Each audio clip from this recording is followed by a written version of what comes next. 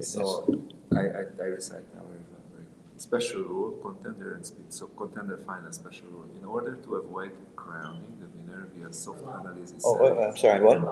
We're live? We will analyze matches using the search interval huge. In case of point die, we are average special rule, zero. So contender find a special rule. Oh, you're being broadcast. All right. Oh, sorry, you're gonna mute that? Mute this. I don't know. Is it yours? It's not mine. It's Tara's. Maybe it's on the side or? No. Like this. Okay. You're live now, so. Oh, I'm live? Okay. Good morning, everybody from Istanbul. It's 10 a.m. in Istanbul. We're very excited about the finals of the UBC. I think it's very interesting. It's going to be 6 matches and may not go 6 because there's 1 point each match for the winning the match and 1 point each match for the lowest PR. So the first one who achieves 7 points is the winner. That could happen before we play 6 full matches. I just looked up, Mate, the tournament director, gave me the statistics on the semifinals, and I think it's very interesting. Zedek played an average of 2.15 PR in his matches in the semifinals. Mochi played at 2.66. Terrible, 2.66. How could he play so bad and still win? And I'm being facetious, of course. Dogfin played at 4.12, which is respectable, but he was playing much better than that most of the tournament and really impressed us all. Derek played at 3.03, which is still an incredibly fantastic PR. A lot of strain, a lot of work, a lot of matches in one day, and you don't know what the tension is when you're being streamed worldwide and you're playing one of the best players in the world or the best player in the world as your opponent. So the PRs, this whole event has been fantastic. So we expect a very tight match here. Zedek has proven himself in so many ways to be deserving of being one of the top giants in the world. We don't have to talk about Mochi. We know where he is. I caught Zedek right before the match this morning, and I asked him what his strategy is. He says, I'm going to play really well. I told him I think that's a stupid strategy. I've got some ideas for him, and he put his headphone noise blockers on, so he wouldn't listen. So I thought that was very rude, and that's the first time I've ever seen this kid rude. He's one of the sweetest people I know. So we're getting ready to start. I'm hoping to have Justin or Mark Olson or a co-commentator. Most of the other people that I would love to have with me are playing in the Istanbul tournament next door. So that's why they're not here to help me. But as they get knocked out, we'll see them. But you got to lose 3 matches to get knocked out of that event. Opening ceremony yesterday was mind-blowing. The tribute that they gave to people coming from other countries like myself was beautiful. I have a plaque that is so beautiful. And on the walls, they had these huge banners of people that they wanted to honor. Brought tears to my eyes when I saw a huge memorial to falafel. They know how to honor people here, and they know how to treat people here. It's just mind-blowing. I just love Istanbul. I wish I could be here more often, and I'm going to try and find a way to get here more often. It's the people and the passion for backgammon is so exciting. And the city itself, it's a small town, about 18 million on 2 continents. It's the only city that's on 2 continents. And we're on the European side. The Asian side is very interesting as well. And I've spent quite a few times touring the city as well as playing backgammon. My favorite thing is all-night chouettes here. They're really fun. Okay, I will be trying to keep an eye on the chat. I'm hearing that there's some echo, and I'm not sure I can do anything about that because I'm in a very large room. And I think I don't know any way to stop the echo. We've been trying to work on that for a few days. Maybe if I talk quieter, how about it's not easy for me to talk quieter because I get so excited. One of the comments, which I appreciate, was that I was telling some stories while we missed a couple of good plays. And I must tell you, I think it's very irritating and rude that they keep playing while I'm talking. I told the players to please be conscious of that, and maybe hold up the game if I'm in the middle of a good story. We're trying to find a way to signal that, but I'll work on that. And Good day, everyone. I must say I'm honored to be in the presence of. I like comments like that. I do have a tendency to get carried away with a story. So I'm going to watch that. And I'm going to try and do a better job. So thank you for the feedback. I really appreciate it. Check messenger. Check messenger. I can't hear you. Check messenger. Oh, I see. Okay, we're going to have a player interview, and I'm excited to see that as well. So before we start, we're going to have a little interview of Mochi and Zedek, and I'll shut up and listen with you. Good day, everyone. I must say I'm honored to be in the presence of two semi-finalists of today. It's the best company I could get, and I would like to share my enthusiasm with you by just having a short interview before. To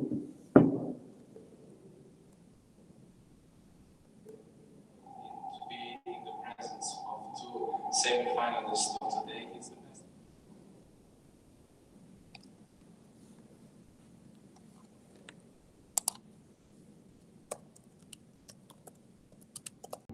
Good day, everyone.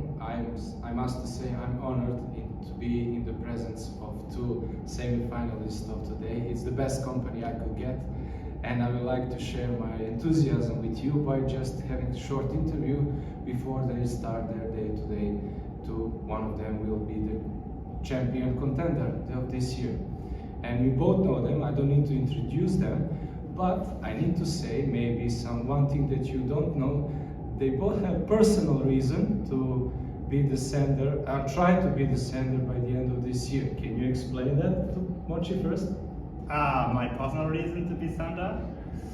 Well, I don't really... If you reach the final by the end of the year, you have your own reason to write for revenge of that. I mean, not it's a personal reason, but it's basically on me that I didn't perform well in the last match against Sander, which I'm not really satisfied. It's not because of Sander, it's just myself, I'm blaming myself. And I wanna, have a better session against him next time. That's my reason, if you ask. Okay, can we hear your reason? Sure. So, well, again, it's not really personal reason, we talk, we are good friends, but last year I lost 2 finals against Sanders, so I'm hoping to get a third one and, well, finally get another chance to win something. So, yeah, that's my reason. Can we just remind audience, how far was the last time that two of you meet in a final match on any tournament? I don't think I've ever met in the final against him. Yeah, I don't think so. I think we just played in the first round maybe, or in Vegas, I think, something, but not really in the finals. So we have more tension today because of that. Do you feel that way? Well, I feel extremely honored to play against Mochi because, last year, for many years, I've been competing to basically compete with Mochi or play against him. So now I get a chance, so very honored and looking forward to the great fight for the whole day. Did you hear that? Oh yeah. Are you nervous as well, like him? I am not nervous. I just wanna, see interesting games, and I just wanna enjoy what's gonna happen. All right. Well, I don't want to take much of your time because you're just anxious to start the game. I wish you both of you, the same luck you can get, and have a good match. Thank you. Good luck, guys. Thank you. Goodbye.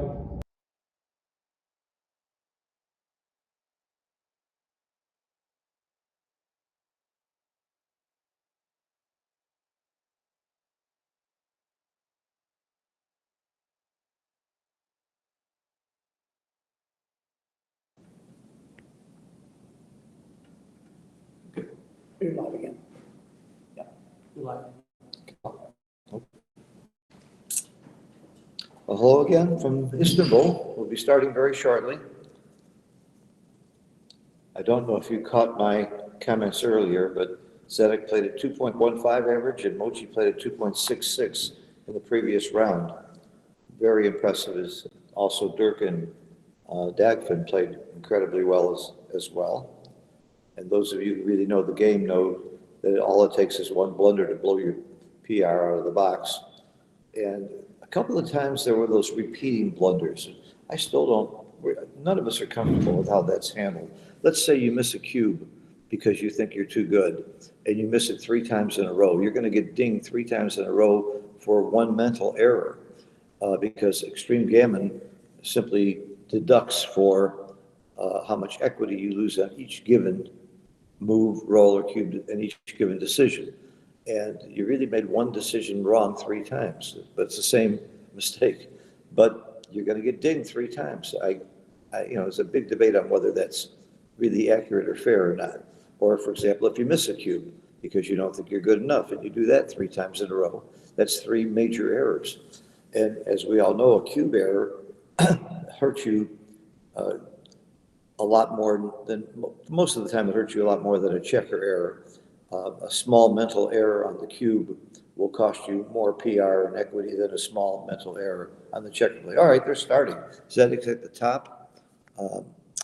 This is really exciting. The winner again will go and play Sander in the finals in Copenhagen in December. Double 6 is a huge equity gain early in the game for Zedek. I have a whole lesson that I give on how you play it right after double 6s because most of us mess it up. There's a lot, it's tricky how to do that. Whether you slot, whether you hit, whether you leave shots. Most people try to play too safe. They end up stacking too much and leaving shots later after your opponent has made some points. All right, Mochi's double 1, the 5-point seems natural, but coming up and making a higher anchor seems to be better because your opponent has escaped. You can always make the 5-point later. And of course, Mochi makes the right play.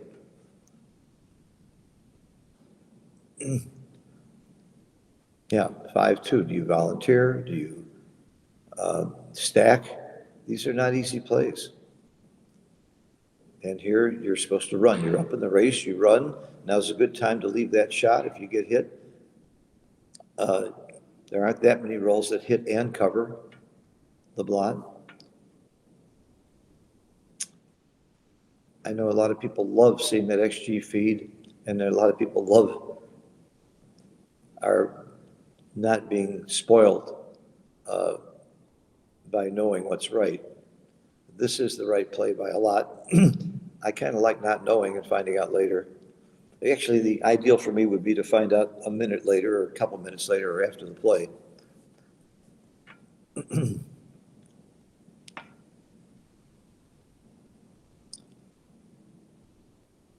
It's a pretty simple play.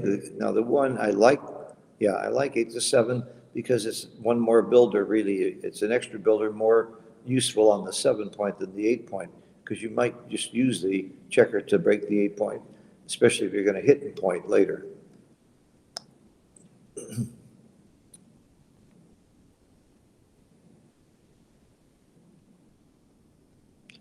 Oh, too much of a good thing is too much. But if he doesn't get hit here with that huge racing lead, it's not as huge as it was anymore. It's still pretty big. The race is pretty well decided. If Zedek doesn't leave a shot and get hit, he's probably going to win this race. So we may see some cube action. I certainly would start thinking about it now. I've been waiting for you, Justin. I have a match in half an hour. They asked me to come in for the meantime. Yeah. Why not have a half an hour of intelligence on the stream instead of none? Justin Knoll is joining me. He can only stay about a half an hour because he's got a match. But I love his insights. One of my favorite commentators, one of my favorite opponents, and one of my favorite friends. Get in more. You can see you're not in the picture. So this is the first game, and Zedek has had two double sixes, so my guess is he's up in the race. My guess is he played them well as well. Well, I think both of them played well, and as you can see on the screen, it's not a double because it's just too brittle. There's just too many ways for Zedek to leave a shot at this point. But the main reason it's not a double is what? There's no market losers. Very few rolls where on the next roll Mochi would pass. And that's the key. If you know your opponent is taking, the number one reason you would ever double is if you're likely to lose your market. John O'Hagan came up with a formula that says if your net is 25% market losers, that's probably right to double at a normal match score like this, which normal means it's like a money game, take points and gammon values. And I love John O'Hagan's, when you can apply it, it's great. And if you have trouble applying it, there's a feature in Extreme Gammon called dice distribution that actually shows you how many market losers you have and what they are. This is a very aggressive cube, according to XG. Yeah. I certainly can understand why he would do it. What are your thoughts, Justin? Easy take. Easy take, and you're not gonna scare a guy named Mochi too easily. And if the take is that easy, the question is really of the cube, right? So. Well, we know it was a wrong cube just from looking at XG, but if I didn't see XG there, I wouldn't know it was that big an error. I was thinking about the cube too. Sometimes if you're not sure and you look at it from the other guy's perspective and you see how easy the take is, then the question sometimes really is just, is this a double? The flexibility was a bit off. I mean, obviously ZZ cubed it, so we thought it was a cube, and we have the benefit of the XG analysis in front of us, which I plan to cover or at least obscure. Mm-hmm. I promise you that Zedek doubled only for one reason, and that's because he thought it was a double. Yeah, of course. You don't want to start doing things outside of the box now that you've made it to the finals in a PR match against Mochi. He thought it was a cube. That's why he cubed it, right? That's exactly right. You're not going to start deviating now. I even asked him before the match, "What's your plan?" He said, "My plan is to play well." Yeah. I said, "That's ridiculous. I have another idea for you." And he put his headphones on before I could tell him. So, Phil, that's the second time you've said that joke this stream, and it just started. I was listening on my walk you here. were. I didn't know you. See, I didn't know you were listening. I didn't know you. It's not a joke, by the way. That's what happened. Wait, that really happened. He put his headphones on. Oh yeah, and walked away. he did. He did. Well, he didn't walk away. He was sitting, but Seems like sound advice. to put your headphones on. He Yeah. didn't want- And by the way, they did not allow regular headphones, but you can wear noise blockers. People have been using headphones the entire time. Yeah, but they're only for noise blocking. You weren't allowed to have a connection to the internet with your headphones. Well, how do you play music through headphones without a connection to the internet? You don't off of your phone. Okay. So You could have a Bluetooth connection to your phone and not be on the internet. Oh, okay. So if the music was already on your Not phone. that there was any concern. This is not chess. We have all honest people here. You've heard about the chess scandals. We don't have that in backgammon. Nobody ever cheats in backgammon. But certainly at this level, that's not even a concern with these players. No. My question is what are you listening to? Yeah. Come to find out, it's a combination of 80s pop music and death metal for most of them. Okay, let's focus on this. Mochi is down quite a few pips. He has one goal, is to try and get a shot and hit it. I don't think Gammon's as much of a risk, and he ran to preserve his board. Yeah, he didn't want to get stuck in a spot where he accidentally rolled 3-1 next roll and had to break his board. Or double threes, yeah. Or double threes, yeah. Or double twos. Okay, see, Zedek did not think he has many gammons, so he wasn't concerned about taking checkers off. He had one concern, bearing off without leaving a shot, because he's not worried about the race. So that's why you make plays like the last one he made.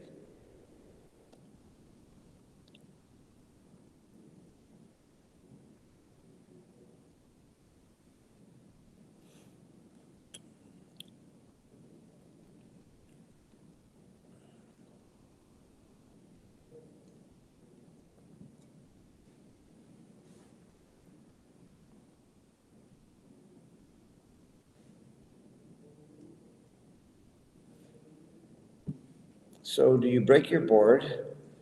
Meaning that when you get the shot, you don't have as much chance to win? I think Or do you have give to up? stick around. I think you have to stick around, right? It's like,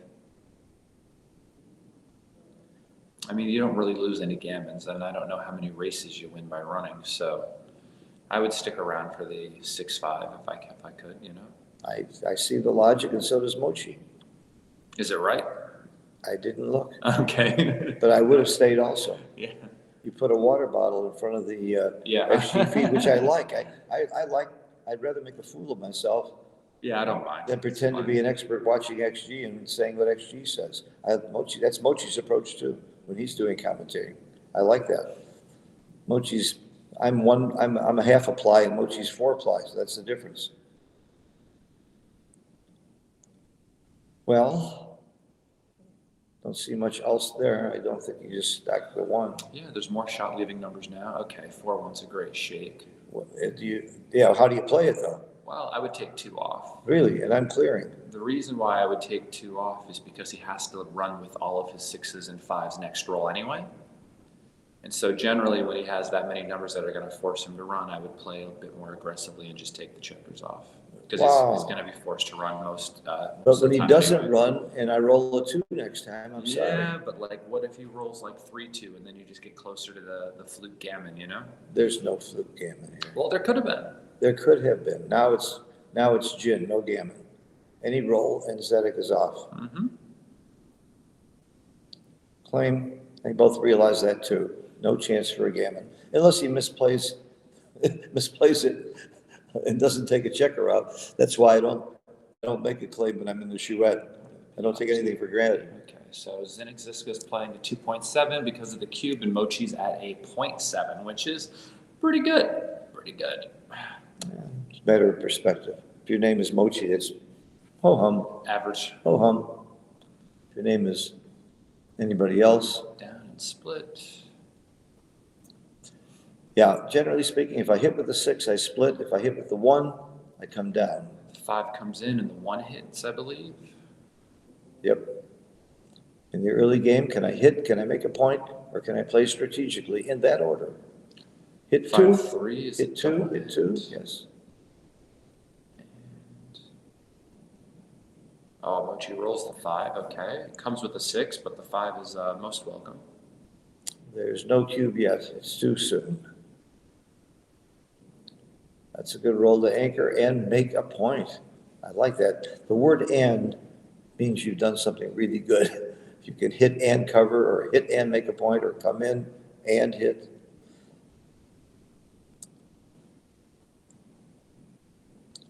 Double 3s. Well, you're unstacking. Yeah, you can make the 4 and the 3. I think my first thought is to unstack and make the 3-point. Get all those checkers off the 6. In the early game, unstacking is one of our goals, and also getting the back checkers moving is a major goal. It's just efficient, you know. Now, White has to really be concerned about the contact when he's outboarding 3-1.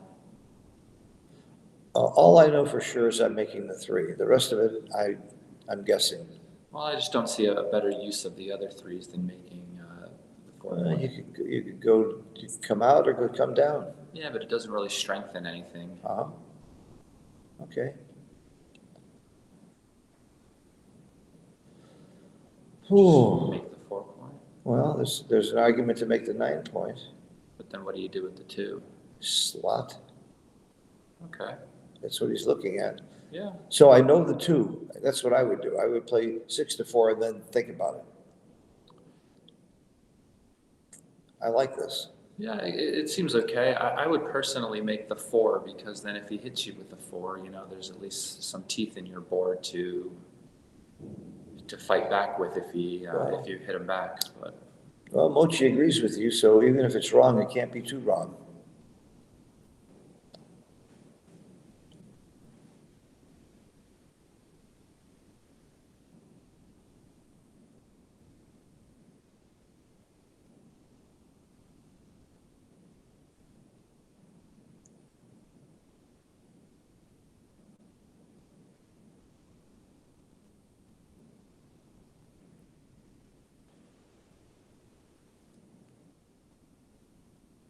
5-4, what a shot. Well, they both have each other's 5-point. Quite a bit difference when you also have the ace point. So I wouldn't call these identical positions. They're similar positions at all. I wouldn't come in on the 24 and make the 8, I don't think. I think I would just come in on the 20 and play like 8-7. Having 3 guys on the 24 scares me a bit. I don't really like it. Just anytime I put 3 checkers on the 24 point, it makes me feel weird, especially when I have an option to not do it. It also gets you the cube faster. Yeah. I get double a lot more when I have 3 checkers on the 24, 3 or more. And just play 13 or 11. Okay, coming out is probably fine as well. One of my students told me why he put a 4th checker on the ace point. It's because I told him it's bad to have 3. Was that right? Doing that? Just coming out to the 18, maybe. I don't know. Maybe. You know, when you have 5 guys back, right? We're not worried about a 6th guy back.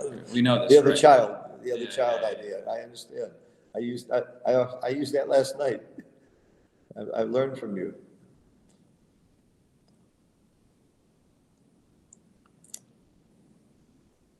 All right. You're only up 58 pips in the race, so that's not the question. You can make the 2. I hate making the 2. I hate making low points like that, but it's probably right. You can squeeze the guy a bit. Yeah. I don't know. Could Just be seems right. like something that you're going to want to do against the eventual ace point game we're going to be playing against anyway. It's not like you can make the bar or some other better point. I start thinking about the cube really faster when it's a 1-5 back game. I think it's such a lousy game. It's a terrible game. It's a terrible game, and if nothing exciting here happens while he's hitting, Yeah. he's hitting and continuing while I give him double shots outside. Well, the reason why he's thinking about it is because he knows he has a double anchor game already, and so just being flexible is very important. Huh. Wouldn't One of those things you just start thinking about when you have 2 anchors. See, But he decided against it. that was my play. I didn't like the doubles. Well, yeah, I mean, I didn't like double outfield hits here. I know it's about timing, but it's also about getting gammoned. yeah. I mean, he chose not to do it for a reason. He heard me. Ooh, I don't know if that was the reason. Yeah, this is a bad. Well, do you What's get the- off? Do you come off the 24? I would. I don't like to be on the 24 here. I don't like the 1-5 back game. I would come up. You're just kind of dead. There's still some checkers to bring What's the around. race afterwards? 42 pips after Yeah. the. Yeah, it's huge. I still come off the 24. I don't want to play a 1-5 back game, and I find any excuse to get off of it that I can. Yeah. I mean, there really isn't any other play that isn't destructive, So maybe you just go to the 4 and come up with both. I hate coming up with both, but I don't see anything else that's not destructive. And we can see that he hates coming up with both as well because he knows where he is in the race. But he can see how bad it is to do anything else, really. I love this cube. I love this cube, whether it's right or not, because I don't like being doubled if I was Mochi here and he grabs it. Was it a cube? I don't know. Yeah, I blocked it. You can't see the XG feed. I kind of like that. I like your approach.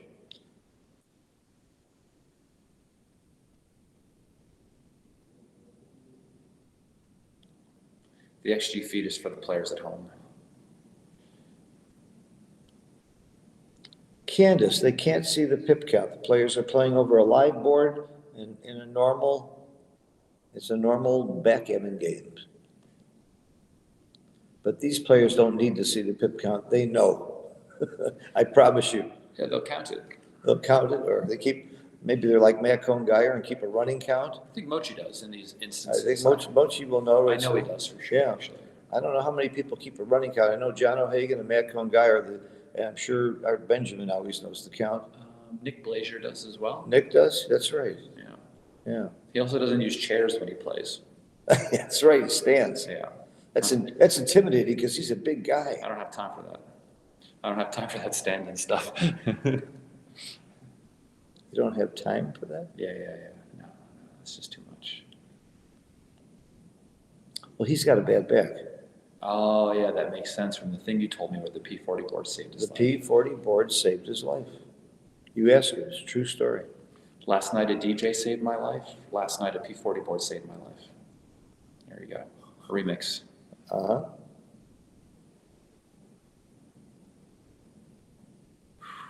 Big roll coming up here. Oh, Ooh, 5-4. 5-4. And the gammons are on the table. Ooh, wow. Let me peek at the PRs. Mochi's still playing under one. 0.75. Yeah, I guess he had a take there. Apparently. Apparently. Yeah.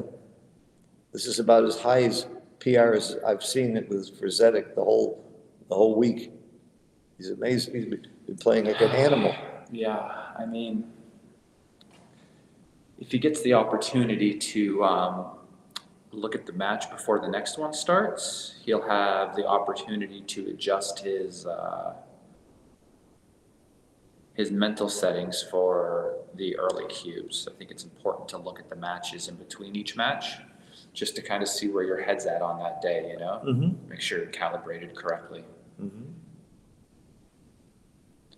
Because his settings are a little bit off when it comes to the cubes that on match one of the finals, so he's got to correct that.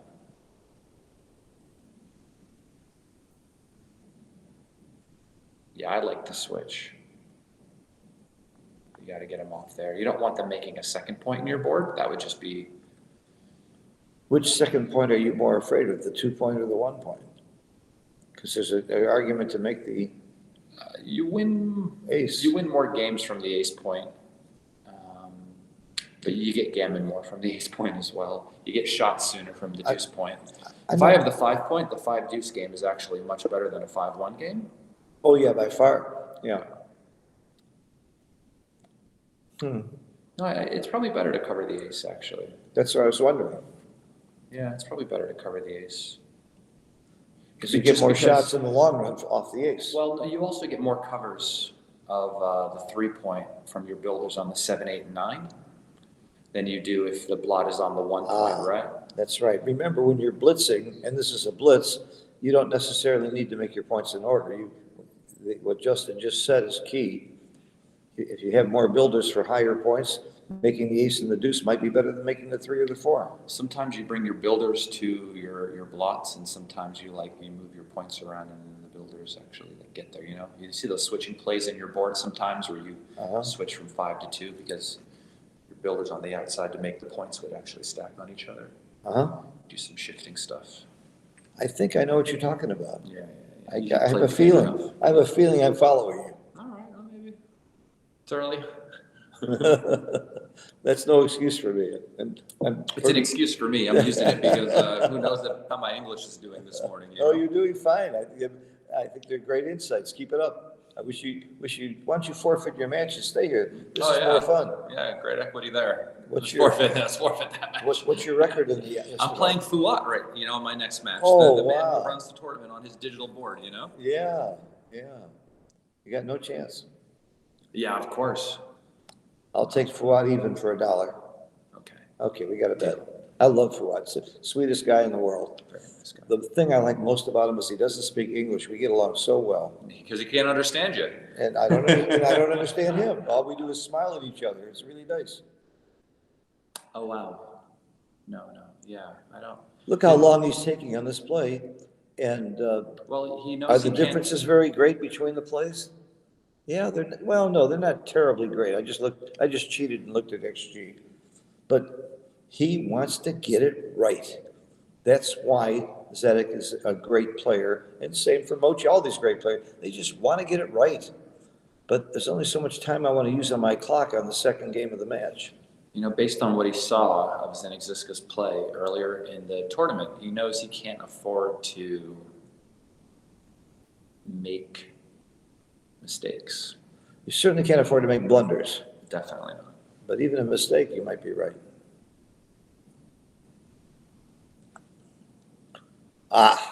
Big roll. Also, if you know the guy's going to roll double ones, cover the 1 point. Didn't I say that? Yeah. That was a big, big roll, not just for saving gammons, because of, you still probably don't save a gammon unless you hit a shot with that many checkers back, but you win some games from now.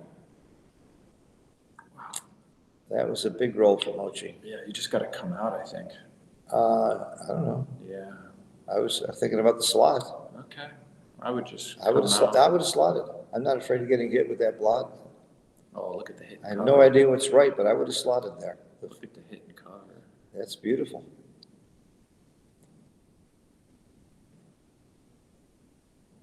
That's excellent. You don't want to Now we have to start come out. worrying about crashing. You want to love, he's happy to get out there. It's a good roll for Z. There's a timing thing going on. That's why he's thinking about whether to hit or not. Yeah, you got it. But, I hit first and think later. Maybe that's my problem.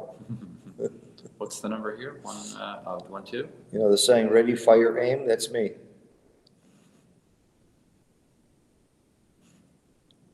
He would have loved to, oh, this is good. Making the 3-point is down good. He'd like to make the 7, but the 3 is a very, very big asset right now. He's starting to have a strong board. 6-5. Okay. Pretty hard to go forward from a 1-5 game though, with 3 checkers on the 24. So 1s and 5, 2. He needs to come up. He needs 4s. The ace strong. Now he needs to. He needs 4s. Or 3s would be good as well. 3s and 4, well, that's true. Wants to get off that 24. 1-4. This is not so good for green. Yeah. Or as you like to call it, black. Yeah. See, I told you what a good game the 1-5 is. He's playing it very effectively. Okay, at least that comes out without crunching. Yeah. This is a big roll for green. Mochi's going to prove us wrong that the 1-5 back game can work. He could break right now. Ooh, 1-5. What a shot. Just come out. Yep. That was big. That was big because you're starting to get into cracking territory for Mochi. See, he really would like to use that 4 to come up, and that's what he was thinking about. But you got to hit. You can't just let him go. Oh, big roll. Big roll. Zedek has had a few really good rolls, really big rolls that kept him from crunching. Ooh, the 1-5 this way with 4 guys there. Really? Is that the? Yeah, I guess so. Oh, man. It just hurts my soul to put that many guys on the 24 point. I guess you just can't let them get away. And what's this number? 6 Okay. is not good. No, the 6 is impaired. I mean, it's Yeah. better. It's better than crunching. Yeah. It's better than crunching. Yeah. That's like saying when a guy broke his arm, you're lucky he didn't break 2. Yeah, but it's better to break. I still am. I'm still of the feeling that it's still better to break 1 than 2. Probably, but it's better not to break either. It would have been nice if Mochi did not have to run with the 6 and could have gotten off the ace. I think we're starting to see why. He could have stayed in bed, you know. Yeah, right. No choice. You got to play the roles you get. Okay, that's a good point. But this is starting to show us why that 1-5 game is still bad. I think you got to switch. You can't let him make the bar, and if he dances, you got a chance to come out. So I think the switch is automatic. yeah, but he's considering it, you know. So Well, it's either switch or hit loose. no, I'm not going to hit loose. I His board's too strong. You just I get don't gammoned know. way too You're much. getting gammoned anyway a lot. Nah, not if he fans here. Maybe you roll a 6 and you can win, you know. I'd rather roll double 3s. If I'm Mochi on my next roll. I'll take any 6 or 3. I'll be very Okay. happy. Ha! He heard me. Uh-oh. That's my play. That's my play. I like to have a stronger board. Just don't want to get hit. Get hit, I can roll a 4-3. And I wouldn't know how to play it. Do I hit or make the, I guess you make the anchor. No, you hit 4-3.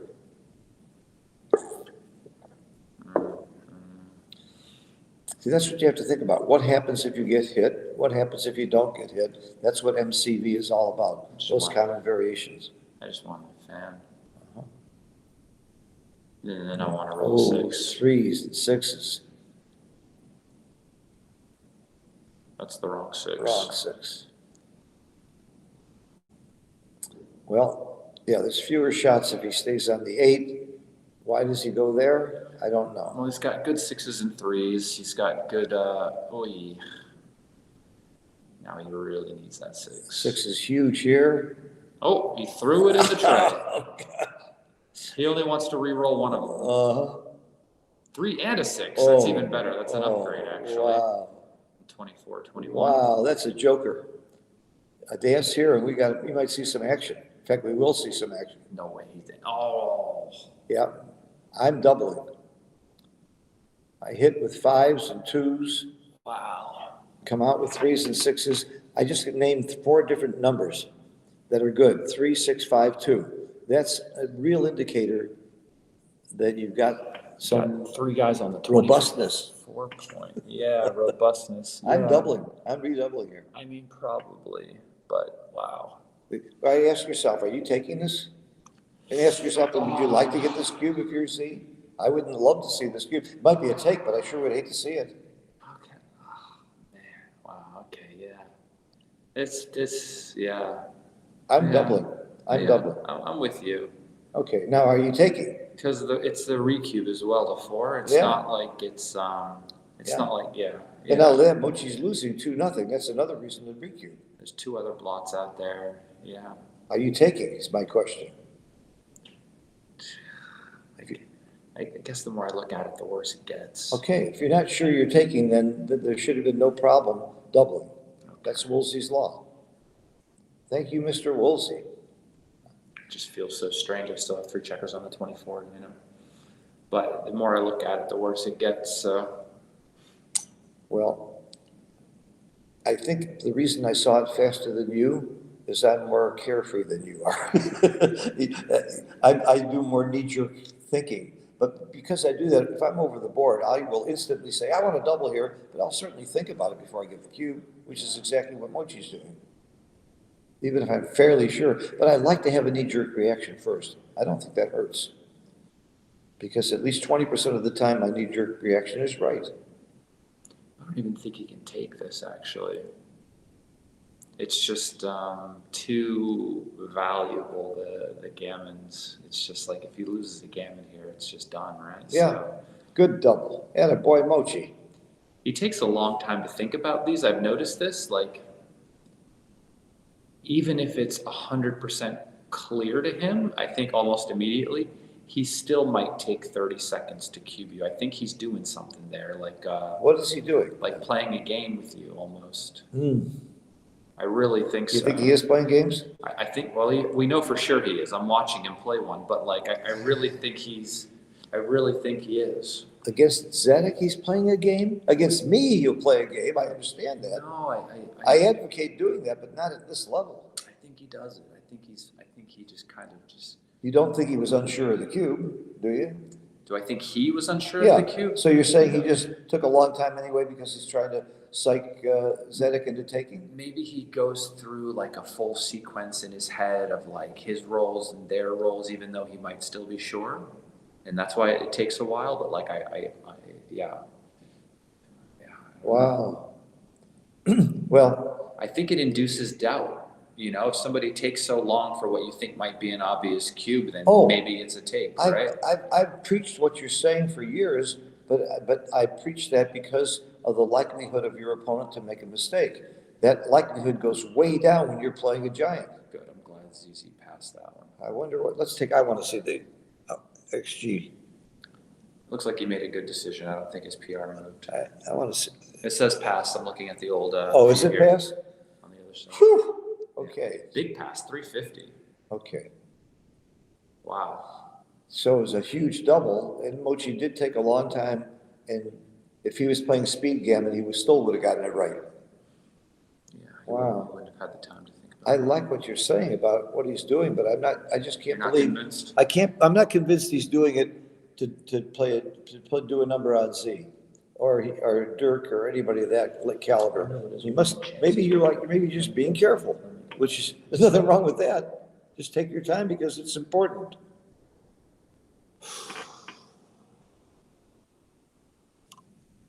I got to go to my match, Phil. Well, I wish you the best of luck Thank you. and get your butt back here as soon as you can, because I need you.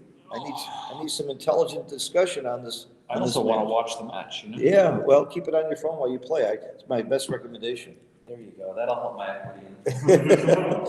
They might even help your game. Just do what Mochi does and what Z does. Okay, are they taking a little break here?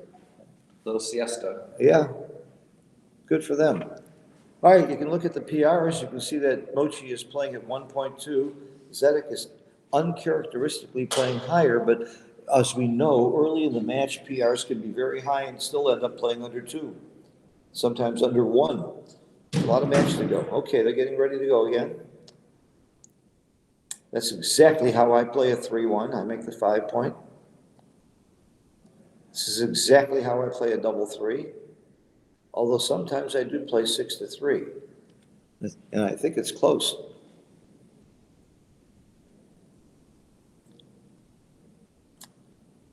And I'm going to find out how to play 6-1 for Mochi. Coming out 6-5. That's my play. That's my play. And I said it before Mochi played it. Oh, great roll. Hit and make the point and make another point. Now, there is an argument for coming out, but when you've got a checker on the bar, making an inside point and unstacking your 6 point are 2 good reasons to do that. We have a dance. Dice on checkers are good here.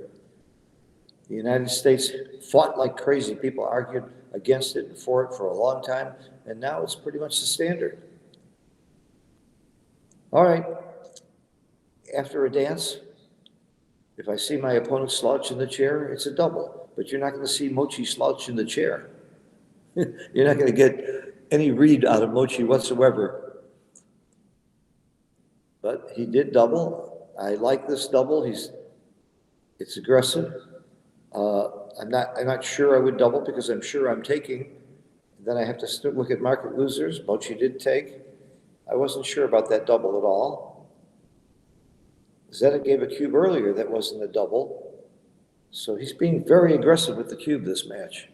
Maybe that's his strategy. Get that cube up.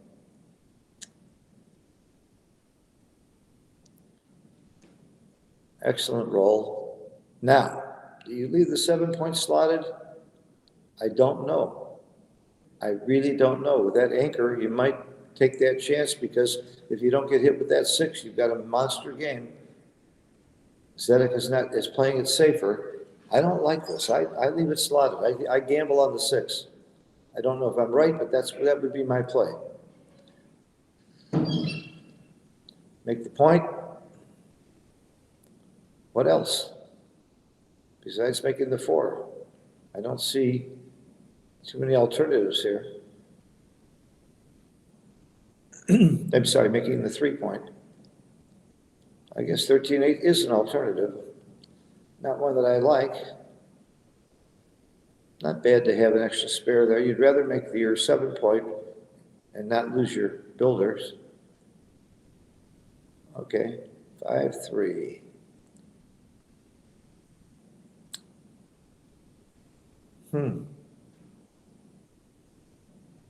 Okay, you run.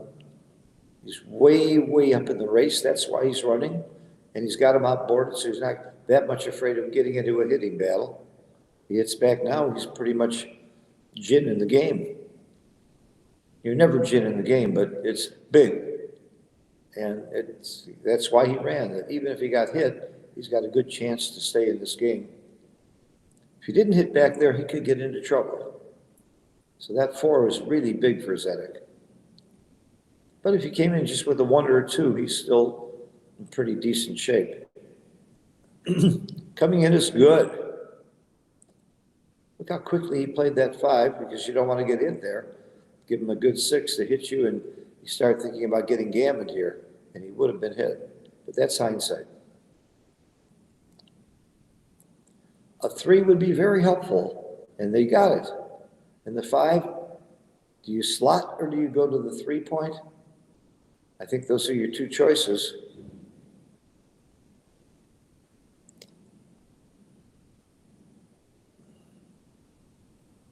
Oh, you don't slot, you come in. I'm sorry.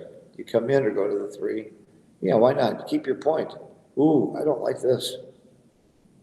Mr. Woolsey taught me to keep that midpoint. He was way ahead of his time in 1993 when he wrote that article. The reason I'm so familiar with it is I've given it to all my students. So I see that article over and over again, and I can remember something that I've seen over and over again. You don't give up the midpoint. And he did. Must be right, or not too bad.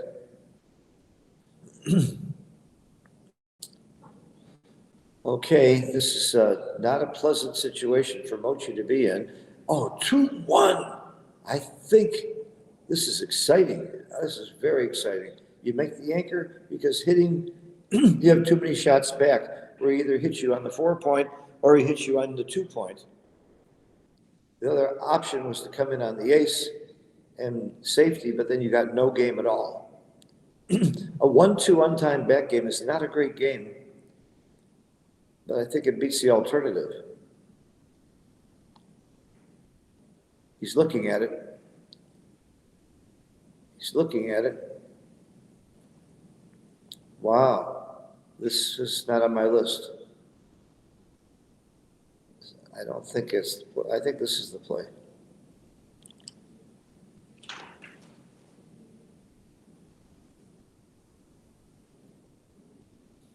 I'll try and check comments, see what you guys think.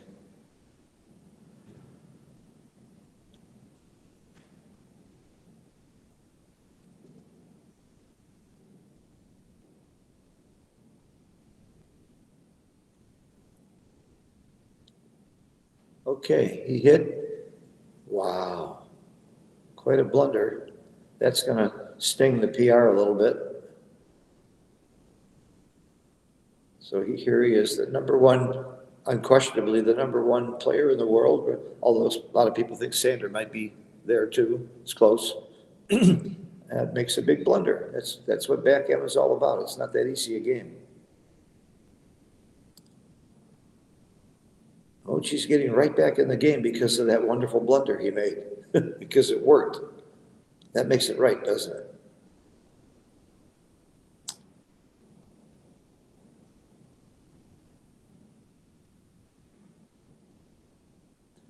I think the 1 is automatic. You look for the 5.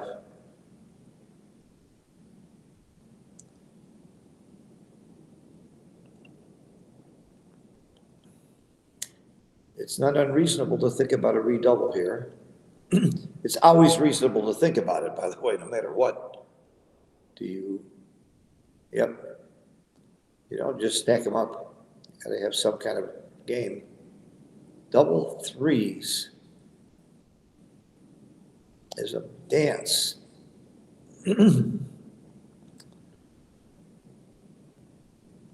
Every roll is a cube decision. I like that saying. You always stop and think about it. Wow.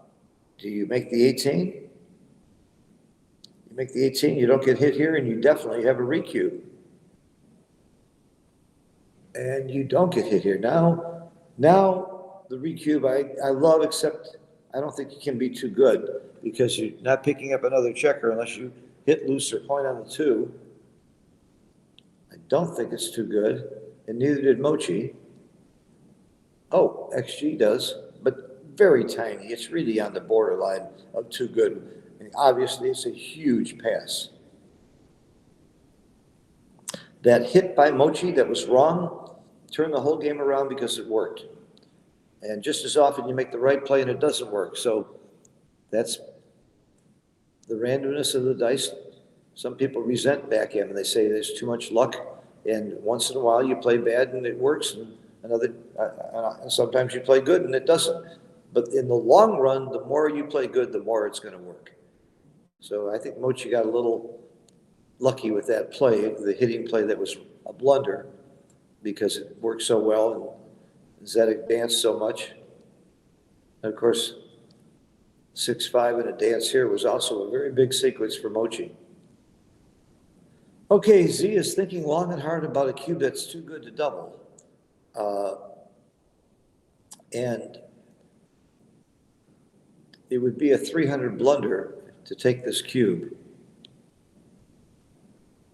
So I would give strong odds that he's going to pass it, just because I can see how big a problem it is. How does he win this game? He's got to anchor, get a shot. Yeah, he passed. Very good.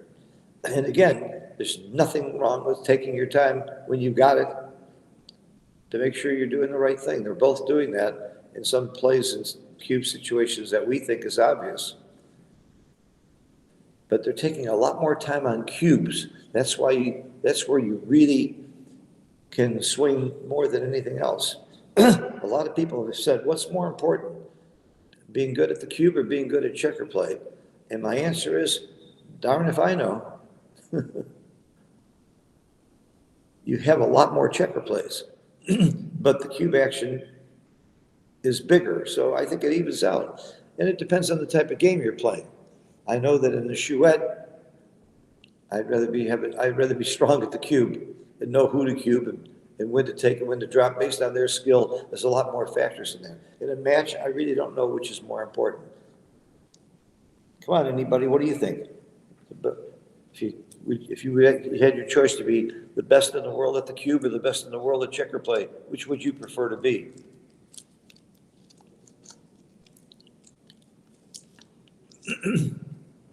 I have to take throat lozenges to try to stop coughing. I love turkey, but I've got one problem. There's a lot of smokers here, and there's smoke in the air everywhere, and I've got asthma, and that's why I have to apologize for my coughing and my little bit of a sore throat sound. I haven't been around this much smoke in the United States. I was recently in New York, and I smelled a different kind of smoke on the streets all the time. I was pretty amazed at the aroma in the air on the streets of New York, but it wasn't bothering my lungs like this. I used to smell chestnuts when I walked through New York. Now it's kind of drowned it out by another smell. Okay, that's a lovely play. Notice it isn't that important for him to make his 5-point when your opponent has escaped, but making the golden point is golden. Mochi is leading 3 away, 5 away, and a lot of people would be surprised that Mochi's take point is actually lower than Zedek's. Not by a lot, but Mochi could take a little bit deeper, except for assuming no gammons. Why is that? It's about match equity. It's about getting to Crawford or having a gammon that wins you the match, the gammon values. You really want to learn a lot about this? I would read Dirk Schieman's book. Gets into it in about as much detail as any book that's ever been written, I think.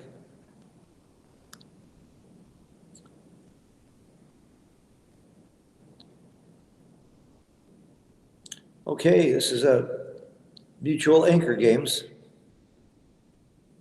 The 20-point versus the 18-point anchor. I don't see how this can be much cube action for a while here. It's very brittle for both players to lead the shot. Double 6. Wow. We might see some cube action right away. As soon as I open my mouth, the whole thing changes. Wow. He's up 21 pips. At a normal score, this would be a double. But because you're winning, you might be a little bit more hesitant to give this cube. I mean, if it was a money game or 0-0, if I'm Mochi, I'm throwing the cube here. And of course, I'm taking. But at the score, I'm not sure. I am not sure.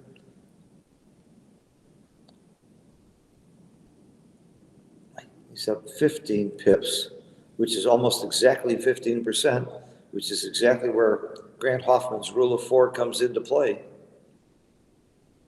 So maybe you hold here because of the score.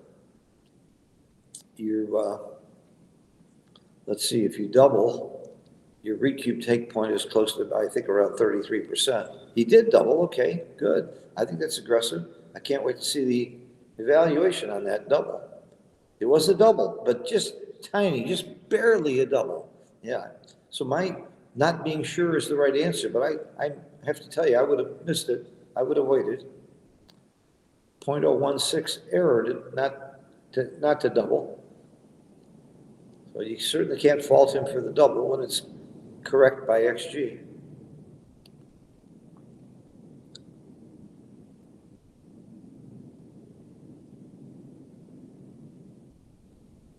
Can I recommend a good backgammon book or website for advanced players? Well, a great website is Backgammon Galore, bkgm.com, with lots of tremendous articles. A great book, I think, for, if you're really advanced, you get Dirk's book. All of Beachy's books, all of Mark Olson's books are great. There's a lot of great books out there. One of my favorites, I consider to be the modern Bible, is Backgammon Boot Camp by Walter Trice. Answering a question on the in the comments here. Well, it turns out to be a pretty decent double. He's got a strong lead in this race. Of course, when I say that, Zedek will start rolling doubles. Oh, there's the doubles. It was every double we've seen has been either a slight no double or a slight double. Very aggressive, or I think it was Zedek's first double, I think was a blunder. Very aggressive cube action by both players. I wonder if that's a strategy that they came into this, or it just happened to be those kind of positions came up. I bet you money if we put them on a lie detector that they'll both tell you that when they doubled, they thought it was a double. They're trying to play correctly because PR is worth every bit as much as winning the match. You get a point if you win the match, and you get a point on PR. Zedek is not out of this. One big double and he's right in the game. He's still there, still within reach.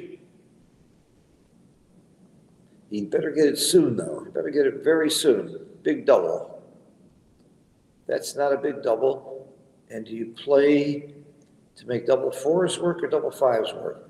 I don't think you play 4 to 3 as you normally would. I'm sorry, play down low, because you have to play to make your doubles work, because that's your only chance is rolling doubles. So make sure the doubles work. Rule number 1 in your bear off is look at the other side of the board first, because that's going to affect what you're doing. Look at that. Wow. Big swing. Mochi needs doubles? Nope. Wow. I told you it wasn't a cube. I told you so. Very exciting. 4 to 4, 3 away, 3 away. Okay, again, I start out every game figuring out what's happening at this score. The take points are 25% on both the initial cube and recubes. The gammon value when the cube is turned is 0.5. Because if you win a gammon, you're winning 1 point too much. And if you just win 2 points, you get to Crawford, which is pretty good. So that reduces the gammon value from being that high, even though it wins you the match. So you cube a little faster in a race here, but not faster because of gammons. When I say faster compared to money or normal match score, I always set the stage at the beginning. Out or down? Out or down? He's got 3 children back there, so a 4th child isn't going to hurt that much, and you want to do something to be offensive. Thank you, Justin, for that metaphor. And now, you make the anchor or do you make the 4-point? And here again, I go to Mr. Sylvester's advice about offense, defense. If you're in an offensive position, make an offensive play. If you're in a defensive position, tend to make a defensive play. And Mochi is clearly in a defensive position, making this play better, making the anchor better than making your own 4-point. Why is he in a defensive position? He's down in the race. He's got more checkers back. He looks like he could be attacked. This is clearly defensive. Let's say you're in a war. You're going to attack your your opponent if he's stronger and he has more takes and troops? Or are you going to dig in and build trenches and build up your defenses until you're stronger? It's the same as a war. You're fighting for territory.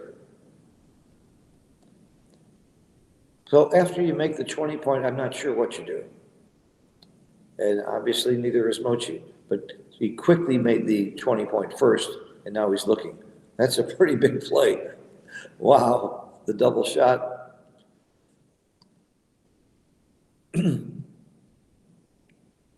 Now, Zeta could have hit either one, but you'd rather hit the checker off the 5-point, not just because it cost him more pips. You don't want him to make the 5-point.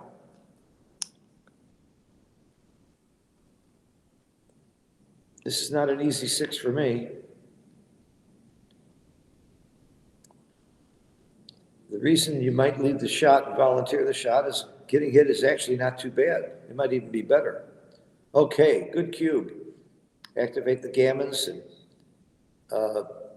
very good cube. Mochi grabbed it, and it was borderline. Borderline take pass. XG says pass by 0.02. Don't let that phase you. If Mochi took it that fast, the rollout might say it's a take. But again, he's aggressive. That was an aggressive take. And uncharacteristically, Mochi took about 2 seconds. He was very confident of that take, even though extreme gammon isn't. That was it. I think that's interesting. It took a long time on a really huge double and took no time on a real close decision on the take. Could it be the time on the clock has a factor? I don't know. I can't figure out Mochi on how he uses his clock, so I'm not going to try and second guess him there. Somebody asked what time did they start with. It's a 7-point match, so they started with 14 minutes on the clock, 2 minutes per point, and a 12-second delay. In the preliminary rounds where they played on computers, they had 1 minute per match. They had 7 minutes to play a 7-point match because they didn't have to count pips and they made them play faster. We wanted to get more matches in. Now it's more important. We want to see the right decisions, so we're giving them more time. But this is standard time. This is the same time you would get in any major tournament, 2 points per minute. I'm an advocate of going to 1.5 points per minute. I think the matches are too slow. I think it's better for the spectators and it's more fun to play faster. Well, it's kind of hard to hit here with those two blots, but what else can you do? What's your game? You're running out of time, and very exciting play, and it's the right play. He certainly wants to hit here, and he hits him twice because he doesn't want him to anchor. Big roll for Mochi. He needs a 5. He got it. That was very big.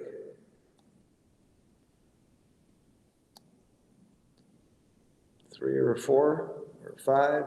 4 is pretty good. He would have liked a 3. He would like to hit.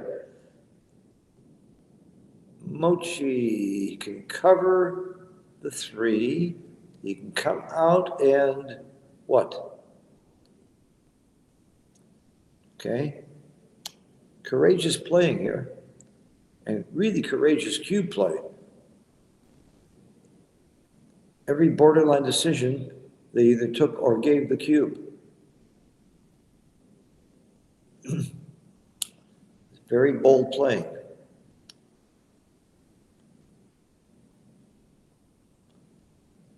There's another reason to take the cube if you're not sure, if you think you can outplay your opponent, that you're going to have a positive equity on the checker play.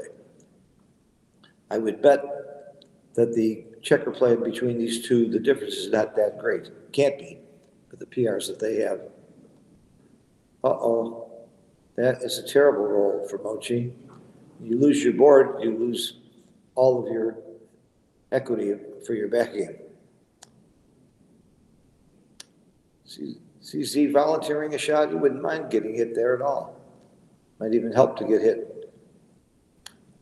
Do you break the 8-point? 2-point board with a blot says trap. That's my flag that tells me I want to do trapping. Trapping meaning that I would leave a shot, want to force him off. I would love him to have to come out here if I'm Zedek. I don't want him holding those 2 points for later. And Mochi fell for it. Is he thinking about coming off the 2? Why would you do that? You'd rather hold the lower point almost all the time. XG doesn't agree. Why? Why does XG say don't hit and come off? Fewer gammons, you get gammon less? How about 10% less? Wow. See, God is in the numbers.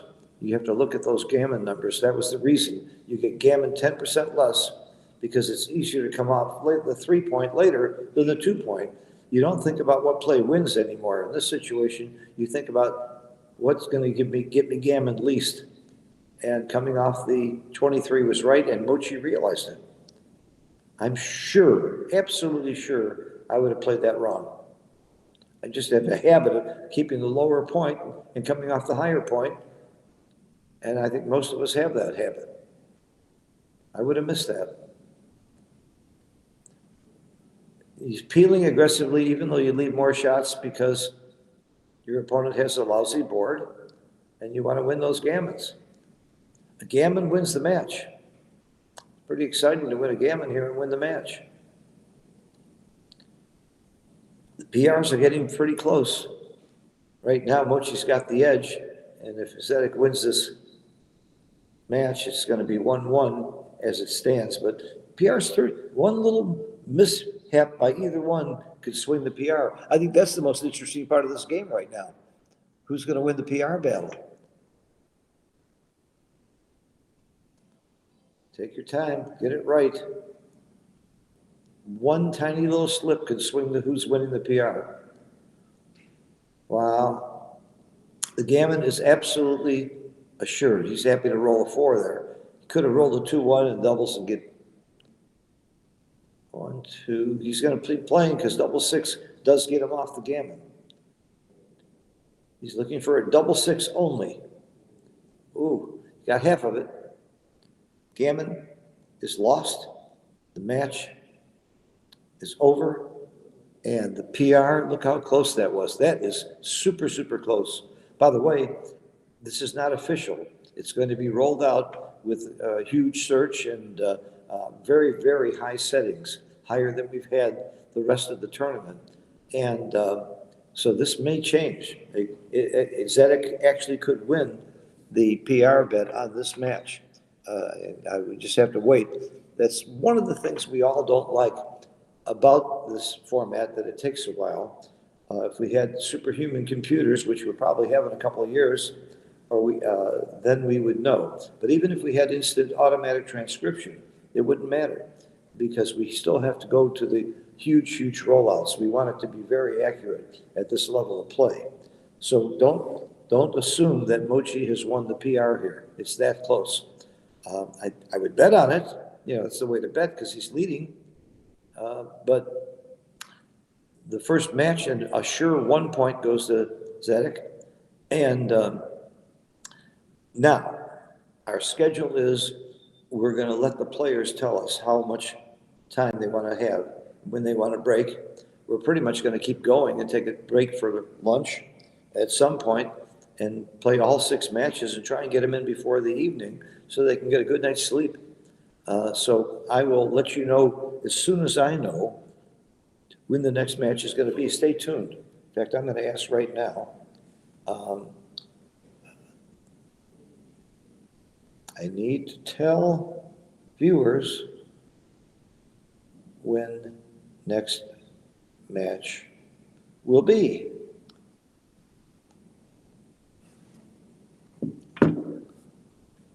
Some good comments here. Mochi needs a miracle. Okay. It takes longer in chess to go through variations. Interesting. I think that's a function of the computer, but I would have thought it takes longer in backgammon because you have 36 possible moves each time, but I don't know much about neural nets and how they work. Frank Days, great coverage. Thanks. Thank you. I owe a lot of a lot of it to Justin. I'd like to have an expert sitting next to me, but again, all the experts are playing in the Istanbul tournament. I had a forfeit to do this, and believe me, I would rather be doing this. Watching, even if I wasn't doing commentary, I think I'd rather be watching Mochi and Zedek live than playing in the tournament. This is so exciting, such an unusual, amazing event that's very unique because it's both PR and winning the match. And I think we have Bill Rouse to thank for that. He did what they call the dual in San Antonio starting many years ago, which is the first time I can remember having competition on that basis. And again, I'm going to rub it into my good friend Matt Cohn-Geyer. One of the most exciting matches I ever saw was the finals of the dual when Matt was playing Akiko and Matt timed out. That was really something. It was the genius timing out. I believe he was winning at the time. That was something very exciting. So I'm stalling a little bit here because I don't know how soon they'll be playing, but I'm going to take a walk. I'm going to go see the players and ask them. So I'll be back shortly. Let's take a little pause, and I promise you by chat or whatever, I'll let you know as soon as I know when they're playing again. But stay tuned. Thanks for watching.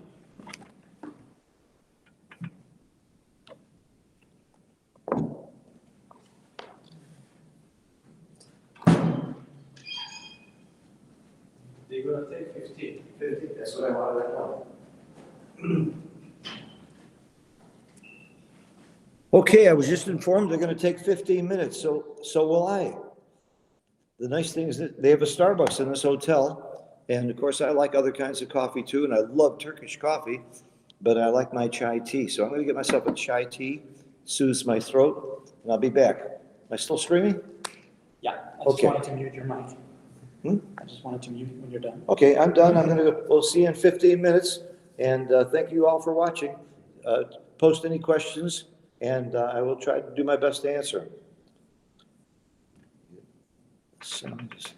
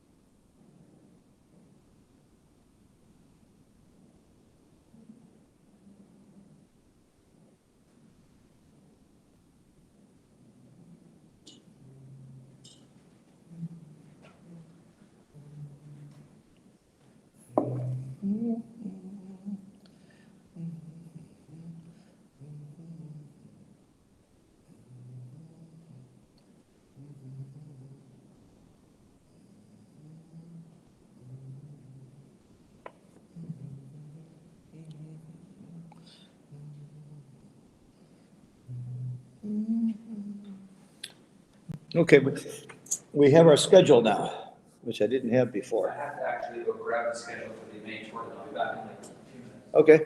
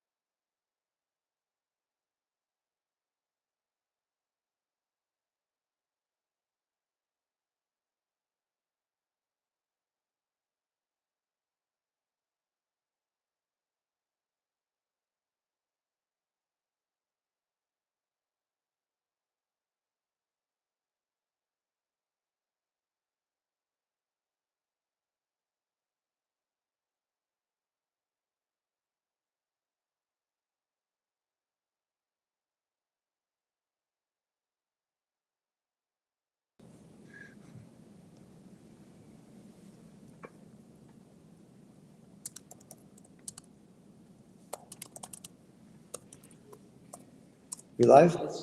Hello there, we're back. We had a nice little break. Do you know what people like Mochi and Zedek do during a break? You think they relax, have a drink, chill out? Heck no. I walked into the playing room where they're playing, and what did they do? They were going over the entire match on the computer, looking at every play and discussing it together, what they should have done and why, and finding it very interesting. They were very intense about looking at their play and their errors. The good news is, and I posted this, if you look at the chat, we now have a firm schedule for today. They're going to play another match right now, then take a break for 3 hours for lunch and play again at 2:30 Istanbul time. And then a next match at 4, then they'll take a break for dinner, the fifth match at 8 o'clock, and if another match is needed, the final match at 9 o'clock. And again, if somebody achieves 7 points, there won't be a final match. But there probably is going to be a final match because I doubt that we'll have all the PRs finished the way they're running it. Even on super fast computers, they're using a huge search engine and very, very deep analysis. I asked Mochi and Zedek what they thought about the rule that we changed. That actually was my idea, where if two players are within .02, it's tied, and they both liked it. They liked the idea of not losing a whole point or winning a whole point when it's that close, because they agree that we can't trust XG even to be right at that level, at that close. Now, there's a lot of critics of that idea, but again, the whole idea is what's fair, and I think it's just fair. Now, getting back to the previous match, they were both very aggressive with the cube on both the gives and takes. I like that. That's exciting. And I only had one request for the players. I told them not to make so many good plays because it makes me look stupid when I come up with the idea of another play. So if they would only please make the second or third best play, it would make me look better, and I think that's important. They're getting ready to start. It'll start any second now. And they're both so relaxed. And they're so friendly. You should hear their discussion, talking about why they should have done this and why they should have done that. The spirit is unbelievable. And I think that's pretty true for all these top players. They're not like they're trying to be the alpha dog and try to posture who's better, who knows more. They're really trying to share their knowledge, help each other. I think it's really great. I wish I could have recorded their discussion and shared it with the world. I learned a few things, and concepts and ideas that had not occurred to me. Of course, hindsight is always 20/20. Looking at after they made a blunder, they see instantly why they were so wrong, and know why, of course. Okay, so Mochi is clearly in the lead with winning the match 1-0, and he may be up 2-0. He's the favorite to win the PR and the initial PR did show him ahead.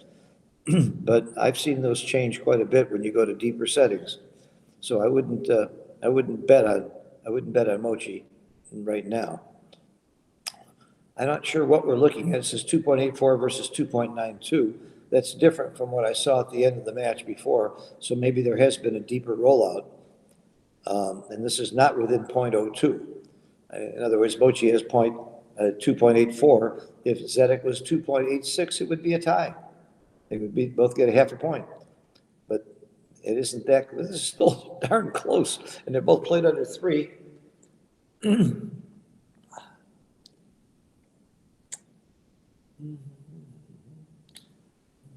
Mochi and I and a couple of others had a demonstration of Digigammon, which is an automatic transcription machine where you play over a live board and it immediately goes into extreme gammon. And it worked very well. I was impressed. It's a little costly right now to license it and use it, and you have to have some pretty good equipment. But I'm sure that within a year or 2 or 3, it's going to come way down and we'll all be using it, and we'll have instant XG while playing over a live board. And we all love that. I remember many years ago, Malcolm Davis said he'll pay $25,000 to anybody who could do that. And we all wanted it. And I think we're there. I think these guys got it. I'm very impressed. I'm going to be working with them to try and find a way to work more closely and combine XG with that program. And maybe there's a way to put the two together and buy them as a package and use them as a package. And I hope to do some upgrades to XG to make it even work even better. Okay. Oh, this is official, the new one? Oh, that's great. It is official. 274 versus 293. That's the after the rollout. That's a pretty fast time to get the update. We got it in about 25, 30 minutes. Yeah, we can see it. So Mochi did win the PR. He's winning 2-0. And again, you get to 7 points. You win the competition, and you get to play Sander in the finals. So there's a lot at stake here for these two young men. That's a heck of a start. It's a heck of a start. Remember, after the preliminary qualifying rounds with 24 players, Mochi's average PR was 2.70. And here is at 2.74. It's pretty consistent, I would say. It's not bad. Not bad and consistent. That included that really big blunder I saw with the 2-1 where he didn't make the deuce point, you know? It's like if without that play, he'd be playing. And there was also that blunder where he hit loose on the 4 that worked out so well. I think that was a blunder as Is well. that the one I'm talking about with the 2-1 where he could have made the Yes, 3-point? yeah, that's the one, we're talking about the same thing. Yeah, but I didn't see how the game played out because I was in my match. it played out beautifully, and Mochi, it turned the match around for Mochi. The wrong play worked great because Zedek just danced for the next 5 rolls. Mochi was able to recoup and win the game. Okay, they're getting ready to start. The score should say Mochi 2-0, not 1-0 on the screen. And you're saying he needs to start a new file. I think he's probably getting that. That's actually pretty fast to get the results for that really, really deep rollout that they're using. Got a good You computer. got to get in the picture here, Jason. That's all right. Again, I'm joined by Justin Knoll, and he's going to do the brains, and I'm going to do a little color.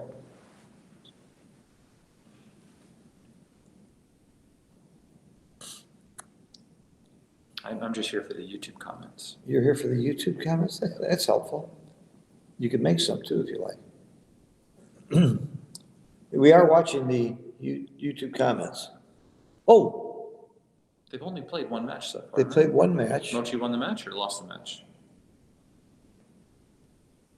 I thought Mochi won the match. Yeah, I didn't see the match at all. so Somebody's I don't saying know. that ZZ won the match. So it's 1-1. I'm confused. I have no idea. ZZ's the taller one? He's the tall man.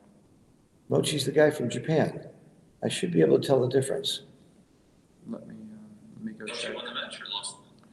Yeah, I just got back from my match, so I didn't get to watch the end at all.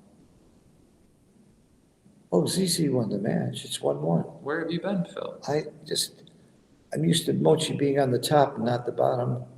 Now Zedek's on the top and Mochi's on the bottom. Did they switch sides? Wow. People in the chat say ZZ won the match. Where were you, Phil? Thought you were sitting right here. They both look alike to me. There you go. All those giants look alike to me because they play pretty much the same. Okay, it's 1-1. Well, there you go. There we go. And here they go. Looks like. So they're going to play this match and then take a break until Phil, so 2:30. basically when I come back from a match, I should ask somebody else who won? Yeah. Okay, just checking. Don't ask the guy who's watching the match. Just Do not ask the commentator what happened. I have no clue. I was like, who won the match? Phil's like, Mochi. But the PR is really close. And I go, oh, okay. Well, half the time I'm right. And half the time you're wrong. Right. There you go. It's a 50-50, 80. Anytime I answer anything.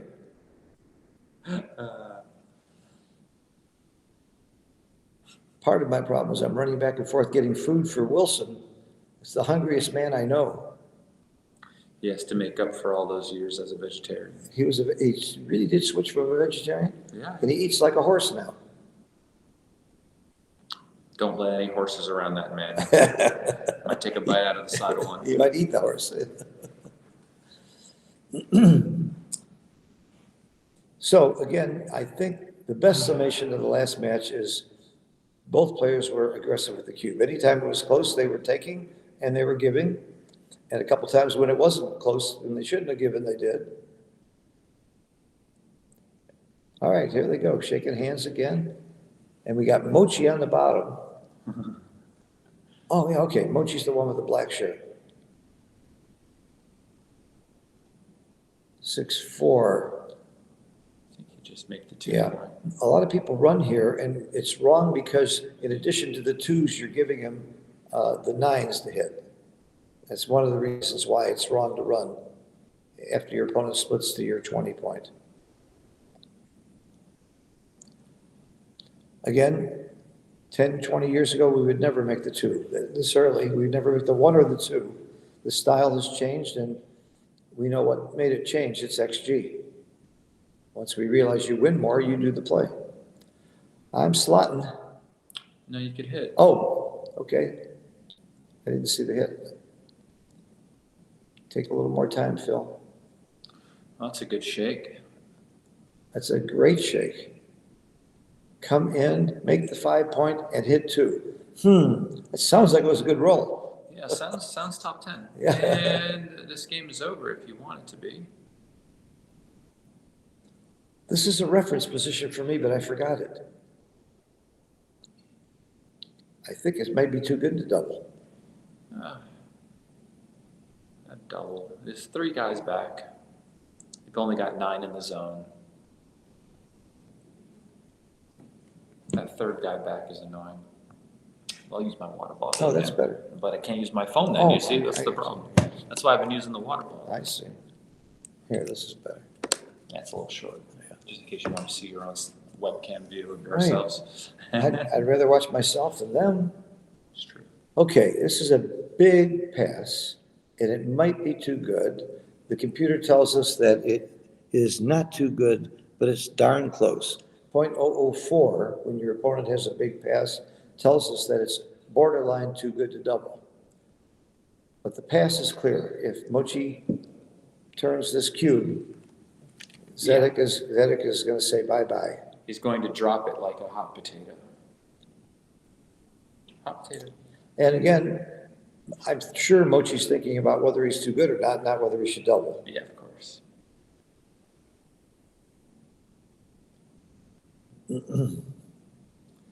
So an aggressive play would be not to double here.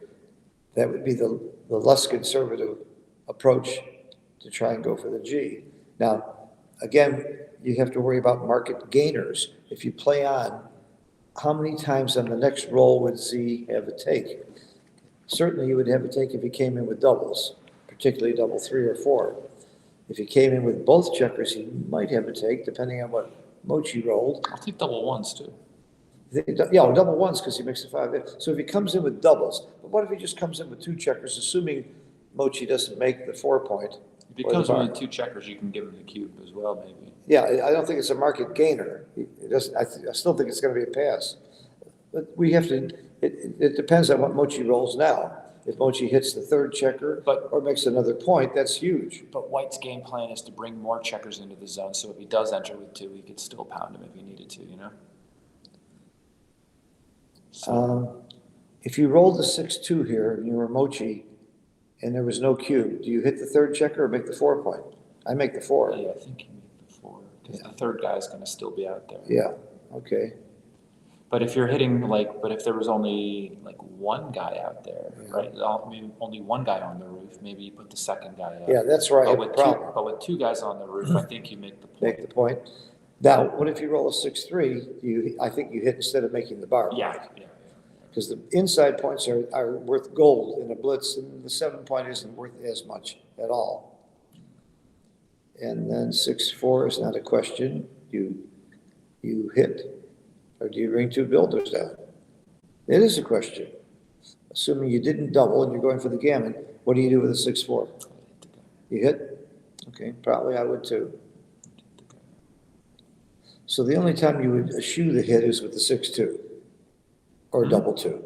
You would make the point rather than hit. 6-2? Yeah, 6-2 or double 2. We talked about that. You make the 4 point. Okay. So So part of your thinking of whether you're too good or not is how you're going to play certain roles, how certain roles play. That's what Mochi's doing right now. And he decided to cube. And again, it's borderline whether you cube or not. Huge pass. He saved himself 0.004 in equity. Yeah, and then the rollout, who knows? Yeah. But it's not going to be much either But way. he plussed it. Okay, good. It's not going to be much either way. Oh my God. Oh my God. That's a shocker. He grabbed it. This is what you said earlier. Take a long time and your opponent might take. I never dreamed that Zedek would take that cube.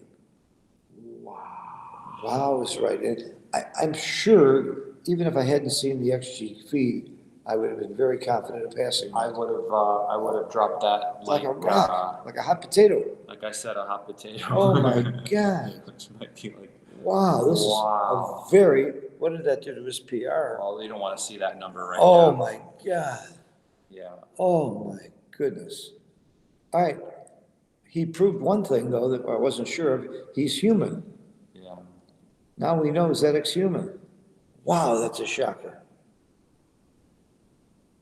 So maybe it wasn't so dumb for Mochi to take so long to think about. Phil, are you starting to believe what I tell you? My God. Are you starting to believe what I tell you? Yeah, Justin talked about this, and I said, there's no way that you can fake a guy like ZZ into taking two when it's too good. Come on. Oh, man. I mean, you just never know sometimes. Oh, my God. And cumulative PR matters in this match if it's a tie. And this is going to destroy it. You would have got me on a bet there. I would have given you odds. He would have passed that for sure. Who would take that bet? You're talking about a bet that nobody would take. That's like Donald Trump winning the presidency. It couldn't happen. Wow. Well, you don't want your opponent to anchor, but you cannot hit him where you want to. You really want to hit the 4-point, but I think you have to hit the 3-point, don't you? Or you can't. How? How? Oh my Can't hit God! anybody. You can't hit anybody. So I mean, you could One, make two. the 1, and then you could like make the other outside point. Wow, this is a very good roll for ZZ. Yeah, and then This make is the 10 huge. maybe. Because that keeps him from anchoring with like some numbers. Maybe it keeps him from entering with a lot more numbers. By the way, It's when a he took that terrible cube, if you were sitting across the board from Mochi, you wouldn't have seen a surprise. You would see absolutely no emotion on Mochi's face. Other people might, I would jump. yeah, other people might Other jump. people like Justin would jump. Yeah, and I would smile. I also would have said something, but That would be rude. I'm a ridiculous. That would human. be rude. No, But- I do it all the time. I go, you take this cue? No, I'm joking. Well, in a chouette, you say something. Yeah. Wow. You chouette, you say prop, bet. But Mochi, I guarantee you, no expression whatsoever. Probably. For one thing, he respects his opponents too much. I don't know anybody who's there are good sports out there, but I don't know anybody better than Mochi.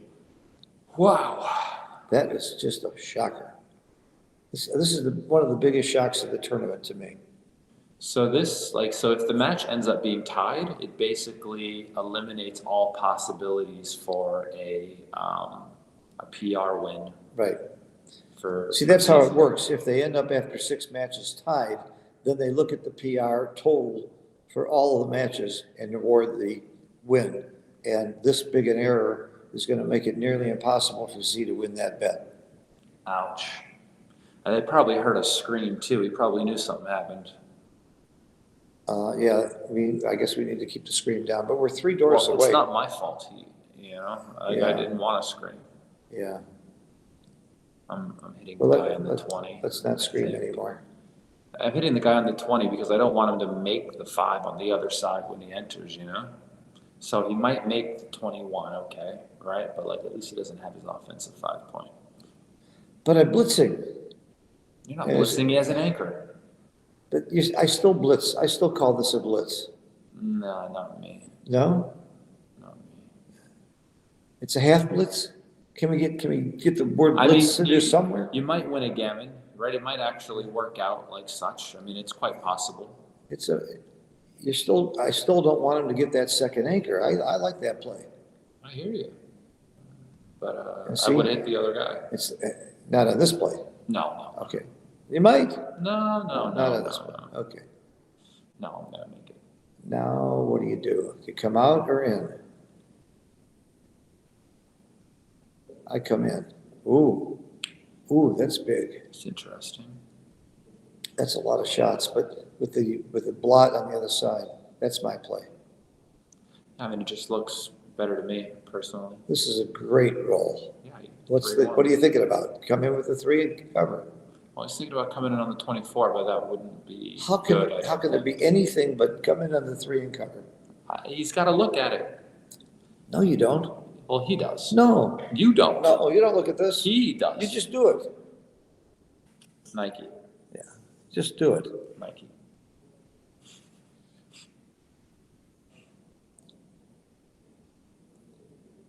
You got to see that movie Air. I saw it. It's great. It's about Nike. Air Bud? No, it's just called Air. You remember Air Bud, though? Air Bud? No. Remember the dog that played basketball in the 90s? Oh, yeah. The 90s were a crazy time. Yeah. Wow. I'm still in shock a little bit. But they tell you in that movie where the saying, "I'm not gonna ruin it for you," where "just do it" came from. It's very interesting. I'm not sure they're not joking. Ben Affleck Nice roll. was great in that movie, and Matt Damon. Come out and down. Out and down. I would say that Zedek is very fortunate so far, just that he anchored. And he's got some game here. And his gammons are not that bad anymore with that anchor. Yeah, he's going to need to win this match now, though. 100%. He's or else going to need to win a lot of He's matches. going to be behind the 8 ball. Well, he can still just win on points, right? So, like, if he wins this match but loses the PR, he's still tied with Mochi 1-1. I mean, 2-2, right? He'll be down on the PR. That's assuming Zedek won the first match. Okay, I got you. You're there. Killing me.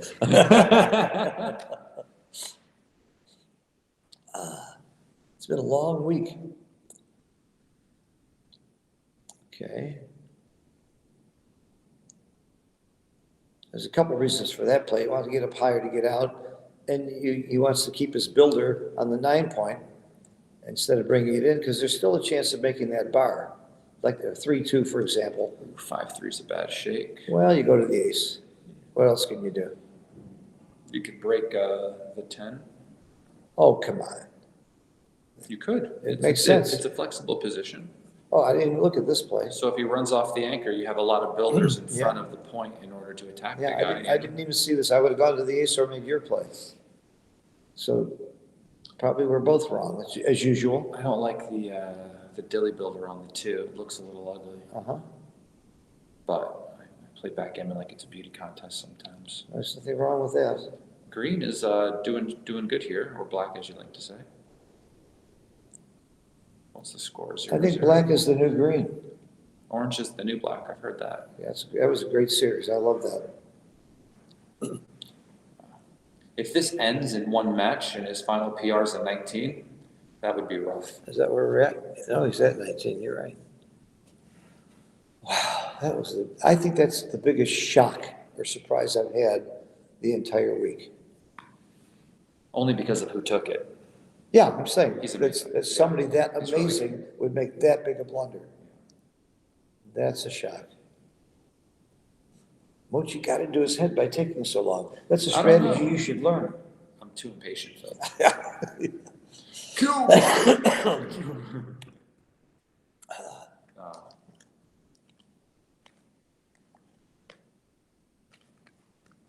Could this possibly be a recube? I wouldn't be shocked by anything right now, but I would hold off. Personally, I would hold off. You know, because you're still like semi-prime. So like for one, you might have to just hit him loose. You might not point on the guy, right? So he could just hit you back. And then you just got 3 guys back behind that structure, and then you might just be eating it right back. Well, I'm only listening to you because I hear you just played a match at 2.3. Yeah, something like that. Yeah, I'm impressed. Could have gone better. You played for what? Yeah. Nice guy, the nicest guy in Turkey. We played on one of his digital boards that was like a size of a table. It was great, actually. It's no different to me than playing on an iPad, which I enjoy. I love it. No Feel good. illegal moves. I don't have to worry about my opponent making illegal moves. No cocked dice. Exactly. And I got the XG file like immediately. He just emailed it to me from the device. Uh-huh. Well, I do that on an iPad. That's, Yeah, same that's thing. XG Mobile you were playing on then.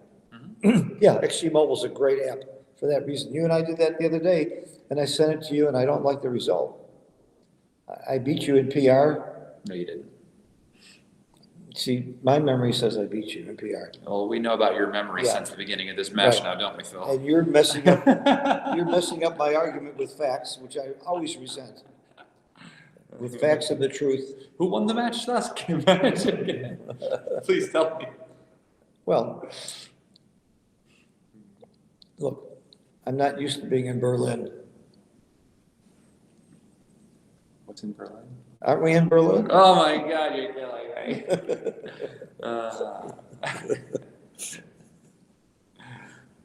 Berlin's a nice city. Really?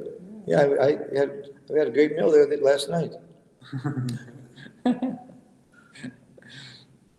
Now this is a cube, yeah? Because now he has the threat of the 6 prime, and once he makes it, he's not really being stuck anymore, yeah? And if he doesn't make the 6 prime, you still might not get a 2 out of Mochi. That's why Zedek was right to take this cube. Obviously, he was right. Yeah. So are you taking? No, I don't think so. So you think it's redouble pass? Very good, Justin. Now, if Mochi takes this, we'll have our second shock of the game. Oh, yeah, that would be, I mean, listen, if he gives it back to him, that would be, you know? Yeah, this is not as big an error, this is half the error that Mochi passed. But to see 2 blunders of that size in one game with these 2 players would be about 1,000 to 1 odds, maybe higher. Okay, so Zedek has the lead, 2-0, rewarded for making a horrible decision. Leave him alone. He's No. gonna watch this back, you know? I'm not doing this to bust his chops. I'm saying that's part of backgammon.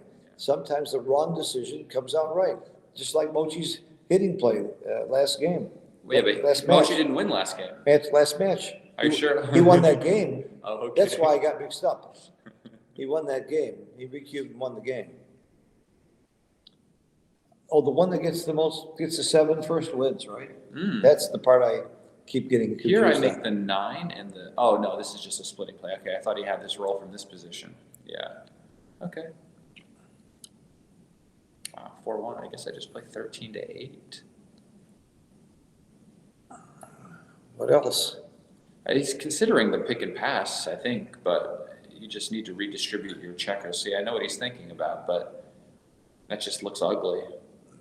Just, you know, First of all, you're unstacking a horribly stacked 13 point, and you're getting yourself a spare on the 8. That's 2 good things with this play. yeah, it's just a good redistribution sort of play. Oh, don't do that. It's ugly. So what does it even gain, really? You know, the guy's going to enter, and now you don't even have your 8 point anymore. It's not like he's going to fan or something. I mean, generally. Uh-huh. His,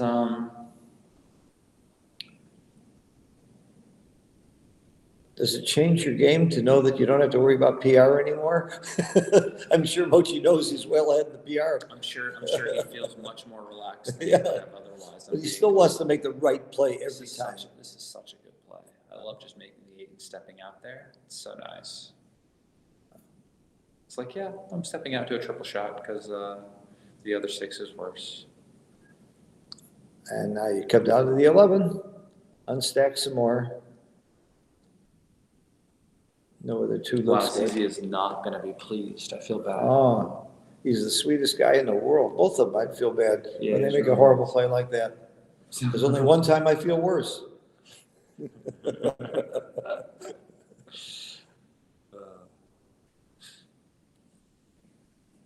Yeah, you don't make the ace when your opponent's on your 2 point.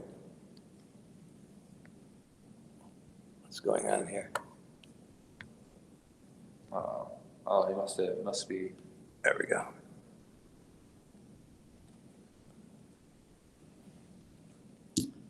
Four, 2 for Mochi, the guy with the black shirt. Guess you just, well, yeah, you could do that. You could go to the 1 point. Yeah, that's probably better. Wait, 7 to 4. What am I looking at here? Supposed to slap the 5 according to. There's no way I could have done that. Wow. That must be, what's happening to our screen here?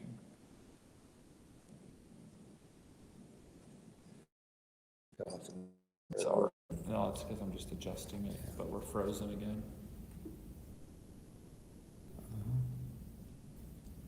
I better text him. It's okay, they usually can still hear us. We're frozen here. And here comes our expert Wilson to fix things. We can hear just fine. Did you Yeah, do I anything figured. different? Oh, that's,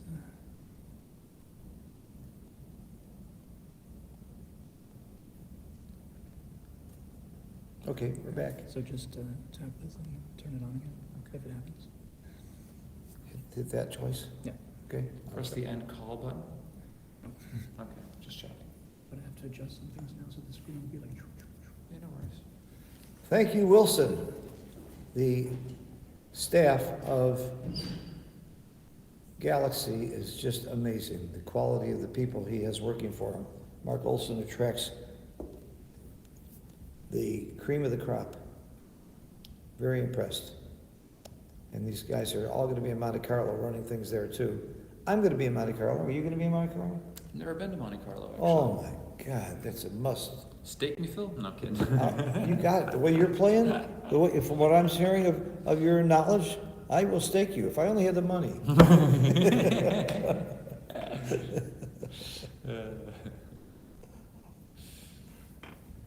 I know people who might. We'll talk about it. You're stakeable. I think you have positive equity there for sure. Sounds like fun to me. Oh my goodness. So, wow. So it's cube action time, yeah? Yes, sir. Mochi's roll. And he Finds a good correctly cube. doubles. It's a huge take. I want you to know he took his time there as well, obviously. He always takes his time. On cubes, he takes a lot of time. He should. He should. Okay. XG says it's a large take. Looking at it, I wouldn't have known that. The dilly builder on the 3 looks bad, especially in like backgame sorts of structures. Yeah. It's not so pretty. It wasn't obvious to me this is a large take. I would have trouble with this take.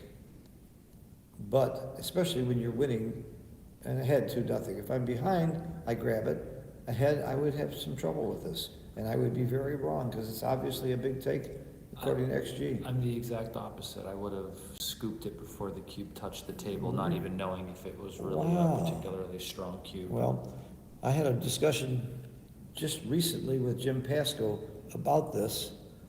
Mhm.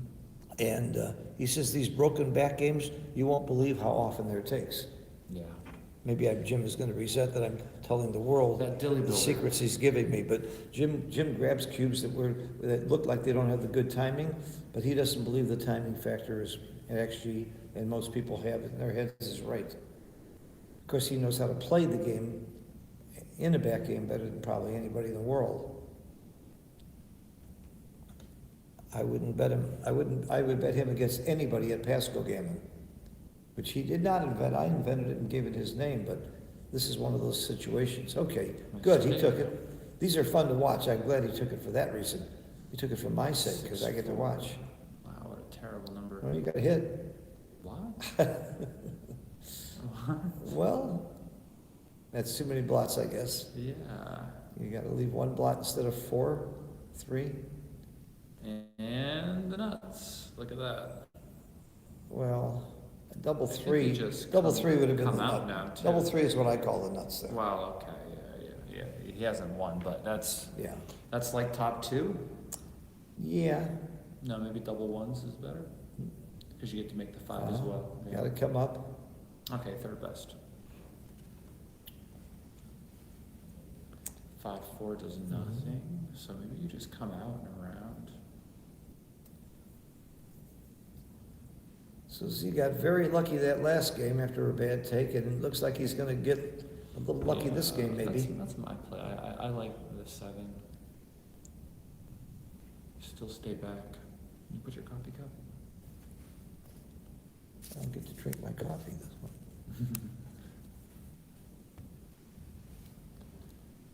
I respect you, Justin, for blocking the XG and having the guts to talk about what you think. Mochi does the same thing, and you're more likely to get it wrong and look silly, but you don't mind. You don't have that much of an ego. I think that's great. When I started my YouTube channel, I started adding XG feeds to existing commentary videos that didn't have XG. Uh-huh. And even when people said things that were wrong, I still personally gained insight from their thoughts about particular positions. Mm-hmm. So it doesn't bother me that I don't want to just look at it and just recite what it says, because anyone at home can just read it anyway, right? Well, I'm similar to you in that vein. If I had an ego, I wouldn't be doing commentary. I'd be afraid for everybody to hear what I'm thinking. Okay, I keep going, or do you hit? I think you keep going. Yeah. It's fewer shots and fewer blots. And Z did not get the shot he wanted. He would have loved to hit there. But I think you just do something right here. I think you come, You just want to stay flexible. I mean, White's position is so brittle right now that you're not really all that worried about getting hit. You just kind of want to keep your checkers in front of the 5 point so you can hopefully slot that and make it sometime soon. this is my play, I definitely come off. I Come out of the don't game. even think you need to play 8-3. I think you can just play the 5 down, actually.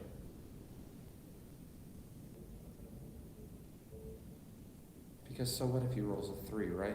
You're just gonna enter, and you might even enter on the 24, which makes it, wow, look at that number. Wow, Well, that is a good that's- number. That's top 10.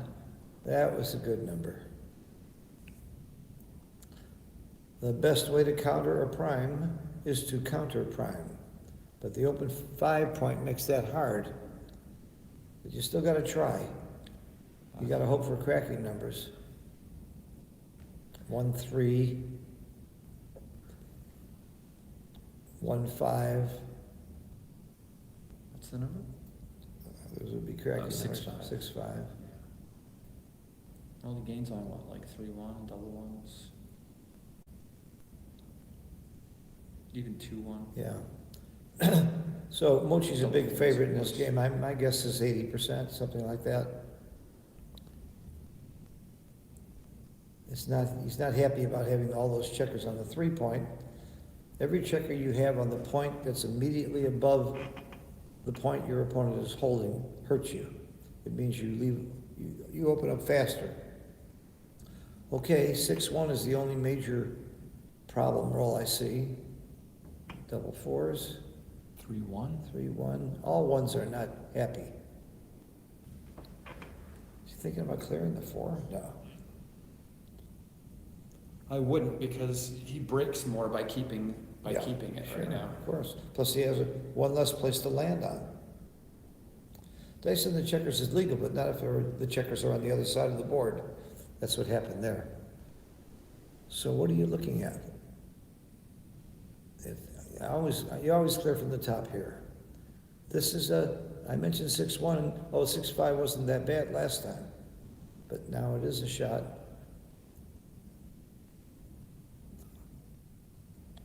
That was a big miss. Double 3s. Ha!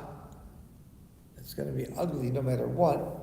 You can't just peel. You can peel 1. In fact, it's automatic to peel 1. That's what he's doing. Okay. 6-4. When in doubt, peel. I learned that from Matt Cohn-Geyer. Well, his board is also broken now, right? So Pick a pass. Why not pick and pass? You can't do that in Istanbul, though, if you're playing Tavla or Narde. No pick and passes. That's one of the differences in the rules between regular backgammon and Narde. So this play would probably win more games, actually. But how many extra gammons does he pick up by picking and passing?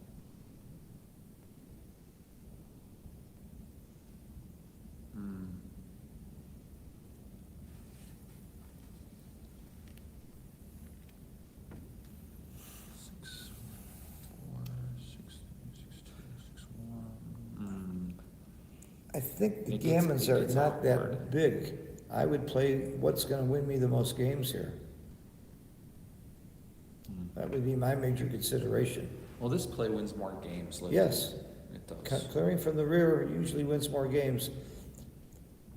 I'm going to just assume, if I'm Mochi, I just assume I'm not gonna win a gammon. I just wanna win the game. Gammons are very unlikely.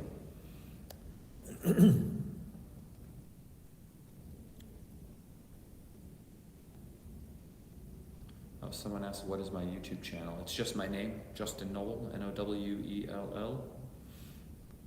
Very creative. My mom came up with the name of the YouTube channel for me the day I was born. I think it's stupid to just use your name like that. Phil, what's the name of your channel? Phil Simborg. You take a good. I saw it. I saw it. Thank I you. saw it. Thank You're you. welcome. You're welcome. I knew the joke.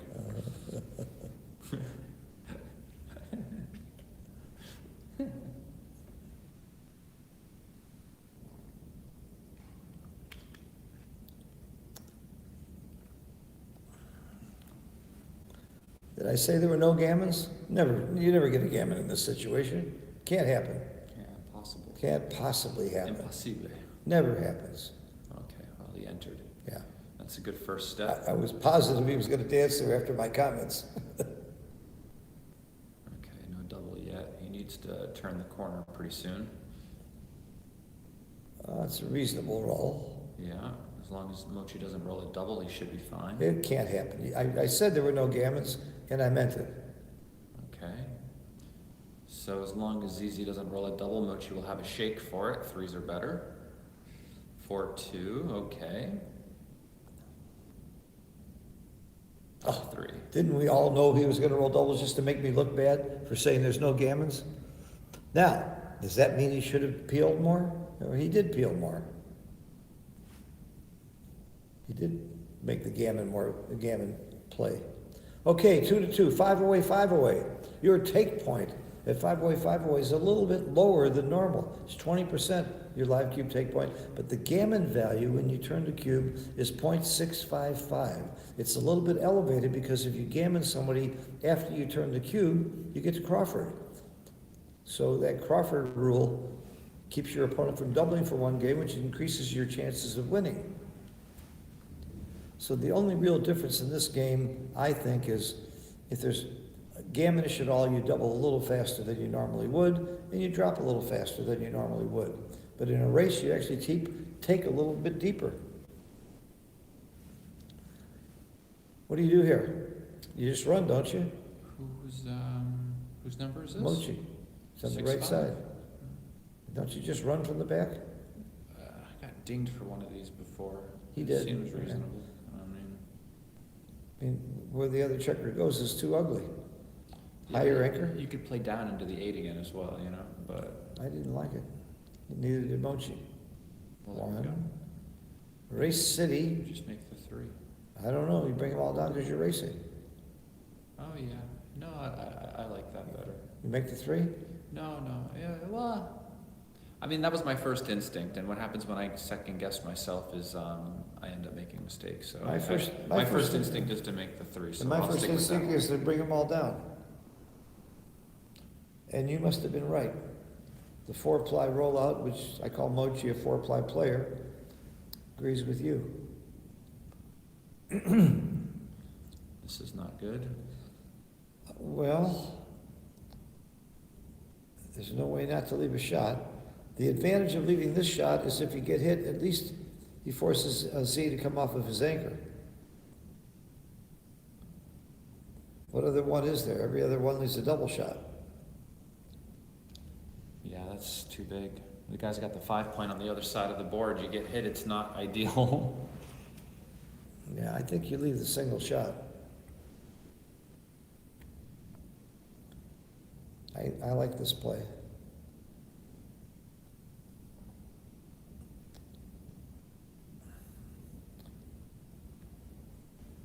Not that many gammons, so there can't be cube action yet. You thought about it a little bit, maybe. Now, Peter. you're still leaving another shot. So you're gonna leave the double shot now? As And then opposed you make the 1. You know, you just come down and make the 1. You can leave it right where it is. But that's like a double shot. it's not like a double shot, it is a double shot. Well, that's like Madonna. I'm like a virgin, you know? Oh, I got it. I see what you mean. I thought you were too young to remember Madonna.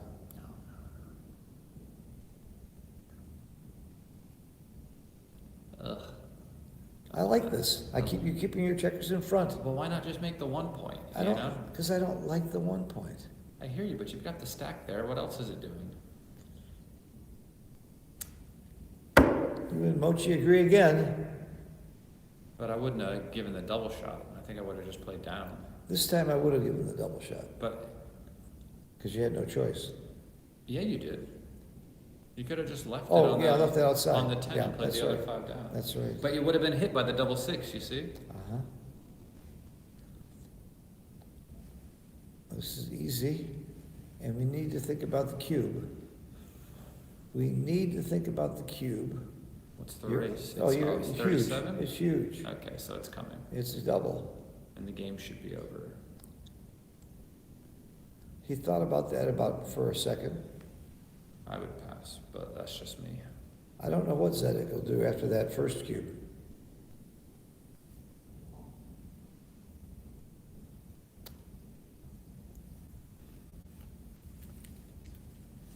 You know, the guy on the 23 point is an added liability, which increases your gammon losses. Yeah, but it also increases your chances of getting a shot. Nah, you just get hit and then you fan and then you just lose more cheese. He- Oh no. He grabbed it. How big was that one? 139. Yikes. Oh, Yikes, my. yikes, yikes. That's two really bad takes for Zedek. He's gonna have to have a short memory after this one, because they're playing another one right after. No, they're not. They're gonna break. After 2? Yeah, I thought they were playing 3. yeah, they changed the schedule, and I announced it. Here's the new schedule. The next match is at 2:30. Okay. Yeah, Cool. they changed it. They changed it. My next match is in 20 minutes. So you'll get to be back to help me on the 2:30. I need you. I need you, Justin. I love you and I need you. I wish my wife said the same. No, I'm kidding. I'm kidding. She'll never watch I this don't anyway. think, I'm not sure she needs you. I know I know she loves you. You marry a doctor, you're obviously married a pretty smart lady. Yeah. I have a thing for smart ladies. Like my wife. All right. So we have two bad takes in this match from Zedek and his PR. Where is his PR? Well, we came down from 14. It's in the 8s. Okay. That's almost livable. It's almost survivable. I guess at this level it isn't though. No. Not when you're playing Mochi. No, if I was in the finals and I played an 8, I'd go jump off the bridge. Yeah, But that's just me. I'm dramatic. If I was in the finals and I played an 8 and 1, I would just not even care. I would not even care that I played an 8. But you can't win in this format like that, right? No, So, yeah, this format's different. You're Yeah. right.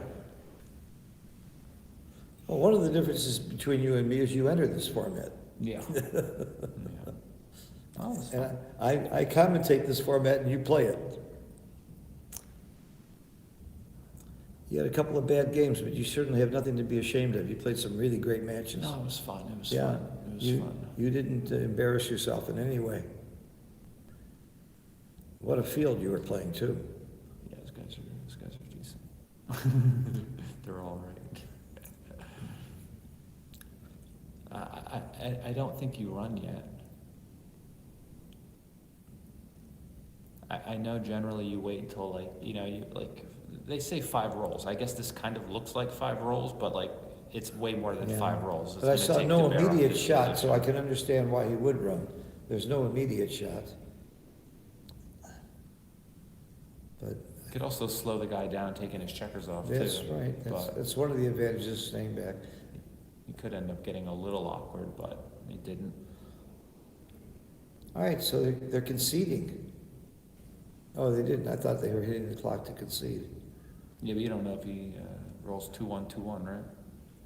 There's something about getting more decisions in, but I don't understand that. No, if you rolled 2-1, Mochi rolls 6-6, he rolls 2-1 again, he gets a gammon. Ah. Well, now you can concede. Well, he needs to take a checker off first to get off the gammon. And now he can concede after that decision, because there's no winning anymore. And they're rolling because? Well, I guess 6-6, 2-1, 6-6, 2-1, 6-6, 2-1. I wouldn't give up either, to be fair. I would just roll. Well, like you say, it's faster to roll than to try and figure it out. Yeah, sometimes. It's Okay, you get to- ridiculous to waste your time and your brain energy trying to figure out if it's gin or not. Just roll the dice and play it. Okay, 3 away, 5 away. Mochi leading. Mochi's pretty much got the PR locked up this game. And he's leading in the match. That's a pretty good place to be. Ah, look at that. He made the 2 point because he's behind. If he were ahead in the match, he would not make that play. Yeah, I think actually at even scores or trailing, it's right. At 7-0, 7-0, I think XG actually thinks that making the 2 point is the best play. By .02, over, up, and down. And then the straight race is .04. It's really close, all of them. It's a matter of your style. Yeah. I don't know if I believe it, but in a PR contest, I just do it, Yeah. you know? Well,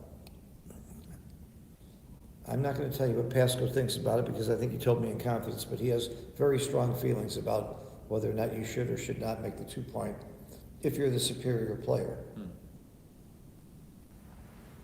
He'll say no. You're right, Yeah. you're right. Yeah, wow, you're smarter than you look.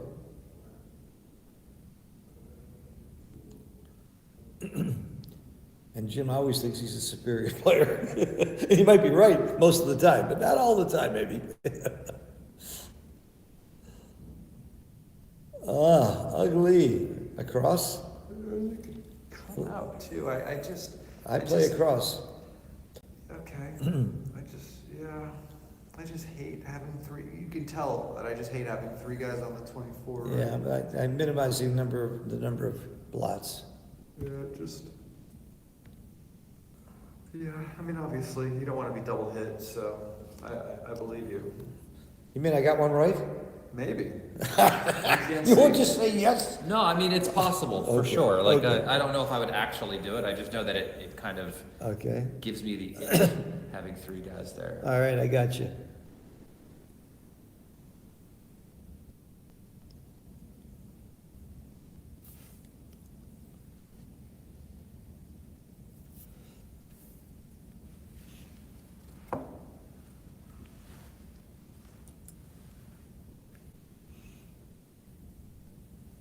Got ourselves a doubling decision. Pretty easy take, I think. No? It is, and no, it's a take. Okay, It's a take. scared me.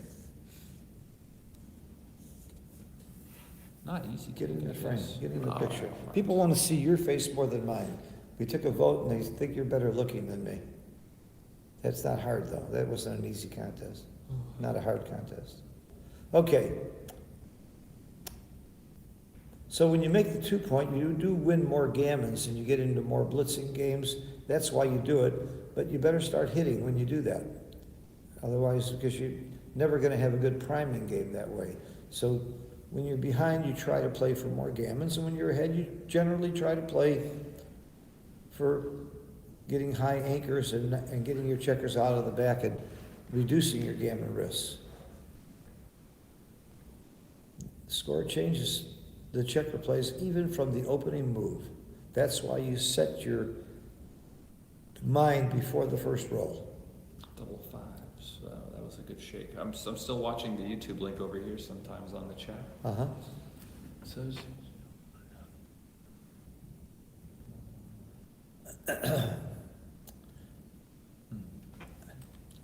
watch over here. So Z's got a very strong position here, and Mochi really does have to be thinking about not just winning, but how do I not get gammoned?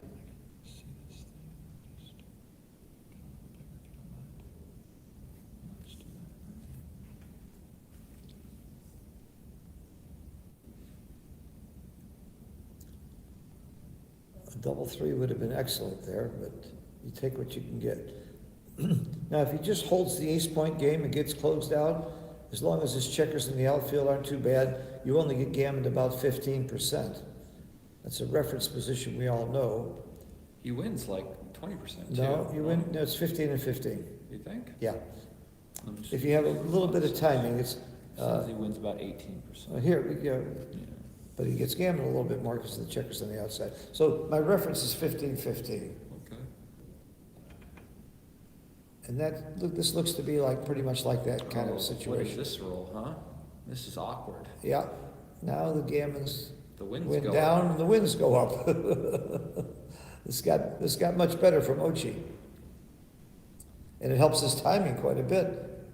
This is a very bad roll for Z, which means it's a very good roll for Mochi.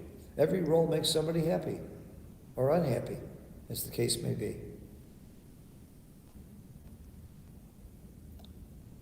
How do we stand PR-wise? Hey, Zedek's coming down. He must be playing very well. To go from 14 to 7 in a couple of games, that shows you how well he's playing.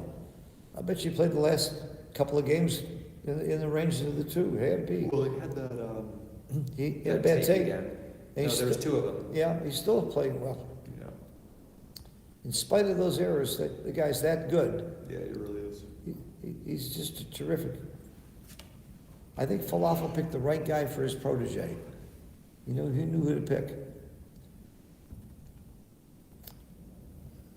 I mean, my protege was Charlie Jones.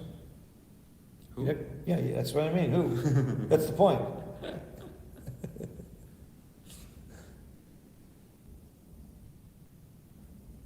I am proud of the fact that I gave Thomas Tenlin a couple of lessons here and there, and a few other very good players.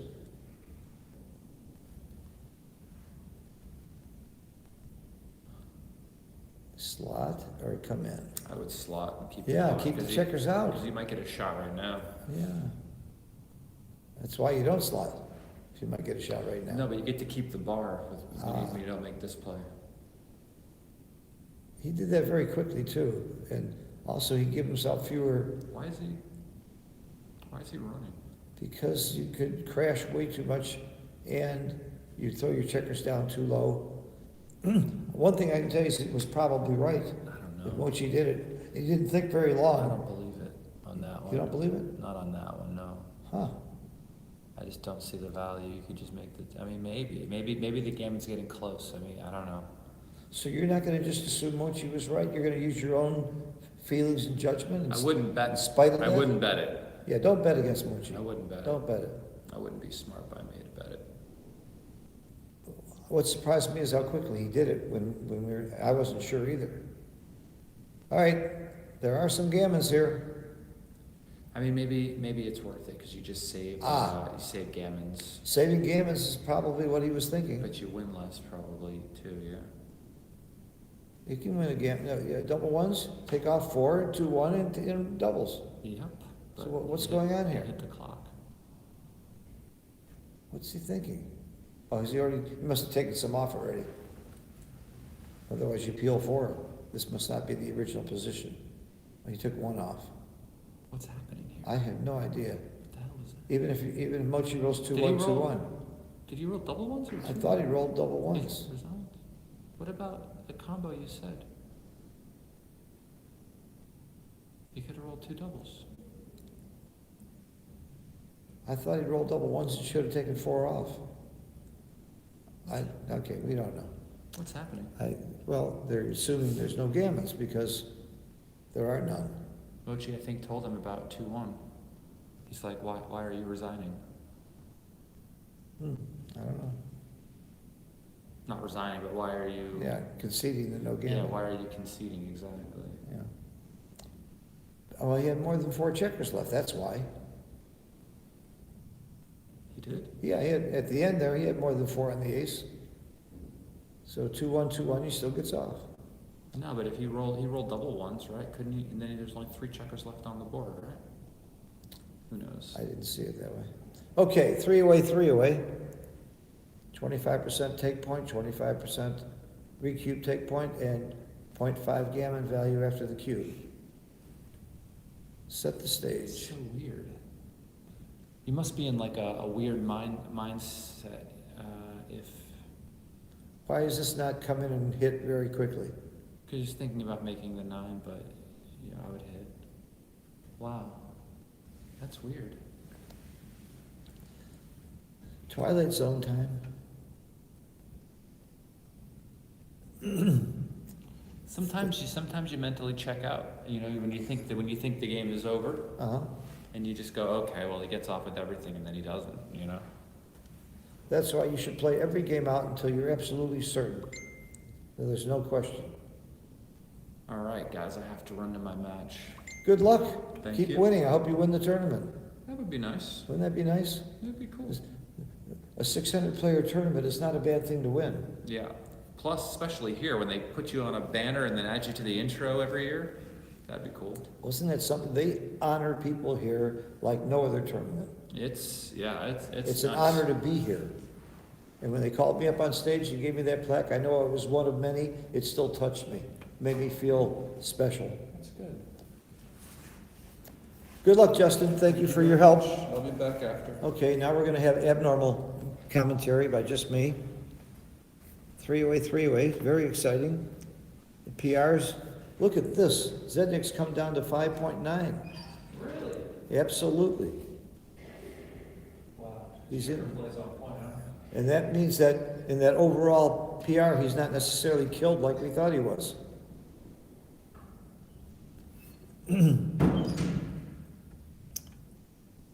Ha. 6-3.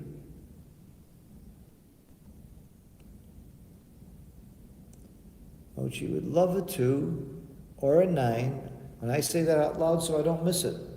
So I don't miss the 9. 2 I probably wouldn't miss.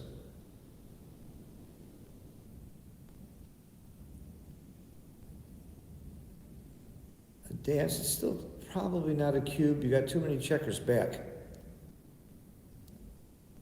See, it's not a cube, but it's not a take either. I didn't see the checker on the bar. My sun was in my eyes.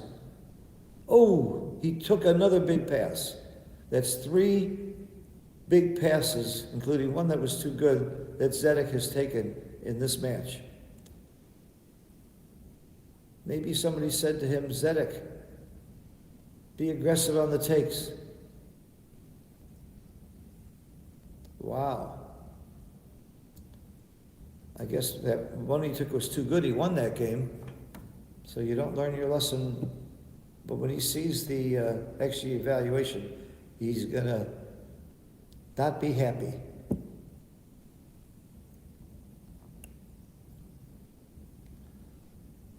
I agree with not giving up the anchor here.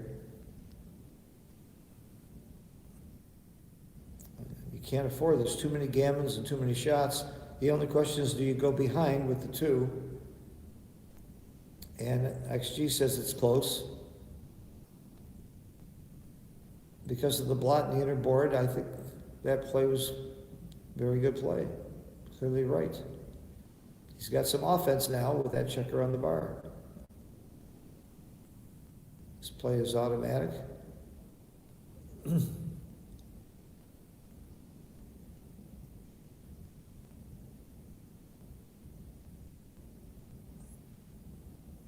Threes to cover, 3s to hit.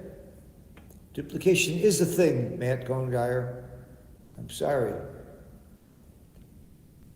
I see too many plays where duplication matters. So it's a 3 to hit and a 3 to cover. That's why this play, that's one of the reasons why that's the right play. There's other reasons too. Not having the blot in the inner board. 6-3. Oh, if he only had a 3 to play. You can make that outside point. Outside point's not too important. A 3 would have been big there. Now he can hit with the 7, but he gives up the anchor. He's got a blot in his inner board. That's going to be too big. He's not even looking at it. And he is looking at it. Wow. This could be the whole match if he makes that play. I think he knows that. You just can't afford to do that. Okay, nothing wrong with looking at it though. Move it and see how it looks.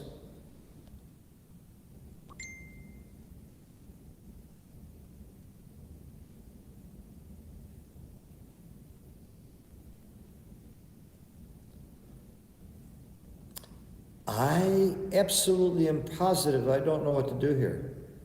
How's that for a good analysis? The one thing I know is I don't come off the 20. Other than that, I don't know anything.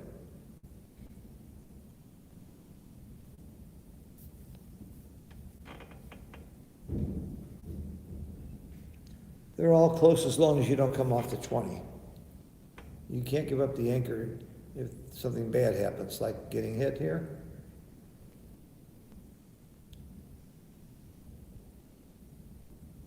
Not a very good roll for Mochi here. Z is about maybe to get rewarded for another bad take.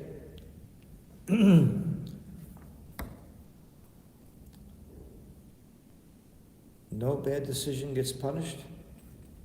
Is that the same? There is the suicide split. A lot of people call it the banana split, where you hit here but you certainly can't. You're not, this is not even close to that position.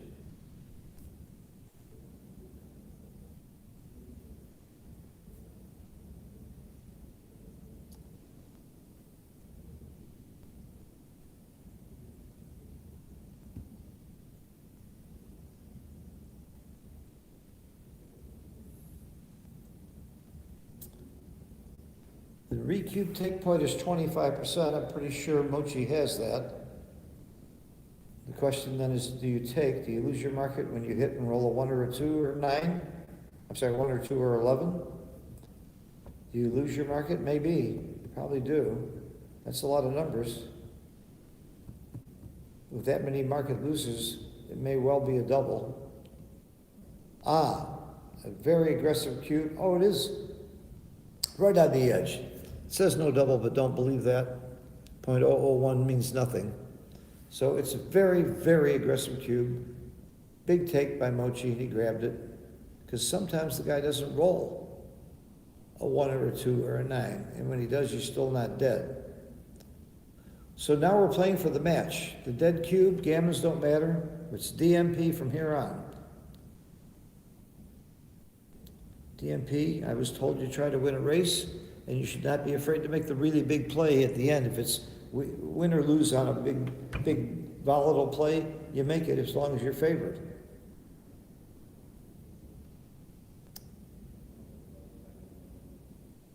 Hits clear here.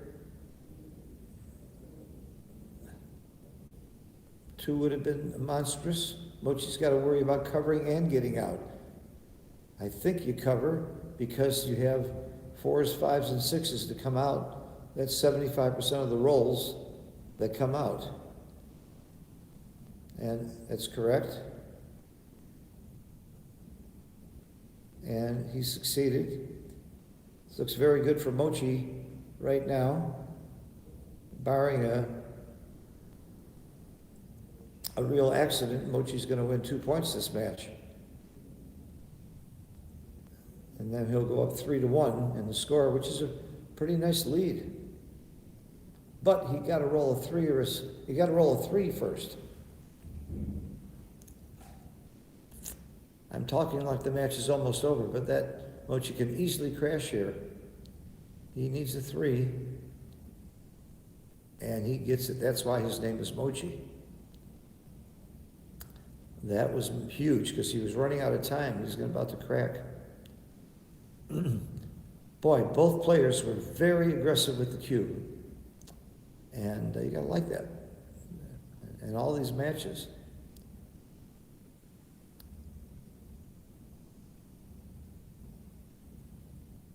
Maybe they made an agreement that they'd like the matches to go fast so they could have more time to eat.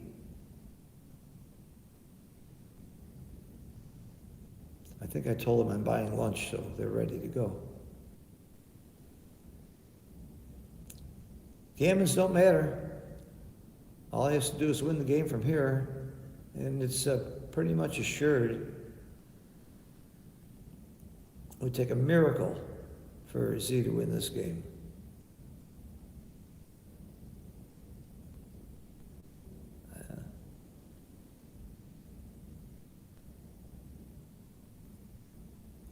And there's not going to be any question who wins the PR, but it's this different. There's no way that more advanced settings are going to change who the winner is. It could change those PRs, but there's no question of who the winner is. Very entertaining. Thank you, gentlemen. You gave it your best. You both played better. Mochi, nothing to be embarrassed about at 3.18. Z's not going to be happy with his PR. And so Mochi now takes the lead.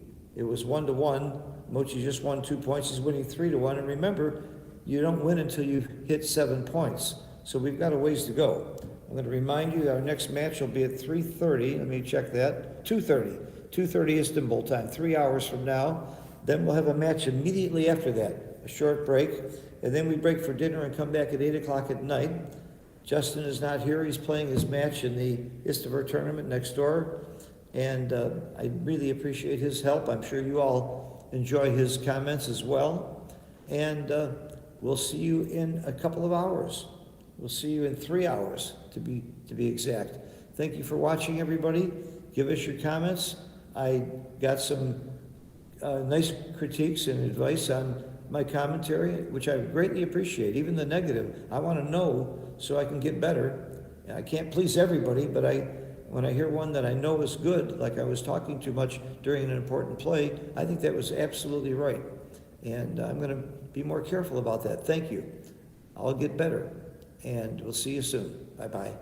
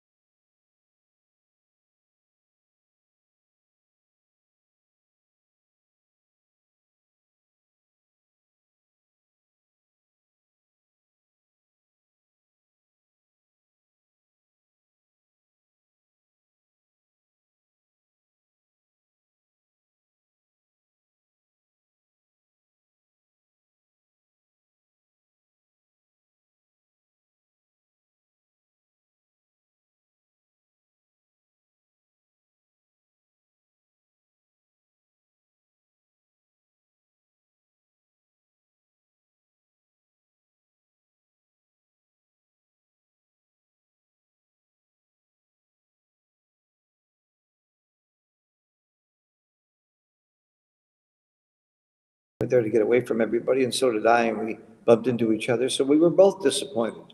We had a nice lunch, a nice talk. He's very, very nervous about these matches because I'm doing the commentary. Ziska doesn't scare him at all, but he's afraid of what I might say. The score shows that Mochi is winning 2-1. That's because we don't have an official reading of the PR of the last match. Mochi did beat Ziska pretty much in the PR, and it's very doubtful that it changed. So it probably is going to be 3-1 as we start this match, which will start very, very soon. I am very thrilled that I'm going to be joined on the commentary by my good friend and I consider him one of my mentors, Dirk Schiemann from Germany.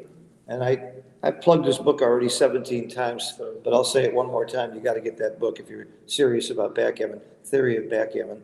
But Dirk, you're not trying to really sell any, are you? You just did it for yourself. Yeah. He doesn't care. Actually, the idea was. Well, here, let's talk into the camera. Yeah. Okay. Come on Yeah, over here. Yeah, just have to get ready. Yeah. So Dirk, as you know, got knocked out by Mochi last round, but certainly has nothing to be ashamed about the way he played in this tournament. He played, as you would expect Dirk to play, really great. So what about the book you were going to say? Yeah, I thought actually when I came back to playing backgammon after 14 years break, I really was surprised that no real theory book was out there still. So and I basically wrote the book that I would have liked to have read to get in shape again after coming back to backgammon. Okay, now, I may be prejudiced because you're one of our teachers and you're one of my friends, but even before that book, I don't think there's ever been a book that's like that gets into the theory this deeply. Am I wrong? Yeah, exactly. That's what was still missing in literature, I thought. I mean, it wasn't just that there hadn't been one written in 14 years. I don't think there had been one ever. I mean, I know McGrill and Roberti's books are like Bibles from the old days, and I've always believed in Walter Trice's Backgammon Boot Camp and several other very good books, but nothing compares to this one as far as really getting into it. What you're seeing on the screen is Zednik practicing. I walked in there a second ago. He's playing both sides, and he's practicing moving the checkers and looking at it this way and the speed gammon way. I have no idea how this would sharpen your game, but I guess he must like it. He must think so. I mean, maybe that's part of it. I mean, he clearly has to reboot, gain confidence again, and feel comfortable again. Because what I felt that he wasn't entirely comfortable, not his normal self. Maybe the pressure. Or, for example, when he didn't take off with double aces, the 4 checkers, where the gammon was still possible. That's not like him. So that's we all have our methods to get back into our mindset, and maybe that's just his. Yeah, he was wearing his headphones. He's ignoring everything around him, and just doing what you just saw. It wasn't just taking the 4 checkers off. What about that cube that he took, the 0.4 error? Yeah, that was really, I don't know, sometimes, I mean, there are so many mistakes that I make. When I see them, I mean, I probably would tell my students, how could you do such a thing? And I did it myself in that very moment, so it's hard not to say what's going on. It's once a year that you would make a 0.4 error, though. That's a monster. Yeah, and then, I mean, that is how psychology goes. Remember the other bad cube in the blitz that he took at 3-away? Yes. When I was watching, I said, okay, probably he's going to take this one as well, because that looks a lot more takeable than the first one. So it would be just inconsistent. I wish you were doing commentary with me at that moment, because I would have laughed at you when you said that. Then all of a sudden you would take it. I'd fall off the chair. So, yeah, I mean, the danger, I saw the danger a little bit because of the first cube, because Mochi was thinking 3 minutes about too good. So, of course, Zdenek already thought about the cube, must have. Sure. And since he didn't insta-pass it, he saw something in the position that. Well, it turns out he nobody has. anchored, it turns out he anchored and got right into that game. Of course, That's I mean, luck. it's It not, happens. it's not zero winning chances, and what he was taking, also the other cube, it wasn't that it was a pass because of the low winning chances that he had. He had decent winning chances, but because of the high gammon losses. Yeah, the gammon cost you the match there. So of course you can turn a game around. So. Okay. Well, glad to have you here. I love your insights all the time. Last time I was in Turkey, you and I really had a lot of fun here. Yeah. The most fun I think we had was eating at different restaurants and trying different things while our good friend Dennis Culpepper had chicken every night at the same restaurant. You remember that? He was also very consistent. That's great. Yeah, I can recommend the food everybody here. to come Oh. to Istanbul. I mean, the tournament is, the Istanbul is also a great tournament. I hope I will never play it because, but it's a great tournament. Yep. But being able to play it would be bad news for me. Are you staying in town for a few days? I'll be leaving on Monday. I'm leaving Monday too, but I brought an extra tennis racket and we're playing tomorrow. Yeah. And Okay. I think there might be one game I could beat you at. Absolutely. find out. I never really learned it. I'm only good at running. Uh-huh. The rest is beyond me. Okay, good. Then we'll play tennis. I got a hat that says I beat Mochi at ping pong. I want to get one that says I beat Dirk at tennis. I beat Mochi at ping pong too. Oh, you did? Hey, maybe we should play ping pong. then. Yeah. I think I have a better chance Have there. you played Wachtel? I beat Wachtel. No, never. It was close, had though. the It was real chance. close when I played him. Okay, we're getting ready to go. I wouldn't bet on beating Mike Svobodny or his son, or I understand Sankowitz was a champion at one time. Our dear departed friend Bob Glass was a ping pong champion. I've Jonas Tampit as well. So Oh. and Gus Hansen. Gus Hansen. Gus So Hansen's done, yeah. table tennis. Yeah, there's goes something well with about backgammon. tennis. There's something about table tennis and backgammon. They go together. So, a lot of good athletes, they have to be tough mentally, and you have to be tough mentally to play backgammon.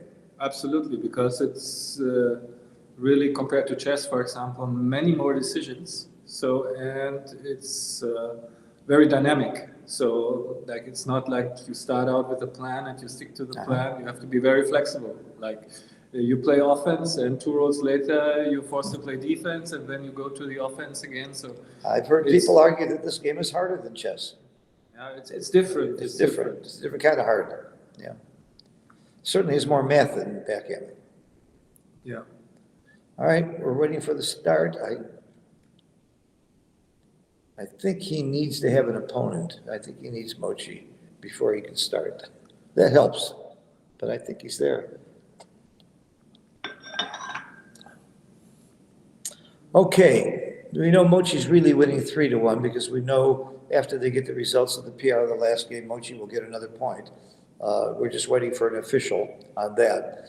So winning 3-1, I assume that absolutely wouldn't change your strategy in any way when you play? Not really. I mean, what can you do? Just try to play your best. Yeah. Looks like we're getting set. Do you like to see the XG feed, or would you Yes. like it covered up? No, I like to see it. Justin and I were covering it up because we wanted to make our own decisions and then look at it. This is Yeah. fine. Mochi doesn't like to see it either. Okay.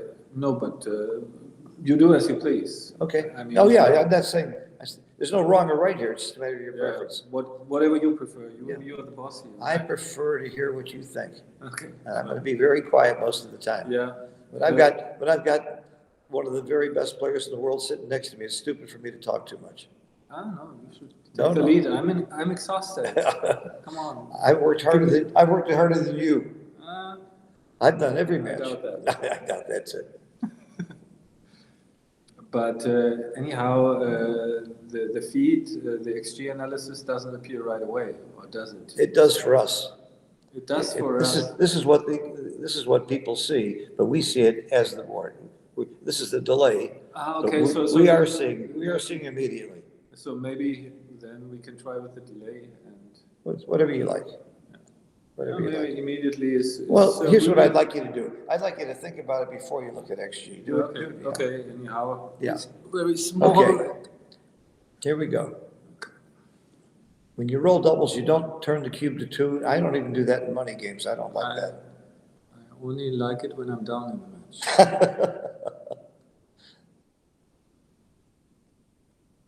See, this never happens in real life online.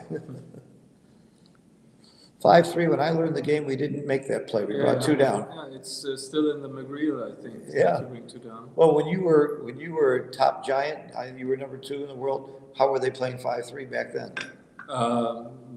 We made the 3 point. You made the point. Okay, so it was before that. Yeah, I mean, the computer were starting to get influence, so. Yeah. So everybody. Back then, you had jellyfish and you had GNU. Yeah. Yeah.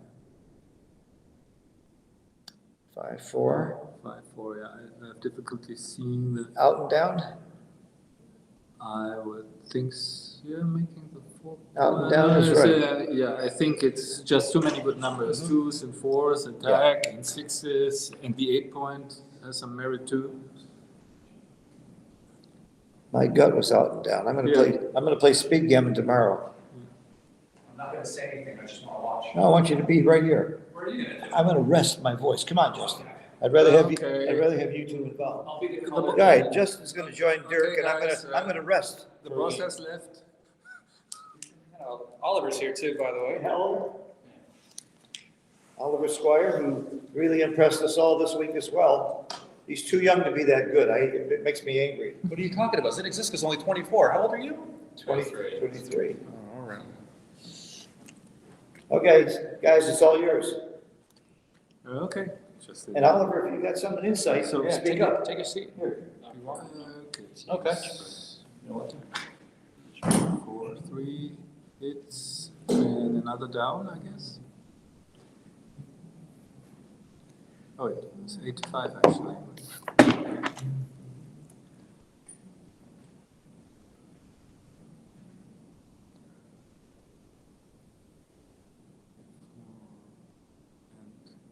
anything else? If you hit, you have to play 9 to 5. Is there anything else? 2 down? But no, that can't be right. I don't think I'd let him anchor. I think you have to hit, Yeah, hit, and then 9 to 5 seems to be best choice.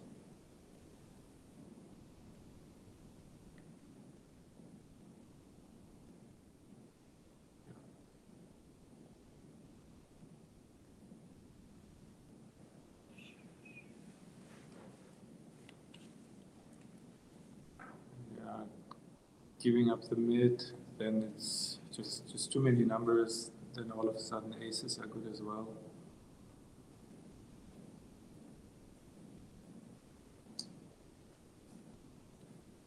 Speak up just a little more.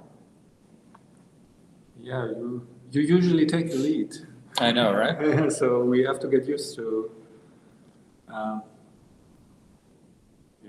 so.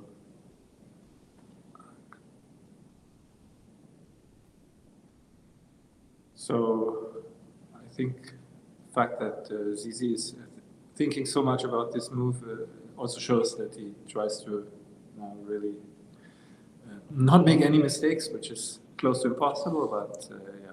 I talked to him during the break. He didn't seem too perturbed about the take in the previous match. He seemed to be fine and fairly confident that he could still get this done. Okay, that's great. So just trying to get back in the right mindset and try to not misevaluate anything moving forward. Yeah, good play. By the way, his checker play was excellent. So Stellar, yeah. Yeah, so it's not like you can generally have, what was it, like 600 in I think it was cube errors, it was even more. and then still play like a 6, you know? Like that means, You must have done something right as well. Yeah, exactly. So play safe, not much else.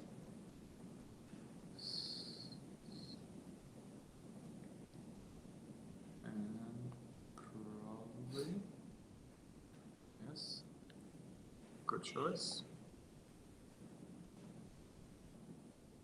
Here comes So the hit. the hit and then 8 to 3, I 8 to guess. 3, yeah, I would keep the midpoint. I mean, playing without the hit. Oh, wow, What is this play? Is Which that- play? No, that's the play before. Oh, I think was like the- that. I was like, that looks illegal. Yeah. How can you run off your anchor with the 5-2? But I was A3 like, what? A3 is correct. Hussein's over there scaring me, you know? I was like, what? All of a sudden, he's going to tell me it hits. So Yeah, so- what alternatives is he considering? I mean, if you hit, it's only 8-3. Yes, correct.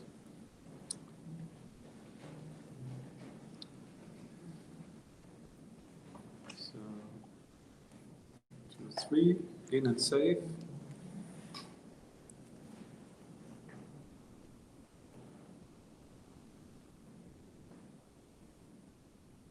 Wow. Now we certainly get into cube territory, I would say. Pass. Yeah. Wow. I mean, this for sure is a double. So a quick cube.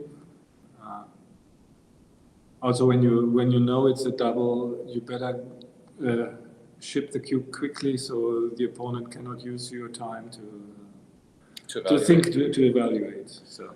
Mochi was taking his time with a lot of these cubes, and I don't know if it was messing with ZZ or not, but Yeah, but I mean, thinking about the Too Good in the last match, at the beginning of the last match was legit. So yeah, it was- I've been in situations in the money games where like I'm thinking about whether or not it's too good, Yeah. but they're thinking, I'm thinking, yeah, it happened to me too. is it a cube? Yeah. Oh no, I've definitely taken too good many times. Yeah. More times than I'd like to admit. Yeah, I sometimes insta pass just because usually the longer I look at the position, the more, The more possible- optimistic. the more possibilities I see. And okay, so far nothing special. Now we split, I would say. Huh? Don't we? I would split. Yeah. Okay. The first mistake. I mean, with the deuce point made, you're not playing a priming game, and you want to activate your back checkers. You have them outboarded. Another 4-3. It's a lot more dangerous to split when he's not on the bar. But he still has to do it. Good find.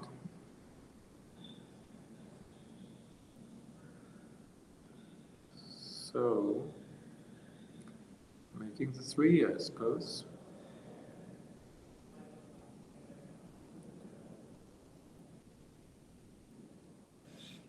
Anchor.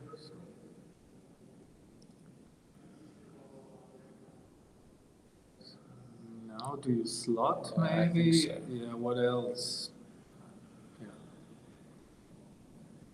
I mean, you My mother would punish me if I played 6-3. you Yeah, know? 6-3 is just. My mother would be very upset. Yeah. So Although Mochi did a similar play in the last match where he pick and passed, so.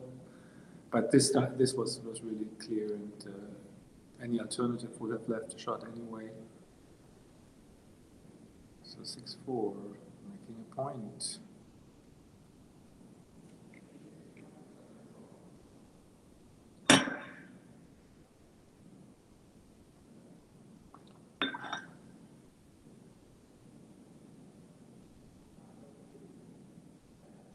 oh, it's a nice shot. Oh no, Is he it? misses. No, it's terrible. It's not terrible, but it's. I thought it Wouldn't hit be cover. my first choice. I could choose, so I guess there's no way around covering, or is there? Or maybe you can could make just the sim- deuce, You can yeah, make the but- deuce because the 8-point is quite valuable here, and this is and now he's got a 3-point board, so you want to be a little bit more careful, and it's a mutual holding game with.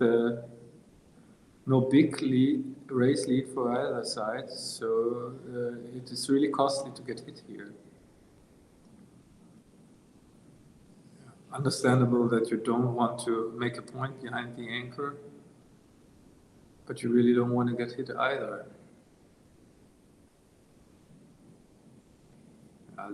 This looks solid. Good find. 6-5, 2 down. 2 down, yeah. Not much else, I would say. What else? No, you cannot, you mustn't leave the anchor. No, I don't know what he's considering. But I think he will end up making this play. Okay, I can see the number. 2-1. 2-1. Okay, there's the one. Okay. Yeah, slot again. He slotted it once and it failed, so he doesn't want to do it again. That was a blunder, actually. And he played it quickly. That's rare for Mochi to make it quick. I mean, he blunders sometimes, but... So let me ask you a question. What do you think the reason is it's such a big blunder compared to just bringing it to the 8? Why is adding the 11 and playing 6-5 so much better of a play? Yeah, because this will cause problems later. I mean, you are already down in the race anyway, so you are not racing for sure. And if it works, it gives you counterplay. And XG really loves to make the 11 when the 5 point is open or slotted. So that combination is just also like a pattern recognition. Mm-hmm. And yeah, how will the game proceed? Now Mochi has a lot of really awkward numbers, like take it 6-3, for example. You cannot run. Oh, I was worried he's going to roll it when you said it. Yeah. Okay. So be it. So here you would just play 13-7 then too, yeah. Yeah. Now, but it's now it's he probably, yeah. But if you're going to play 13-7, why not then the previous play then, right? Yeah. Here you would have had the 5 already. So what about the cube action here? I mean, there must be a cube, right? I mean, now you have the volatility, you have the shot. So I think it should be a cube. You are leading in all departments and you have positional advantage, raise, threats. So I think that's a standard cube, I would say. I mean, you sold me on it. Okay, so I convinced. So now I have to convince Easy. So what does XG say? Yeah, XG. I convinced XG as well. Sold. So if you roll a 3, you're definitely not getting to take extra. But this is like you can make put all the check marks. You have a better position up in the race, and you have some threats, namely hitting the shot or rolling a double 6s or double 5s. Mochi is thinking. As he does. Yeah, sometimes I noticed him to quickly take some cubes, and he does it with this one as well, fortunately. That's quickly for Mochi. Yeah. Within 10 seconds. Yeah. I mean, it's not a bad idea to look at every cube. I noticed out there on the floor, the cube's taken before I even put it down in the main tournament. Yeah. I haven't heard anything from you. Did you win your last match, Justin? I did. You did? Good for you.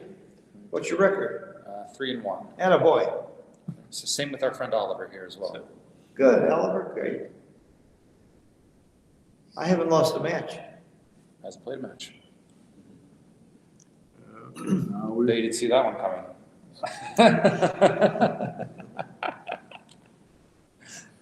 So now I guess playing safe is top priority, because you don't gain that much if you slot the 5 now. I mean, you're now in a bad spot, and yeah, slotting the 4 is fine. 8-2 is ugly, but you're not going to play a priming game anyway, and this just increases your gammon losses.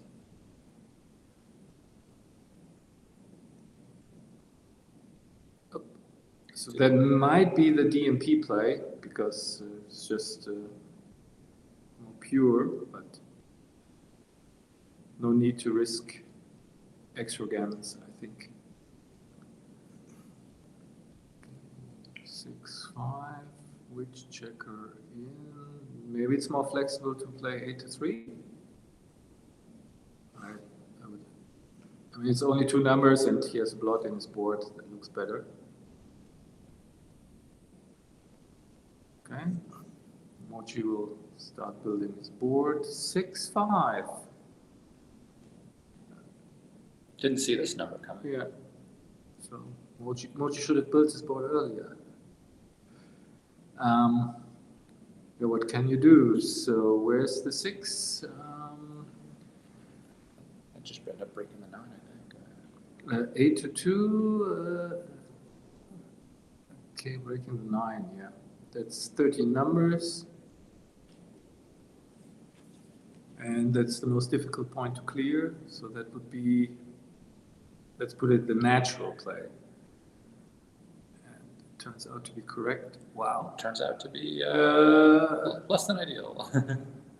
Yeah, in hindsight, well, it's the gammon trap. So actually, probably Mochi should come out. He's still behind the broken prime. I mean, that's extra risk, of course. And But if you get missed, the game's definitely over. you think so? I would think so. If you don't get hit on the 5, right? If he's fans, the game's over. No, You don't think? I don't think so. Okay, well maybe I'm wrong. Oh, he's down 52 pips. Yeah, and he has to close the 5. He's. Well, I just saw the raise. It's. I think that's the wrong idea. This But one it is- doesn't. XG thinks it doesn't matter. So ace 4, we won't know. Yeah, if he had fanned, that would have been an interesting cube action. Probably cube. Ace 4. So ZZ back in the driver's seat in this game.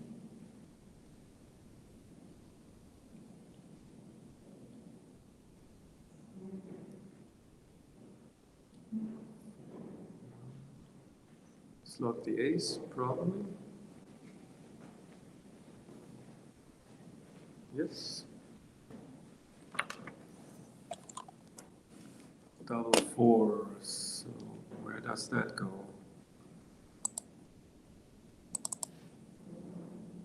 That's interesting, you can switch. I mean, you don't want to leave a shot, for sure. You can hit lose. Wow. I think these 2 are clear, and then I think you just switch. That should be the safest play.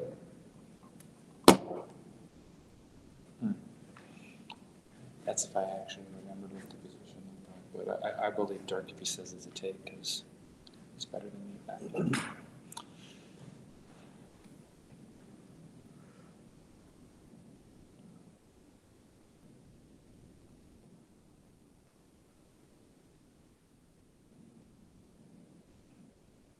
Yep. That looks natural. What would you do? I don't remember the original position. Okay. I was looking at my phone. Okay. Let's be honest. Okay, so then. Okay, so Just he say heard me, so he's just say setting it up. I agree with you. Okay, so Yeah, now okay. you can see it. So I would switch then and play 15-11. Yeah. Yeah.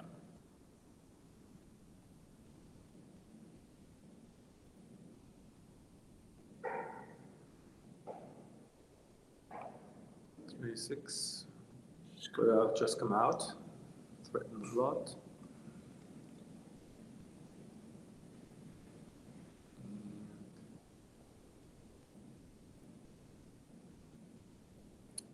Okay, now that's really a hard find to volunteer a shot that late in the bearing. So it's really like not something what humans like to do, I would say. I mean, it's correct, especially because Mochi has a blot in his home board. And with this structure, the 6 and the 8 stripped against the 3 anchor and the 5-point gap, there are so many disaster numbers. can see 6-5, 5-4 that leave a double shot, right? 5-4, you can clear the 6. No, 5-4 you can 6-5 it is, but so many other numbers, and there are not so many numbers that clear the 8 without leaving a shot, right? So it's like a pay now and pay later problem, but in a not so common version, I would say. Yeah. When you get to do it, you end up having a 5-point board, right? Yeah. So even if you do get hit, the game isn't. And even you pick up some more gammons probably. Now that I see the numbers, it's actually right to make the 5-point because you pick up gammons. It's like a DMP. It's pretty much the same, but you win more gammons like this. But that, I have to admit, would be the standard human play. Yeah, and he does the standard human play, unfortunately for him.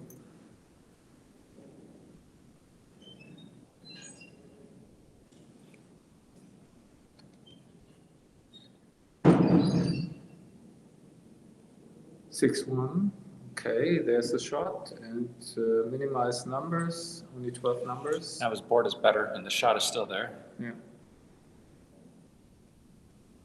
Okay, but he misses. Okay, he will stay back, so he will just bring 2 more checkers in. Raise is still not close.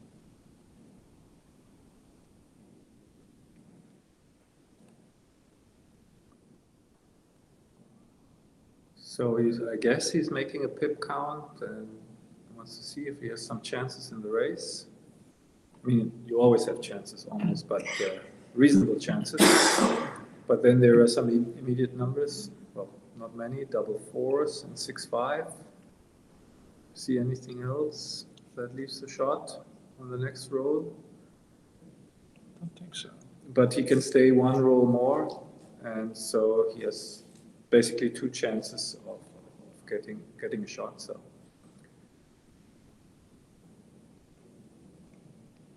And if he rolls a double 6s next time, he can still win the race. So I think jumping out kills the shot equity without gaining much race equity.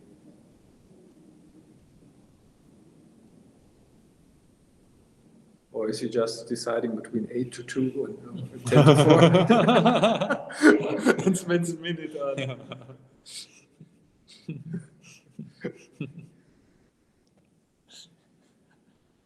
So, do you notice when you comment on how different people are with regard to the decisions, where they take a lot of time and where they just play very quickly? Because many decisions that I would have made quickly, even if they are wrong,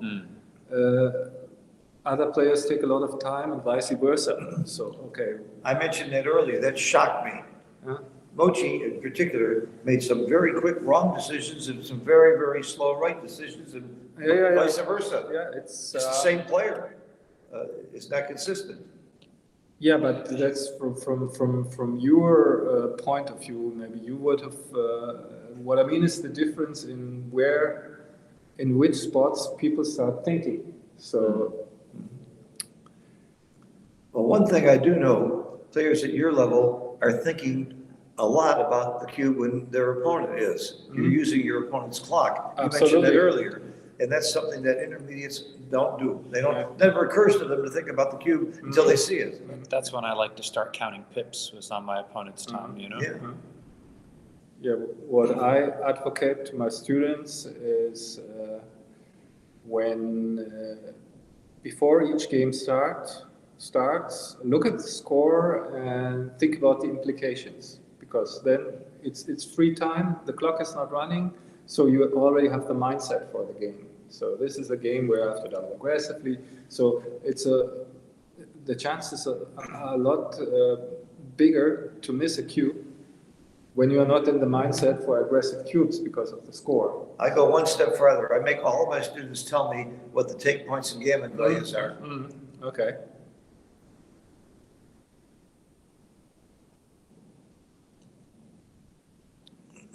Yeah. The live cube take points or the dead cube take points, Phil?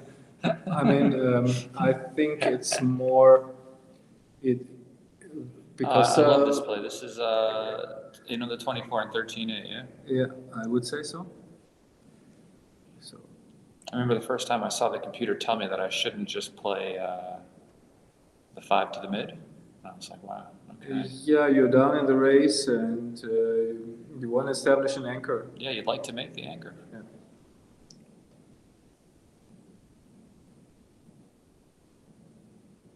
Okay, fight for the bar point.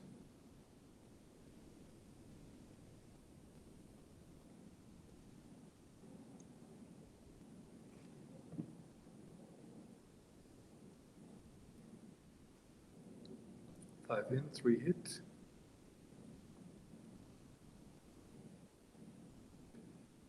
Covers the bar, I would say. So I see that. My question to you is, how do you decide that versus hitting when you're still leading a shot on the 11? Because And there's a so lot. I mean against 3 checkers, back checkers, first of all, I really like to have structure. Like against the ace anchor, I like to have the bar anchor, and if I hit, chances are, I mean, it's very likely that I will end up with no structure at all because there are just too many numbers. So you're saying it's better to make a permanent gain than Not. I mean, there are so many factors, but maybe it's just intuition, pattern recognition, but XG often prefers something like what I call the solid play very often. And I was too loose in the past, and I tried to change that. Now, leaving the anchor. I mean, what are the options? Ace point? No. I mean, the 10 point is a very good blocking point. So even if ZZ manages to make the 4, now he's blocked. So and making the ace behind these 2 checkers is just not the right idea. 6-5.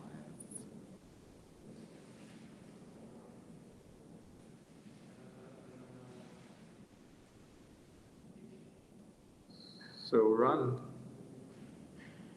I mean, ZZ still no. Okay, race is even.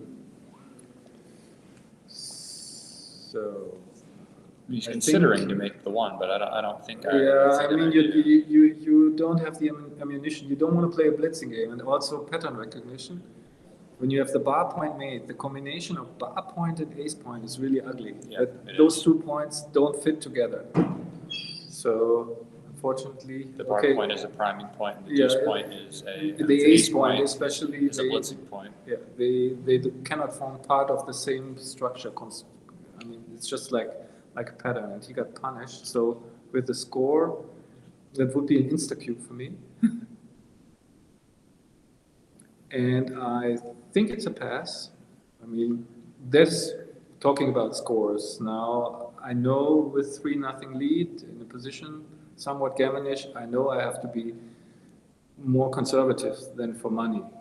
So then my thought process would be, is that an easy take for money?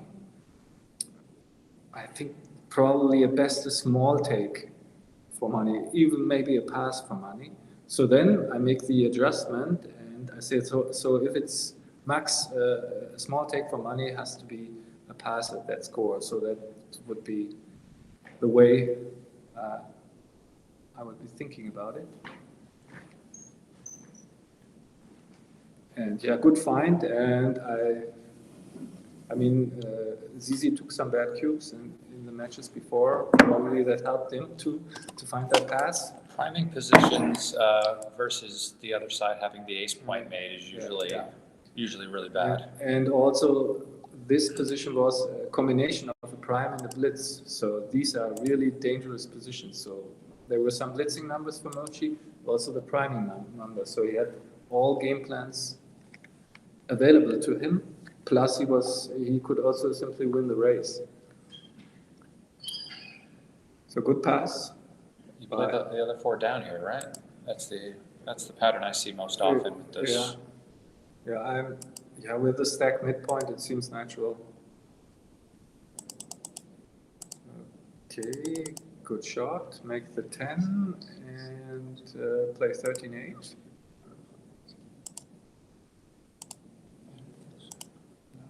That's overall.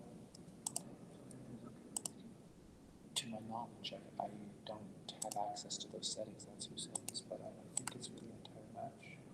I was assuming it was. It is the match, yeah. Make the 4. I don't really know what alternatives he's thinking on.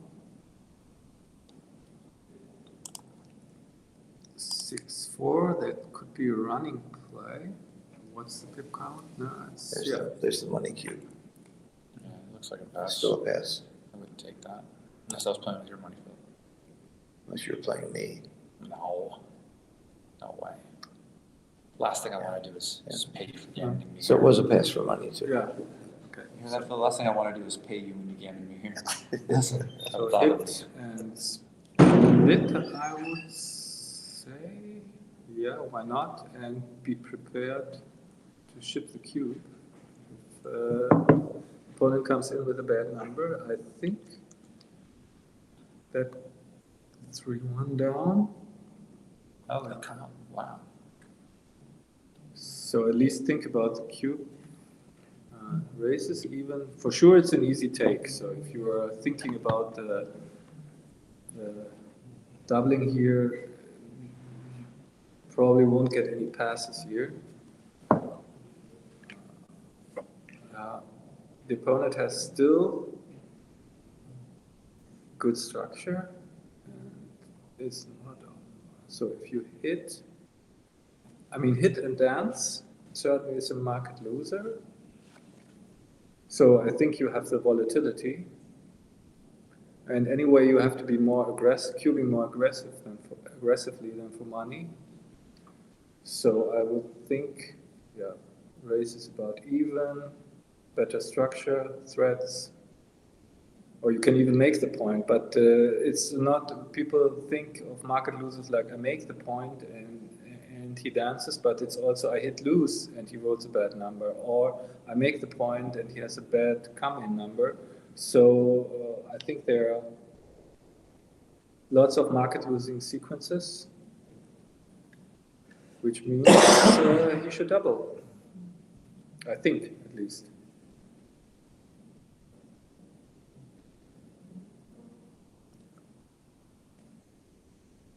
Yes. Good cube and insta take. Clearly correct. So he will hit lose and make the 8.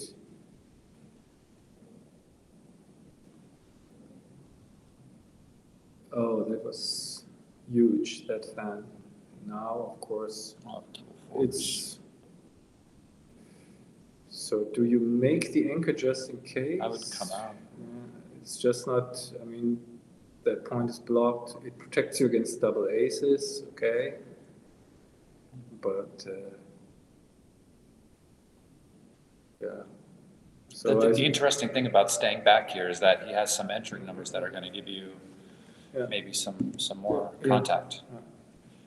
Yeah, on the other hand, if you close out one checker, if you manage to close out, it's you win a gammon anyway. So it's not.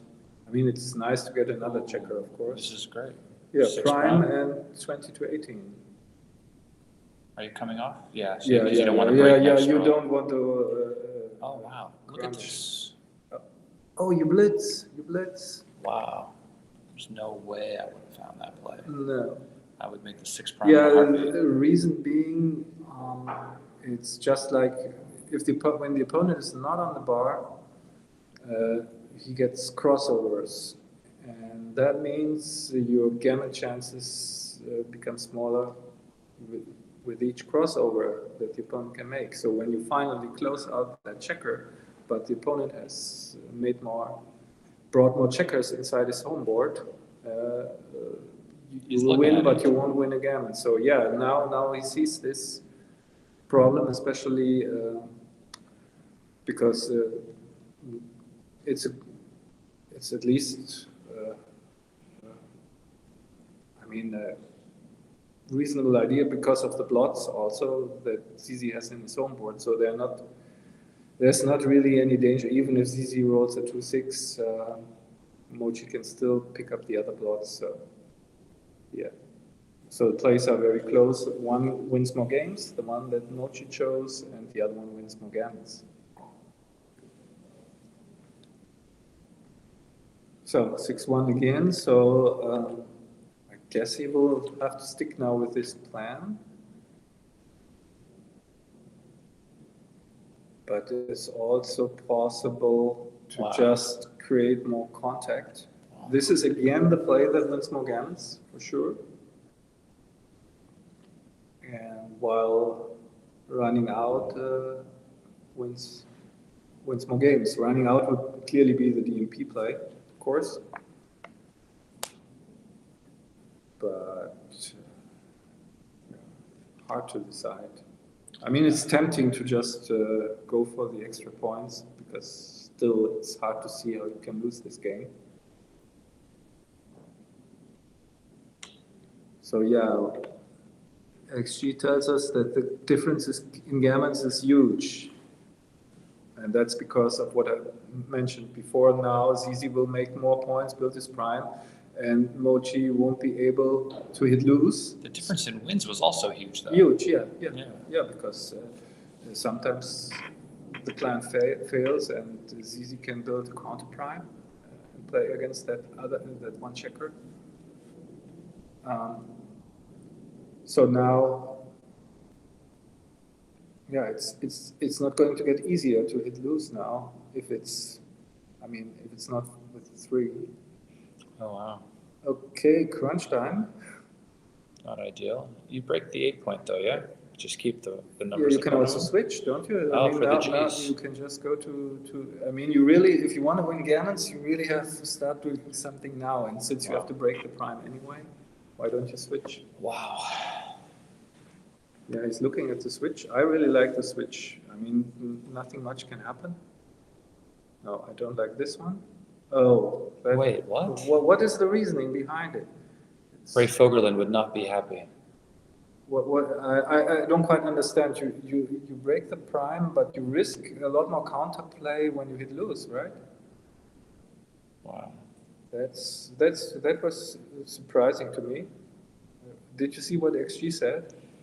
XG said to switch. Okay. From 3 to 1. Okay. I don't see. I didn't see where his play landed. Uh-huh.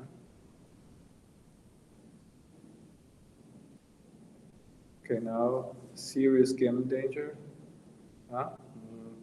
Now he can make you should make the inside point. Yes.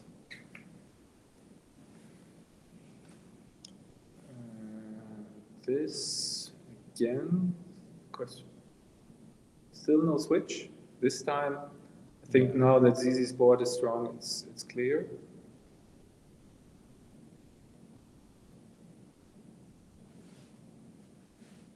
So the PRs are relatively close, just the equity lost about the same, but Mochi had more decisions. So how would you decide between 6-2 and 4 off here?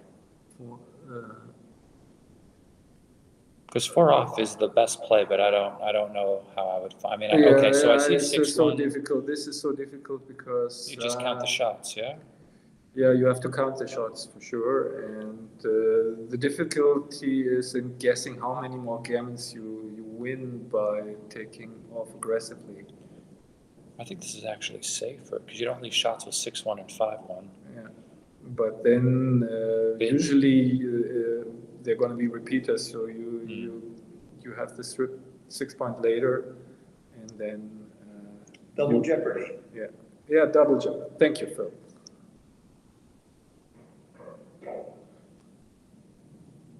So, it's easy with decent chances to save the gammon, or you estimate that just using crossovers? Yeah.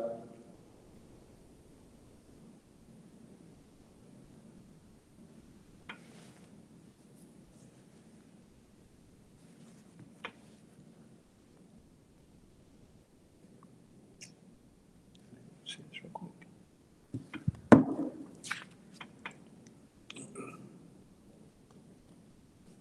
double four should do it.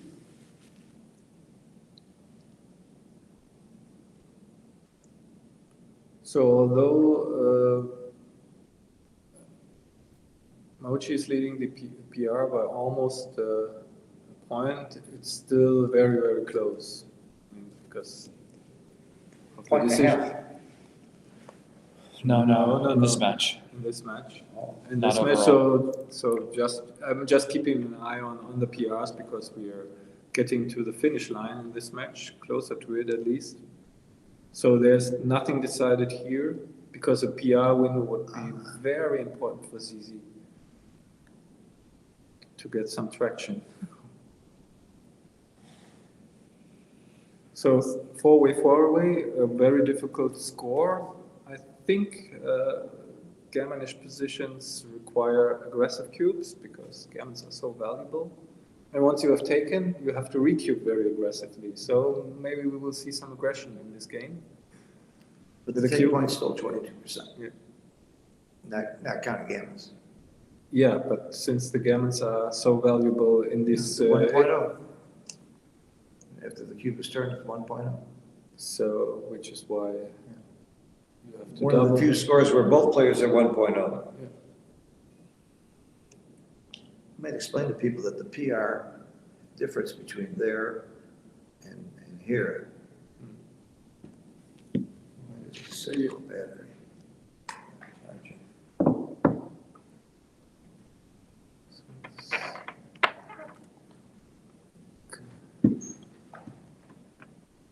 Double aces and split black checkers. I Yes. guess I have to go. I've got a match. Okay, I so just got a message on the app here. okay, so then good luck to you. Thank you. FT Backgammon app. This thing is cool. And the boss is back.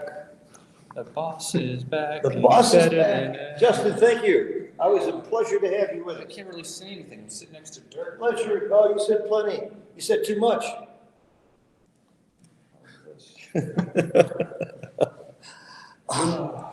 Which is something that never could happen to you, Phil, right? Say too much. I have not met very many great backgammon players that didn't have a sense of humor. I'll name a couple, but not too many. That's what I love about you guys. You're fun. Because I think it takes brains to have a good sense of humor, and it takes brains to play good backgammon. Maybe that's the reason. So let's go back to backgammon then. Okay. So pip count, similar. So okay. At that score, you can double a little bit more aggressively, even in non-contact. But there's not positions. much gammons here. Yeah, but in non-contact positions, it's also believe me, in holding games you can double a little bit more aggressive. Really? I thought the same take point of 22% No. would not change things. At least I Why? have the rule. I mean, we will see if we get to there. Yeah, I don't know why you'd be more aggressive if there's no gammons. Yeah, because theory behind is you can only take in long races almost normally because you have a lot of because of your recube vig, because of the high take point for the 4-cube for the opponent. The take point on the But- 4 cube is 33%. Exactly, so that gives you a lot of leverage once you own the cube. Too. I see. But in holding games, it's very hard to use that leverage because You only recube when you get a shot. yeah, you When you cannot. get a shot. Yeah, and once you hit the shot, you have lost your market. That's I the understand. theory. So the huge difference so- between a holding game and a race. Absolutely, Oh, yeah. because it's just much more difficult to get an efficient recube in I because gotcha. before the shot, it's not good enough. After the shot, you are maybe at 95%, so Yeah. it doesn't add much value. Somebody should write a book about the theory of backgammon. and include this. Actually, it's in chapter. I don't know. This is I great. discussed that. And I read the book, but I have to admit, I didn't absorb it all. It was a lot for me to absorb. So why the screen hasn't gotten so small? That's nothing for old people. It's not old people's screen. There. Okay, thank you. Can't you even make it a little bigger? I mean, that's good for me. So now I can see. So what is okay for 4-way, 3-way? By the way, now it's lopsided. 3-way side has to be very aggressive. If you are 4 away, if you're 3 away, your recube take point is 40%. Yeah. So you have to be careful. Yeah.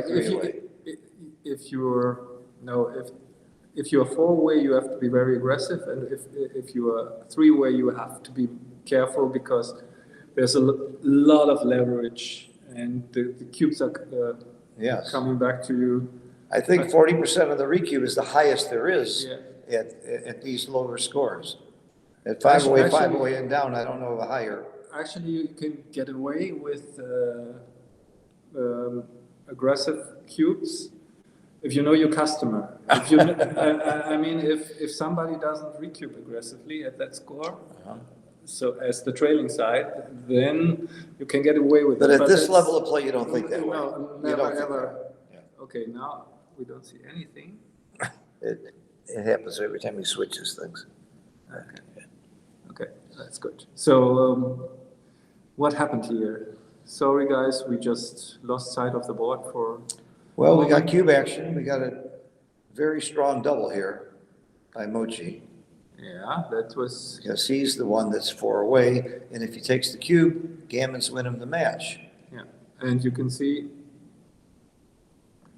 And actually, these positions are really deceiving because Mochi has a 1-point board, and you think, okay, with a 1-point board, how many gammons can there be? But with so many checkers back, I mean, if Zizi ends up in an ace-point game or behind a prime with 3 or 4 checkers, that's very gammon heavy. Mm-hmm. So This is an easy take at 0-0 or for money, right? Yeah, would you double this for money even? I mean, it's. Make sure you double, yeah. I mean, maybe, but.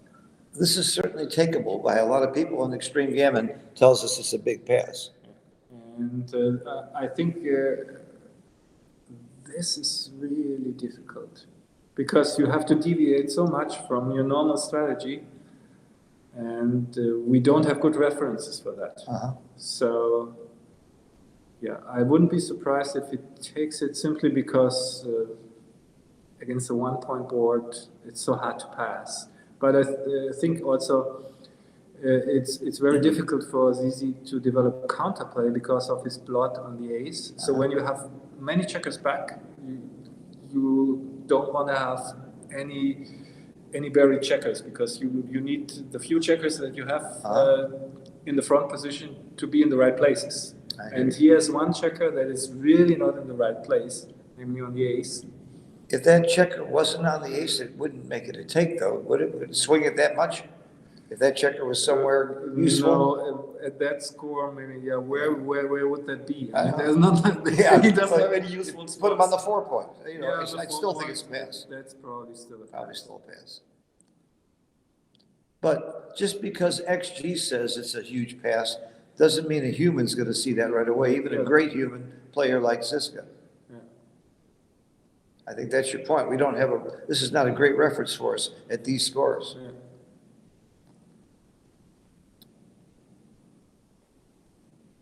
Good boy. Great pass. Good I think pass. he really, in the break, he made some adjustments to his overall cube approach.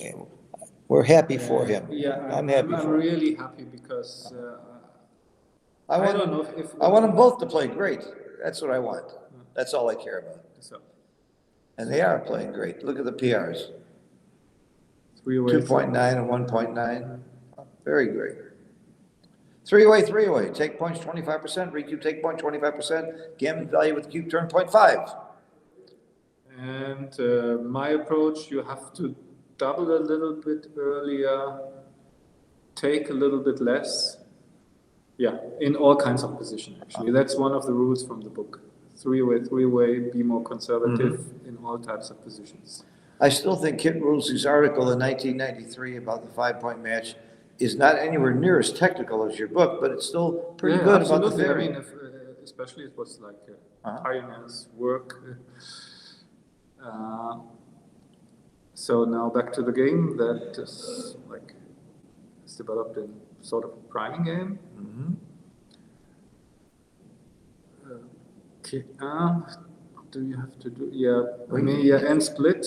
I mean, the 3 goes there, and I think out is probably simply too weak. When you're out, when you have them outboarded, you think a lot more about hitting. You have the tactical advantage, so use it.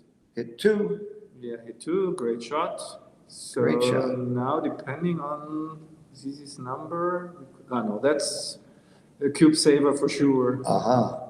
might be a cube giver soon. Yeah, could turn into that. So, but so far, I think he has to enter on the 4.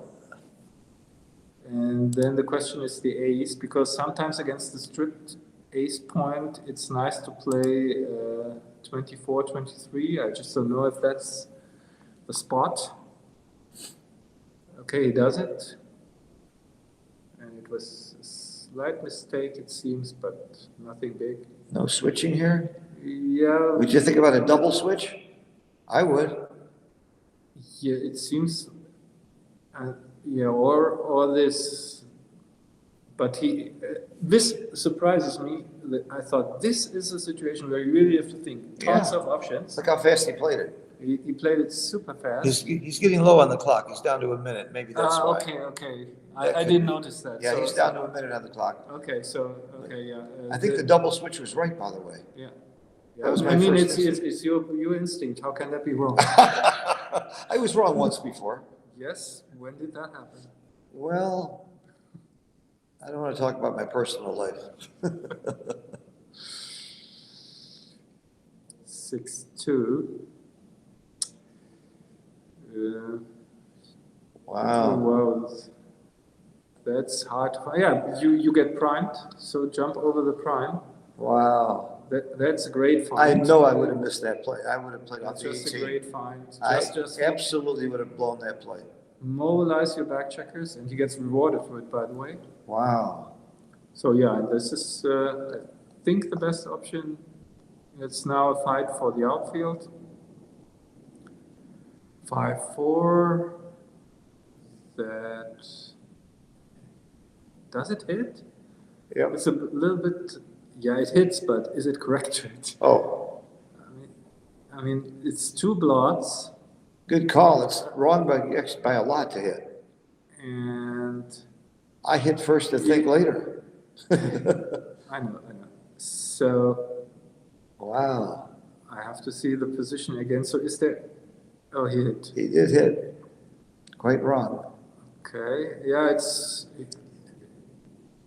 I mean, you want to get home as safely as Yeah, possible. he was way up in the race. Again. Didn't need to take chances by So- hitting.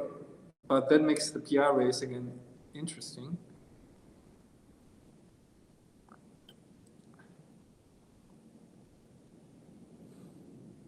Okay.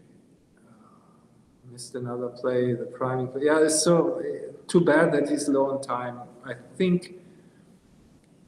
mean, he could have made the priming play, and I mean, he's down so much in the race, he can just afford to all these positional plays.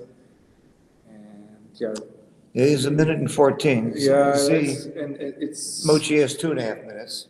yeah, and it's still many games to be played. So that's the advantage of making the bar point. I mean, Mochi can afford now to stay back even, which he should have actually. Because the back checker sees daylight. So now It's daylight. I haven't heard that term.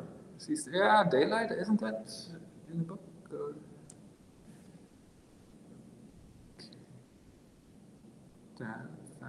So nothing yet cube-wise, but we might be one more fan. Yeah. Would get. When I'm short on time, I cube more because I shorten the match. Yeah. There is that factor. Okay, now it's time to think if he had the time to. He's thinking. Yeah, I think it has again the ingredients. Lots of volatility, stronger position, race about evenish, and you have to be more aggressive. Nice cue. Yeah, And you're great short, cue. and when you're short on time, you want to shorten the match. Yeah. That's a fourth reason. Yeah. I don't know if you caught this, but we always talk about Pratt. Somebody mentioned it should be Spratt. Score position race and threats. I like that. So this is a take, big take.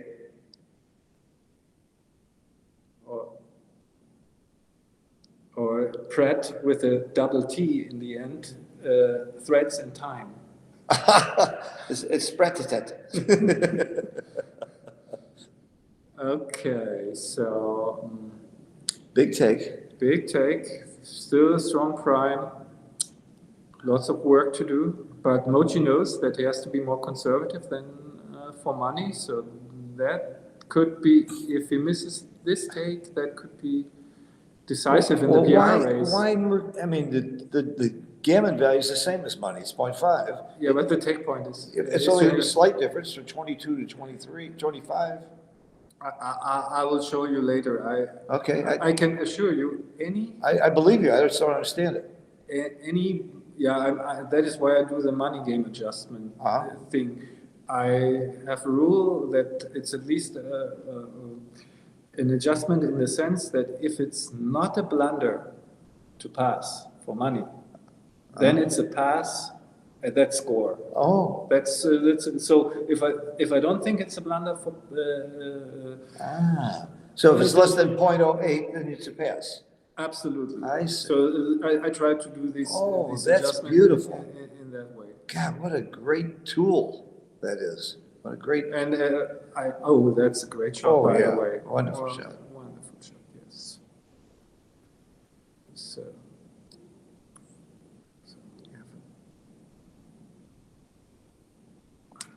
you can certainly sense that Zedek feels he's under time pressure. He's Yeah, trying to play so fast, yeah.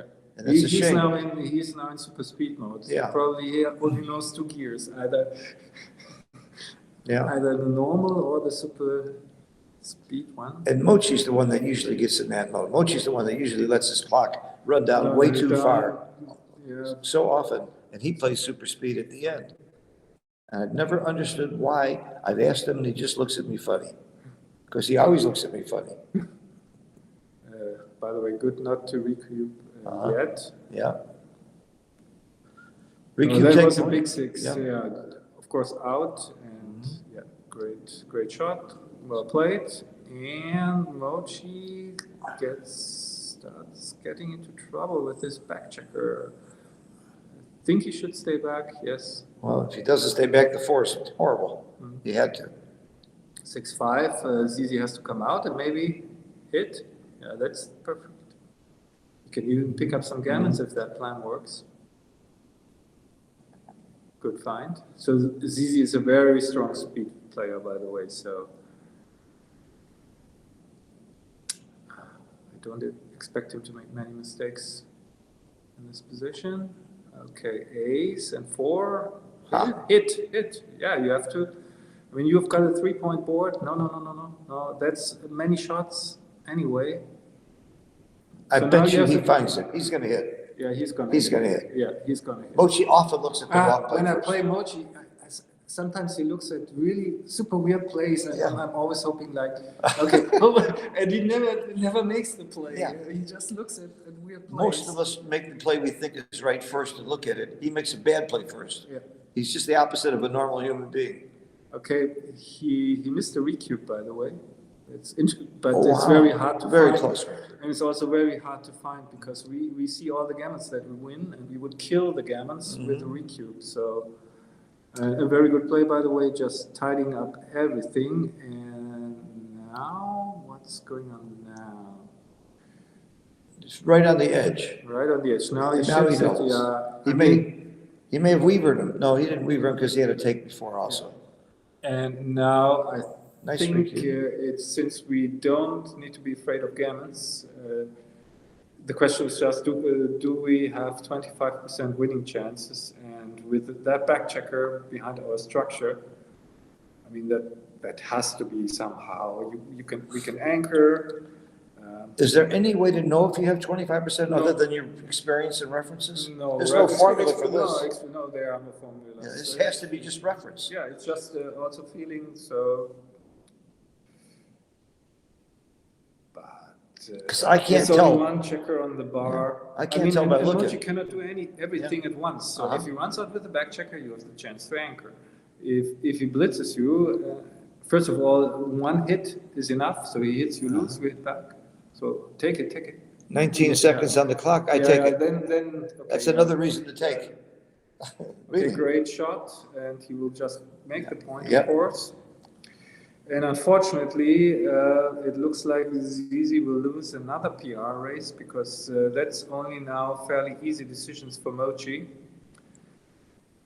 And for both, though. Yeah, but he See- doesn't get the Oh, decisions at oh. all, so his That's PR won't go down. This is not like Snowy. Snowy, you get credit when you dance. Yeah, but not exactly. with It's a XG. different system. It's a better system.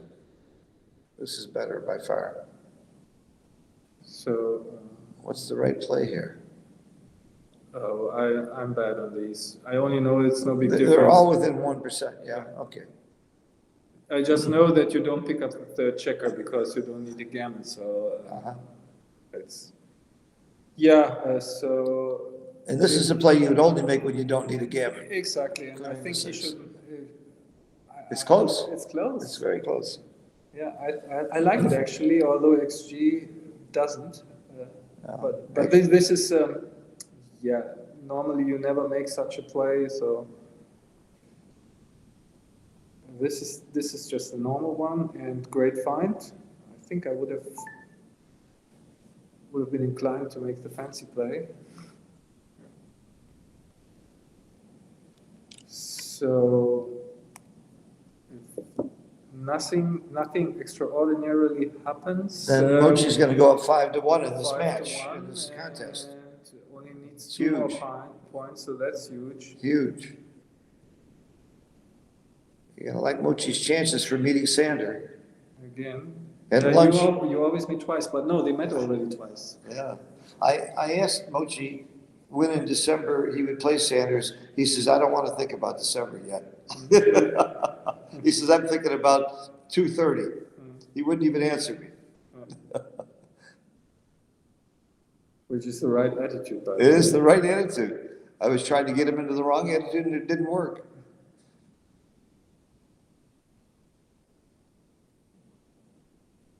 So, guess that's. it's Oh, technically okay, over, so and the that's- PR difference is great enough to where the rollout and the higher evaluation isn't gonna change who wins. So it's gonna be 5-1. We'll see you again tonight. We're scheduled at 8 o'clock. Is it true? Yeah, at Istanbul time, let me check it. No. No, this is it. Mochi wrote this. This is Mochi's Yeah, but handwriting. what about 4 o'clock? Oh, 4 o'clock. So, that's right. so stay tuned. Stay tuned. Forget about. That's what right, we got said. another match before 8 o'clock. Yeah. We have another match in about 15 minutes. Dirk, it's such a pleasure having you. I learn so much every time I listen to you, and I forget so much every time you leave. We'll see you in about 15 minutes. We're going to sign off now and take a little break. There's the mute button. We'll let our expert Wilson take care of our mute button and our pause. Another exciting match, though. We'll come back in about 15 minutes. Okay. I'm going to Starbucks. You want something? Right now, I'm fine. Are we're done streaming?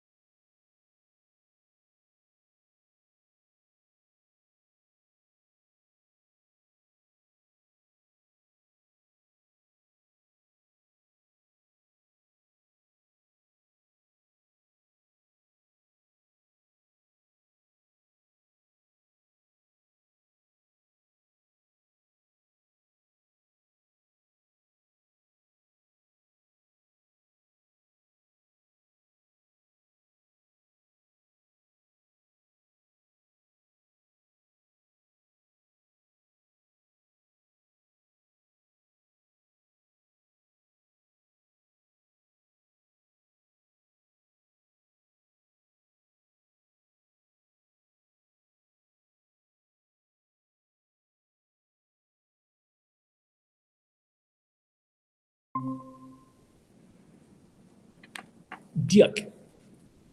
Yes. Dirk. He doesn't know how to say it either, so don't worry about it. I'm from Denmark. I know how to pronounce it. But I'm saying, Dirk doesn't know how to say it right either.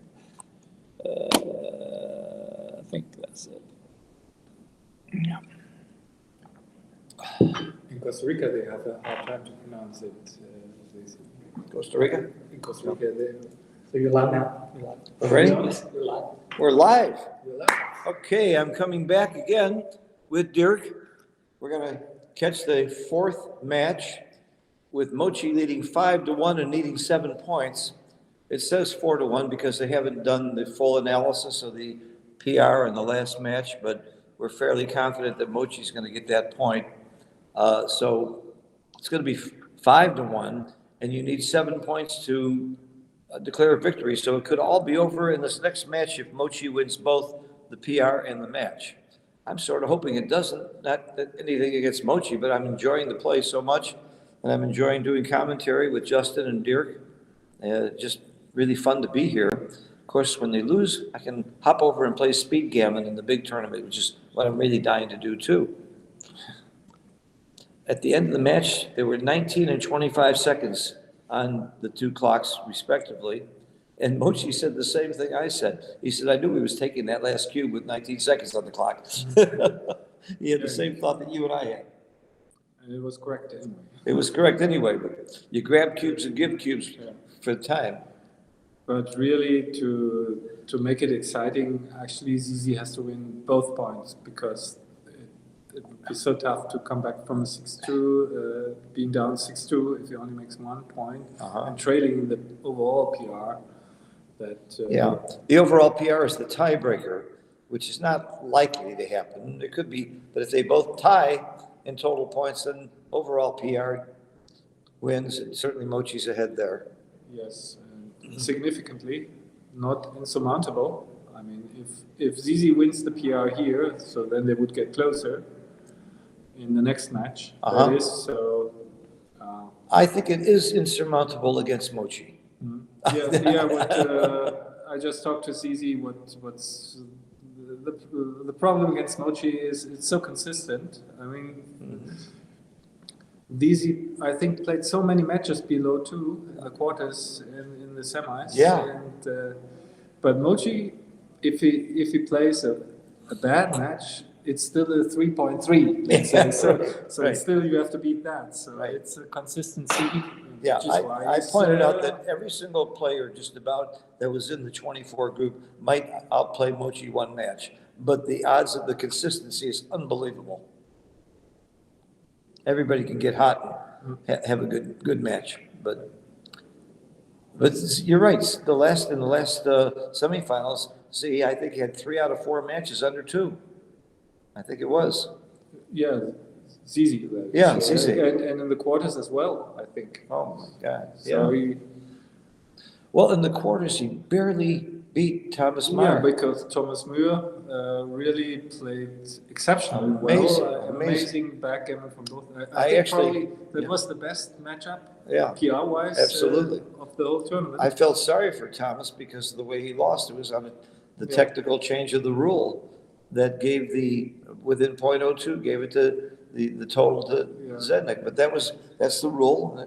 I think the rule's fairer than going one way or the other. Yeah, and it was announced it could have gone the other way. Could have easily gone, and he was a very good sport about it. I was impressed not only with his play, but with his good sportsmanship. We had another situation where we had a problem with a timeout, and Ido Levi was a very, very good sport about it. Really Yeah. showed some class. I mean, he lost connection. That is why. Yeah, partially, but not, he was down pretty low, but he did lose connection. The position was clearly one that he would have made play fairly fast. It would have won the gammon. Yeah, and the pity is that because of this connection loss, he didn't make it to the quarterfinals because he would have made it Yes. as a wild card through overall PR Right. if it hadn't been for that one Yeah, disconnect. and there's a lot of people that say, this is a horrible rule, it's a horrible rule. He was a very good sport about it. He's one of my heroes. I think, I've always liked him. I've known him for years. He's one of our teachers at Backgammon Learning Center. But he handled himself like such a gentleman. Yeah, but are there any players in this event that don't show good sportsmanship? Yeah, if that So- happened to so- me, I would have thrown the computer against the wall and gone home. So that's why you're not participating. You're right. I'm not as good a sport as these guys. Well, Thomas at first wasn't sure about that ruling, but when he found out it was clearly the right ruling, he was just a very good sport about it. I mean, I really respect the guy. And Of course, his play was amazing too. the rule was announced to everybody Yep. in the Before that match, before the game. on day two, I think the rules changed. So Yep. At first, I was very proud that I told everybody that I came up with that idea and convinced the others. And then when I heard all the feedback, I said it was Mate's idea. So that's the smart thing to do. He did it. We should be starting shortly. The only thing that's stopping us is we don't have the players.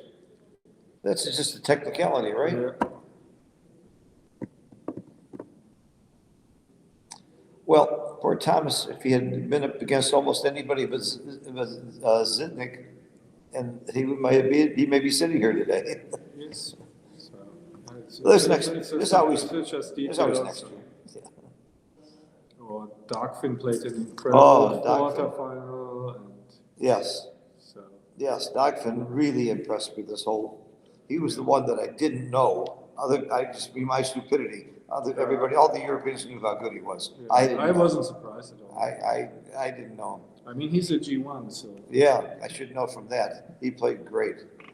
He played very, very well. And Ito, I did know about. He was no secret. In the last BMAB in Israel, he played it just under 2.4. So that's fantastic. fantastic. That's right.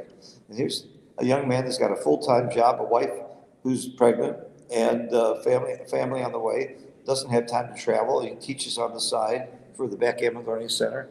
How much time does he have to work on his game? And still plays at 2.4. Come on. It's not fair. It's not fair to be that smart. You have an unfair advantage when you're that smart. Did you ever have a job other than poker or backgammon? Not that I can recall. So right out, you went to college? No. I can call myself an author. So. Oh, you're an author. I'm an author. Yeah, I forget about you're an that all author. the time. Yeah. Well, that makes me a comedian. All right, getting ready to start any minute. Well, I'm going to watch the feed.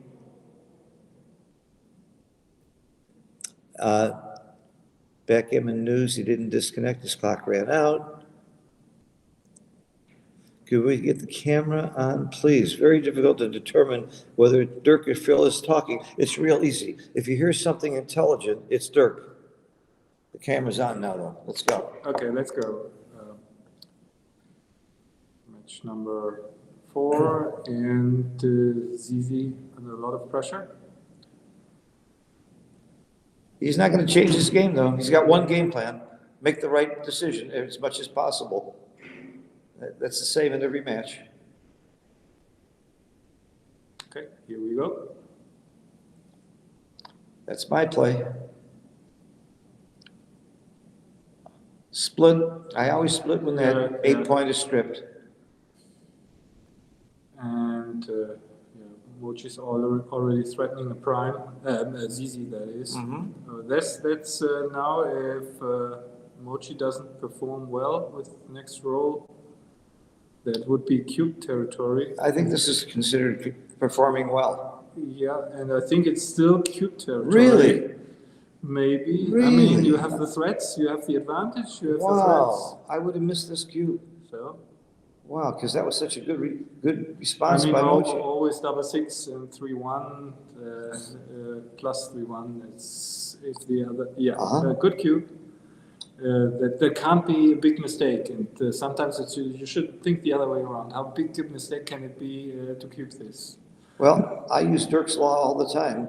I ask myself which decision could be a blunder, and that helps me avoid one of the two decisions, whether it's a checker play or a cube. I love that approach. By the way, I invented Dirk's Law, if anybody's interested. Thank you. Okay, now what should he do with the 6-2? He's trailing in the race, but what if he stays back? He's gonna get primed. So I think he shouldn't come out all the way. I don't see the game plan behind it. Very close according to XG. My knee jerk was 13-5. Yeah, they are all very close actually. They're So close. it's a PR-friendly role. A PR-friendly role? Yeah, because you cannot make a big mistake Yeah. no matter what you That's do. a new term for me. I like that. You gave me a new term for Monte Carlo. Okay. Thank you. PR-friendly. But it's really difficult to find a path to winning here. Being down in the race, one checker back behind the prime. See, we know that all three plays are close. That doesn't mean that when you're playing, you know that. Yeah. Not in this kind of a play. Okay. That's reasonable. Very reasonable. Yeah, hope to get missed, and race is not lost yet.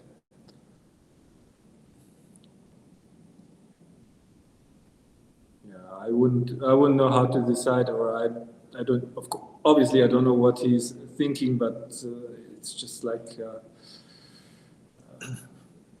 these situations. It's really tough for me to get an idea what's the factor that is deciding here, because all options look kind of bad. You're not supposed to run when you're down in the race. On the other hand, you're not supposed to stay back on the 24 when you get primed. So maybe this is why the medium solution, stepping up and bringing the man down, is the best. But it's so close. It's just, for me, that's just the time on these plays. It's certainly there's nothing like a reference position for this for very many people. I bet you Michi has reference positions close to this because he concentrates so much on so many reference positions. You look like a loser to me, Justin. Did you lose? It was fun. Huh? I got gammon on a 4-cube. Gammon on a 4-cube? 7-point match, that's difficult to recover from. No, but I almost did. It was great. Did you play somebody good? Yeah, he was all right. He was good, good. A lot of great players in that room, too. So 5-1, that's decision time. Yeah, I think, duplicating uses, minimizing shots, slotting the prime looks like a little bit of an overplay. Am I wrong, or this entire session, both players have been very aggressive with the cube? Have you noticed that? Justin, you saw a lot of this too.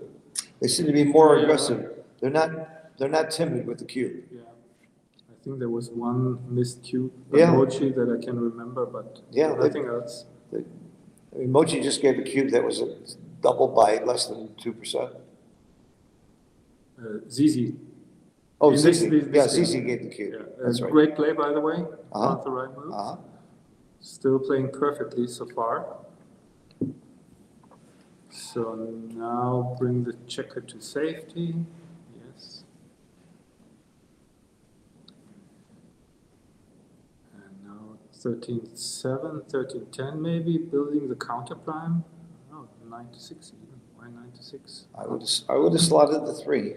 Yeah, but the biggest threat, I mean, if you make your full 6 prime, that protects your back checker because you won't hit loose then. Well, you can make the 6 prime. Yeah. 4-3. If she wants to play 4-3, come on. I mean, that's just, I mean, even to consider this, I mean, he plays the normal play. And now it's attractive to blitz actually, because if he manages the closeout, there's still some gammons. And also you want to get him off the east point too. Maybe Mochi even wants to make a crossover here, just in case. I would have. How about Just what the gammon says. Yes. Okay, bringing the checker in. Speak up anytime.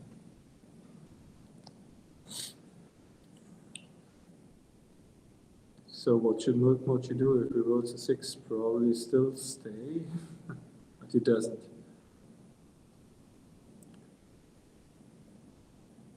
Now the gammon is really unlikely, even with the close-up, but now we are back to, do you know these? How many gammons Yes, are there? yes, it's I mean- smallish. Smallish, okay. All right. I know it that's- precisely. What does Dirk say though? I say, I agree.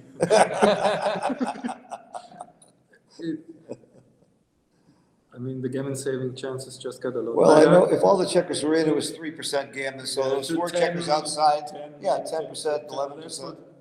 That's how I would do it too. Yeah, Not that it matters because it ain't gonna happen. so either you get gammon or you don't. It's So- 50-50, 50-50. Yeah. So You get gammon or you don't. no need to think about the gammon chances here. I don't think about gammon chances unless it's gonna affect my cube action or my play. Exactly. Otherwise, just play. Okay. So I think they are at 0 now. And So a very good start for ZZ. Perfect game. except and the he- PR is not that a great start. Yeah. And like you said, he would have preferred to be at -1. yeah. Have more time to catch up. But as you said, if they keep splitting, that's not good enough for ZZ. He's gotta win both.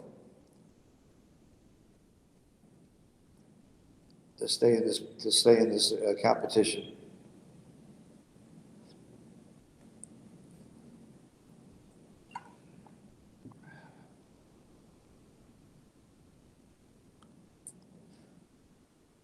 It's interesting. You see Mochi plays a lot with 2 hands a lot. Yeah, okay. That's illegal in the United States. But nobody's gonna call it on Mochi. Yeah, but Michi called it on me.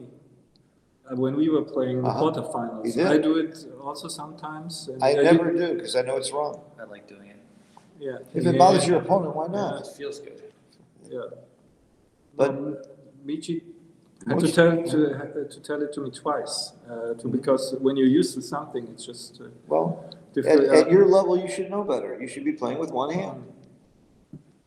I usually do, by the way. Good. Not me, Phil. It's the rule. Look at me. I play with 2. Yeah, I can't see. yeah, that's by the way a difficult play, but another PR-friendly role because no matter what you do, seems actually tells you it doesn't matter. I would play 13-7 probably because 5 point is already made, but yeah, it didn't matter. So good start into the game for ZZ. I guess now you got to make the 5. One reason to make the 5 is unstacking that 6 Yeah, point. and there are also no constructive alternatives, and any alternative Wow. leaves a shot anyways on indirect. So that's, I mean, you have to build a counter structure against your opponent's prime. At least you should try to. And stepping up is, I mean, Mochi. ZZ's position is more primey and Mochi's is more blitzy, so that would argue for making the 23 actually. Does this score change your thinking in any way? Is this not enough of a difference yet? No, Okay. I mean for the checker play, no. No? I just saw the stacks on the 6 and on the 7, so the 23 really has got some value here. Uh-huh.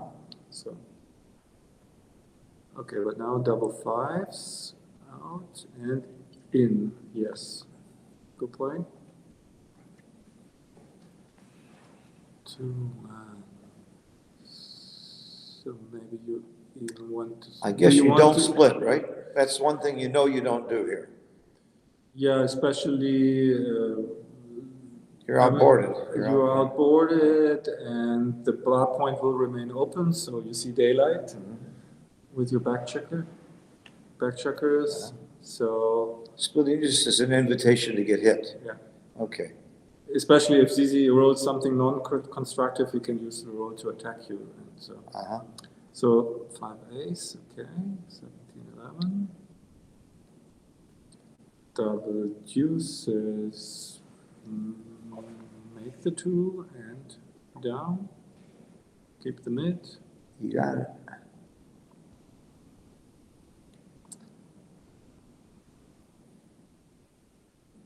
I don't see too many alternatives. Yeah, 13-5 is the only alternative Oh. I can. I think he will discard. We were talking about this earlier. Mochi will play around with some really bad moves before he makes the right move, Exactly. which he knew he was going to make all the time, probably. Yes, but He he just wants to experiment. yeah. He just want to show the public that he saw all the alternatives. No, he's doing it for himself. Yeah, of Wants course. to make sure he didn't miss Just something. kidding. Oh, okay. You think he's doing it for me? I think, I'm taking it personally. He wants to show Phil that he cares. That first he looks at Phil's plays, and then he makes his play. This is interesting. Yeah, the No, up is automatic. no, it's Automatic, it's- you switch. No, that's no, not, you I mean, can't the switch. deuce point is part of the prime. So, but he looks at it first because Yeah. he's not gonna play it. He does it for the viewers. He doesn't, he wants to make the Phil play first, and then he makes the right play. But you would switch maybe if there was a blot in the outfield. Lot or some technical consideration. That blot in the outfield would make a big difference. So, oh, that's tough. I would be happy if somebody switched. So that's unfortunately, that's quite a big mistake. He should have just slotted, which is hard to do. Hey, cube action says double take, Oh, very right. small, Yeah, because very of small. the score. But I So certainly, now, I would have missed that cube too. yeah, it's because of the score. I mean, mental adjustment, you're down to nothing, you have to be more aggressive. I think, yeah, switch game plans. And if you fans, you have a good cube. If you fans, if you lost your market is the question. Yeah, but not for Mochi. I mean, he doesn't care. He wants to do what's right anyway. No, I mean, he's the side, he doubles, and if he has lost the market or not, that's for Zizi to decide. I got you. Yeah. But he rolled pretty fast that last roll, and it was right on the edge of the cube. The shocking thing is he didn't stop to think about it.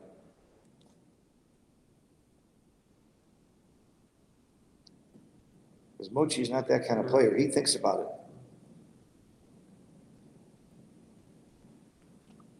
And this is the most common variation thing. I mean, most common variation is that Zizi dances after the hit, and then I have strong cube. So 70% of the time, I really can produce a headache for my opponent. So that would make me want to play this. And if he comes in with a 3, the only thing that you're really scared of is a 3-6. Yeah, basically. And then still there's a blot there that you can hit back. So But that's- every other 3 bit of 3-6 is not that bad.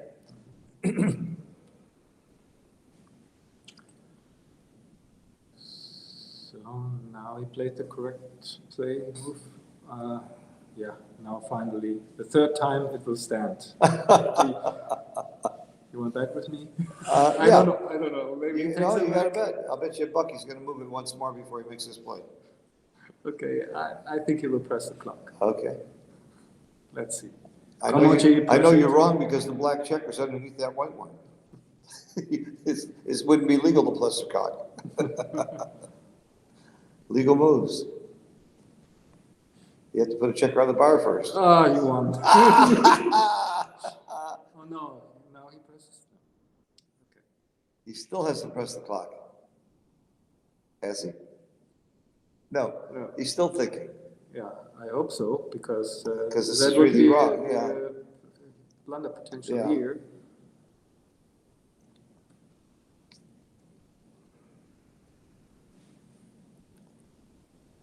This is their fourth 7-point match today. Wouldn't that make most people a little bit fuzzy? Yeah, at least me from personal experience. Oh. Yeah. Okay, so this time another bet. No. So I lost $2. No. Oh, it could be a wash then. Come on, be a No, sportsman. I want $1 and I want to frame it and say I want $1 from Dirk. I don't care about the money, I care about bragging. Yes, I would have won that one. Now, would've. Okay, the fan, and then now he should just ship it. And And- pass. It's a take. It's a take. So he didn't lose his market with a pretty good roll. Yeah, but it's a perfectly efficient cube. I mean, it's relatively close to the take plus ball line. 0.13 take. I mean, you don't need to lose your market or anything. Just providing your opponent with a headache is enough. That's why it was such a small cube that he missed, because he rolled well and didn't lose his Yeah, mark. good sequence. Uh-huh. And, And didn't what lose his I mark. what I sometimes do is cube action before when I have to decide to double whether to double or not. I think about a moderately good sequence, and oh, he takes great. And if I feel that my opponent still has an easy take or a take after not a crushing sequence but a good sequence for me, then I better not double. But Well, it's all before right. I learned O'Hagan's law of market losers, I was using Roberti's law of market losers. Do you know what that was? What was that? Roberti said if you're gonna roll a little bit better than average and your opponent rolls a little bit worse than Yeah, average, that's what I mean. Oh, that's a great shot. that would, then you've lost your, then you have a double. That's how he measured market Oh, losers. okay. Okay, of course, no recube with this score, nothing. Or is it? Maybe, but it feels weird. Okay, let's think about this first. Threes, fours, Try something yeah, new? yeah. Let's think about it first. Yeah, it's just like sometimes you have this fuzzy thinking between, oh, is it too good, or maybe it's even a take, and you go forth and back. But maybe it's just simply a double, and, like in this case. But it's close to being too good because all the numbers are diversified. So just So you don't start with Woolsey's law? That's how I do it. You don't use that? Yeah, I use that too. I Okay. mean, if the take seems to be Yeah. questionable, then of course it's a cube. Okay. But I didn't hear you starting with that when you were Yeah, describing yeah. it. That's how I always start. Yeah, it's probably the right approach. Yeah, when you don't know the stuff that you know, it's the right approach. So, yeah. And we're seeing the answer. It is a pass. Big pass. And the fact that it's so close means it's almost too good, right? Yeah, it's almost too good. Yeah. Almost too good.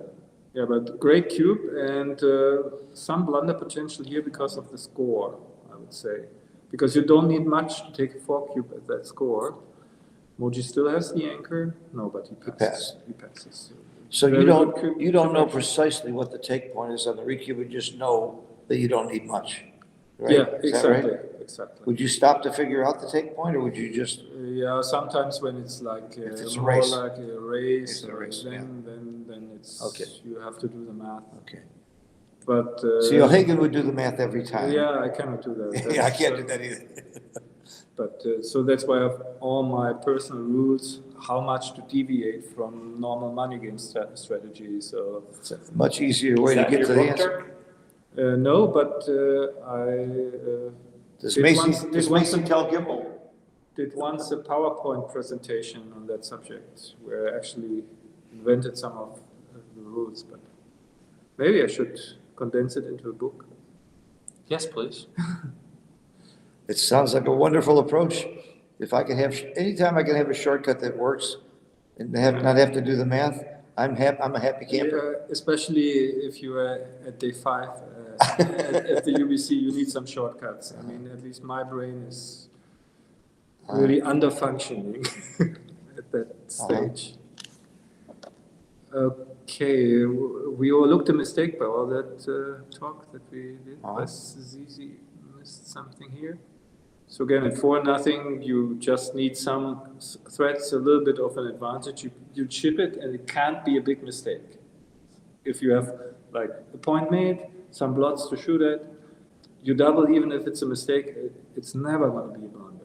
And if you don't double, maybe the situation will repeat itself, and then you are in danger of making a number of mistakes. So, yeah. But at 3-0 and 5-0, that's not necessarily true. Yeah, at 4-0. 4-0 is true. At 3-0, it wouldn't be a double. At 5-0, it's the same. I mean, at 5-0, it's also. See, you know these rules like that. This is, I want that PowerPoint. Maybe you can just sell the PowerPoint instead of a book. I think it might be in public. I don't know. Okay. So let's go back to the match. So. Wow, make the anchor, hit over there, hit over here. What anchor? Wow, he played pretty fast with all those options. Yeah. I guess it was obvious to him. Yeah, usually you hit the outside Yeah. blot, and with all the back checkers, why do you want to strip the midpoint and keep the checkers back? Uh-huh, So, uh-huh. But once you decide that you don't make the golden point, I think, yeah, good choice.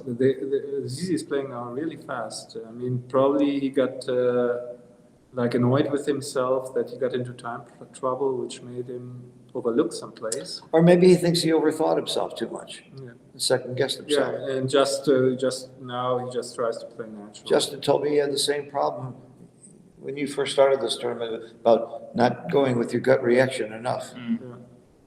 Wasn't pulling the trigger like I wanted to. 2-1. So hitting 2 checkers seems attractive. You really want gammon here, by the way. Yeah, gammon with its cube turned would be very big here. Give you an even match. Double 4s. So yeah. And now the question is, do you have the ammunition to go for the blitz? And it doesn't look like you do with all the back checkers. Yeah, you're supposed to have 9 or 10 checkers in the zone, you're not there. And so this is a great play because it leaves all options. You still can continue the blitz if he doesn't anchor, but you also have much better priming chances. So keep your options open. And once you hit on the ace, you are condemned to go for the closeout. This is confusing. This is a confusing situation for me. Yeah, it's Wow. when there are 5 blots. Oh so my it's I think the 4 you have to hit. I mean, you have to do something with all your blots. Okay, he plays it. Yeah, you very can't fast. protect 5 blots except by hitting. So, and he has to hit twice on the 4 or on the bar or where. I mean, again, probably he doesn't want to get a return hit, so he has to hit on the bar. So now Mochi has to use his number to enter, and then he maybe can pick up some more, which may happen. Great shot. So now It's a great turnaround here for Z. yeah, but great shot for Mochi too. Mochi's playing under 1 and Z's playing at 2.2. We're seeing some great play here, So which is what we I expected. think he has to make the second anchor. I mean, blitzing or switching is out. Any blitz play is out now, and then just the question is the 2. So I would keep the 2 anchors for sure for now, and then it's only 10-8 or. Ooh, Oh, okay. that's close. It's close. So. That's a hit. Yeah, but do you really want to hit here? I mean, don't you want to make the prime against 4 checkers? Yeah, but then I mean, where's your 6? yeah, just hop out. He doesn't have the material. I mean, you want to have the structure in front of these 4 checkers. But hitting's more fun. And Winning is more fun. Winning is more fun. That's a good one. Nobody ever told me that before. no, but 4 checkers, and if he hits a return shot, he has you outboarded. Why? Yeah, I hear I mean, that's not. You have the prime. He has the board. So this would have been pretty obvious to you. I don't know. It's a different thing when you commentate or when you're sitting there. So this is definitely not the right idea, I think, because you want to release your back checkers. Just jump over the prime. So I think the ace. I mean, it's such a nice ace. Gets that extra checker on the 8 point to work. He's hitting. No. He's hitting. No. It's too bad now. Not too good. Too bad because now his PR chances have gone Yeah. really. And double 3s is a great shot. I guess you make. I don't know him. Yeah. And the last one to the bar. Oh, this is. I would have put the last one to the bar, and I would have been wrong by 1%.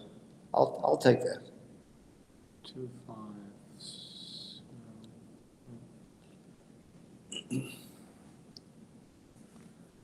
Okay. Yes, we don't want to blitz.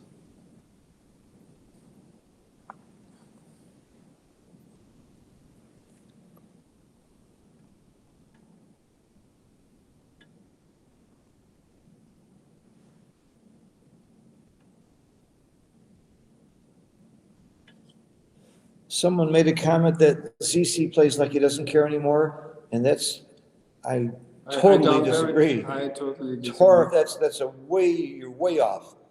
If you had seen these guys like I did between the matches, Oh, they how all- intense he is and how much he cares, He's very he competitive. cares, I'm telling you. He has not given up. I totally disagree with that comment. He wouldn't be as good as he is if he ever gave up. No, it's just like, I mean, it's like in sports. I Right. mean, any great sports Like- professionals, Sure. they don't make it easy for the opponent. I like the quote from Floyd Patterson, a great boxer. They said, "What's the trick to winning?" He said, "Get up one more time, then I get knocked down. Just keep fighting." So out at 5-4, maybe? No, it's 5-2. I thought so. Well, Yeah. 5-1. So then that seems to be This is the pretty. natural play. That's what I would call natural. That's what I call pretty. That's what Yeah. David Wells calls pretty. It's a pretty play. That's why I make it. Is it right? I don't know. I don't know. mean, I like it. I like it a lot. I like it too. It's pretty. Yeah. And it's correct. Good. So great shot. Uh-huh.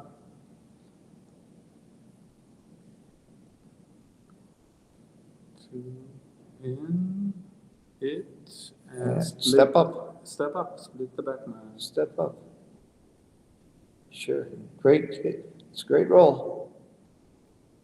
Look at those PRs. They're both playing under 3. Oh, Mochi's playing at 1. Zedek's playing at 3.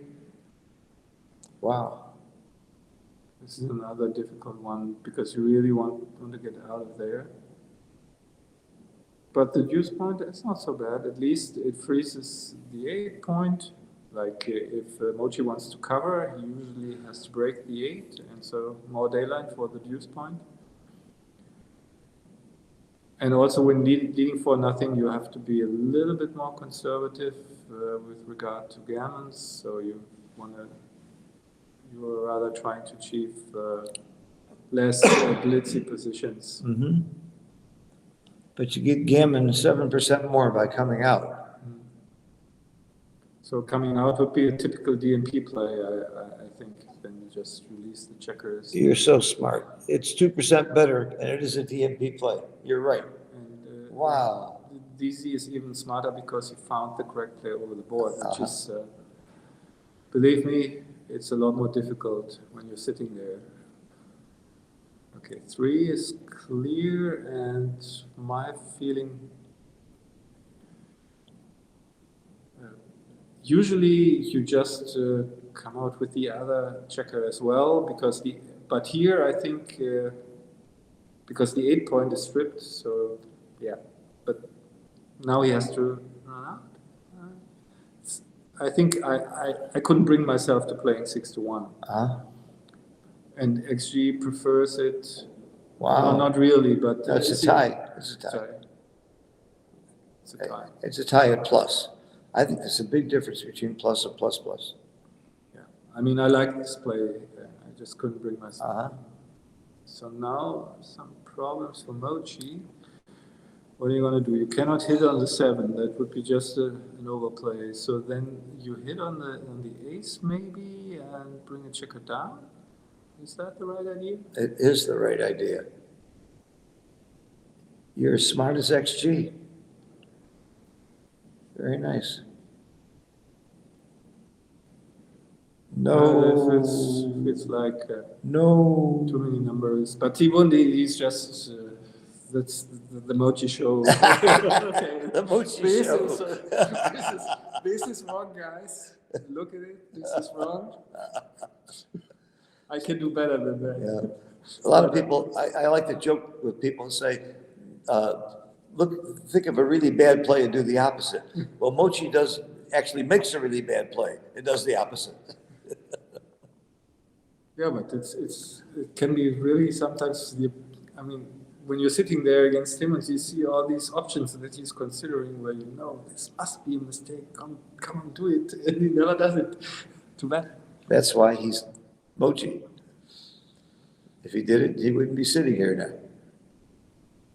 No, but he's playing super sharp now. So Oh, yeah. that's really credit to him.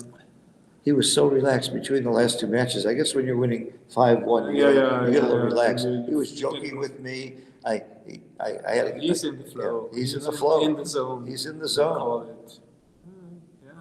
Yeah. We joked about lunch. I bought him a cappuccino. We joked about why should I pay for it? You know, and this is right before this match. He's real loose right now.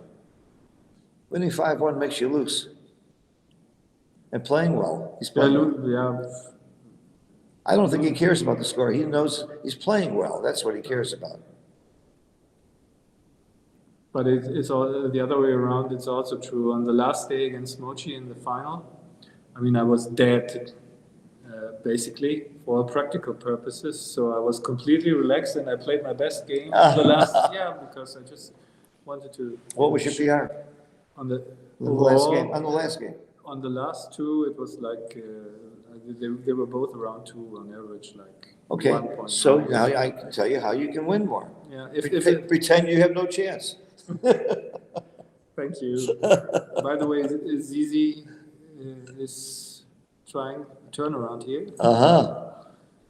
And 13-10, consolidate, yes. 2 checkers on the roof.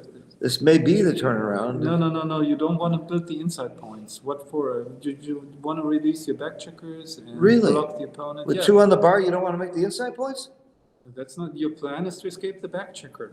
I mean, that's the next step. I mean, you're not going to play a blitz anyway, so you don't want to hit loose. Or Really? I would have made that Look mistake. at that blocking point. If you manage to escape while he's on the bar, you have all these sweet landing spots, and you may win a gammon anyway. So now he makes, if he happens to roll something that makes an inside point, yes. But not bring more ammunition there. I think the score is the main thing that stopped them from the recube, obviously.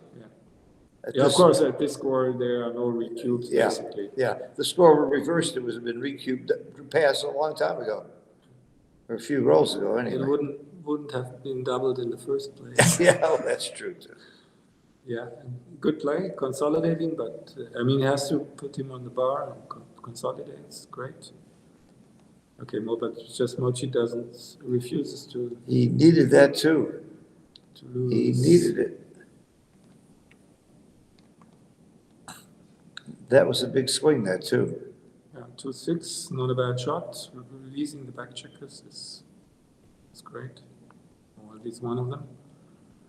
2-4. That's.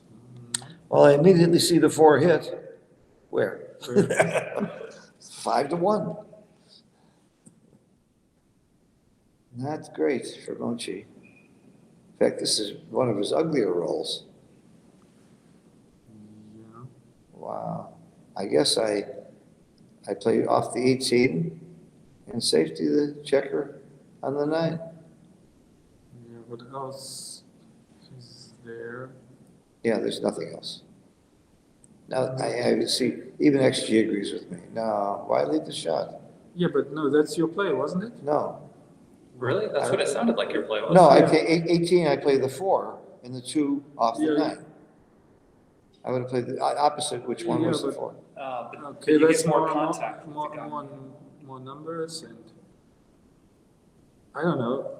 You don't want to get hit. I mean, okay, let's concentrate. It's more numbers the way he played. If it hits you with an ace, though, there's a lot of like. 2-5, step up and step out. Is 3s and 5s. Yeah. 3s and 5s.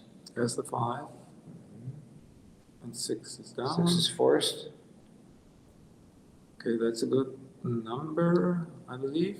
Safety in the blot and stepping up. Now the question is how far you want to go.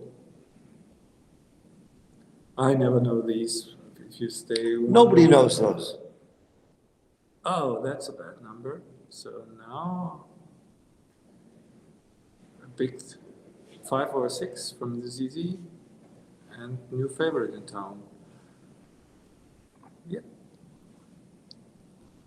So if you can dodge that bullet, 5-2, 4-3 hit, 5-4 doesn't do it.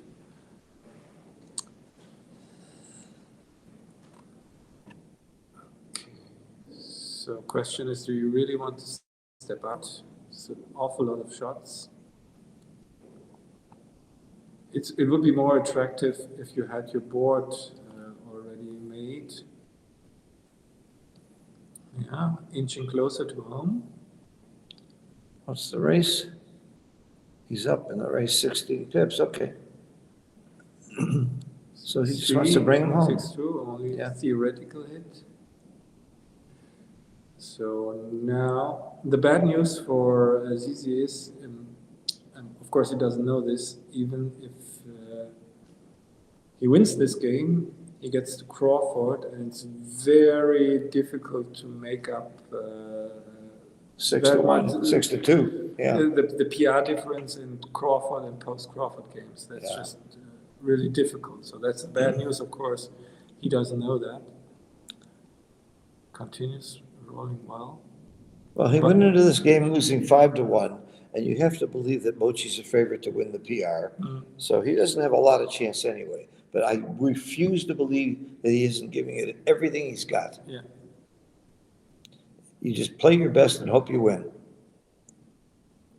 So how do you play double deuces? Maybe just everything in? Yeah, and now 2 times, 8-6, just clearing points, because the distance 7 is actually very good to get your checkers home. So why anything else creates more contact? This, no, yeah, I now see it. It's the best idea.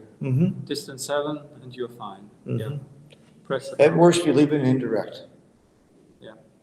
So this is just leaving immediate shots and creating additional contact.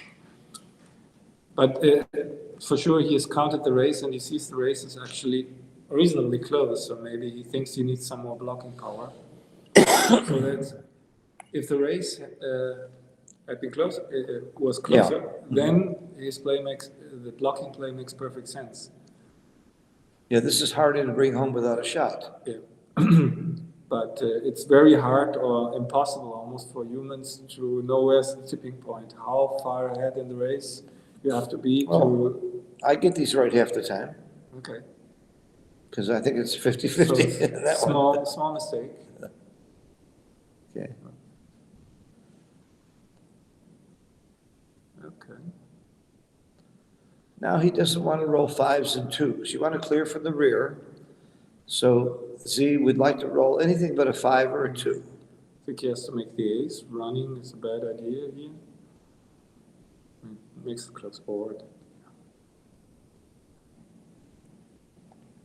So I said anything but a 5 or a 2. That makes it harder. It seems to be a good play. That makes it easier for Mochi to run now with that 6. Well, yeah, but nothing he could have done. Yeah.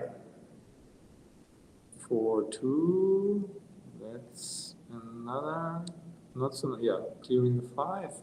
It is right. By a lot. Yeah. Anything else leaves a shot against the It's close a board. little rough if you get hit and your opponent has a 6-point board. So you get a little more careful there.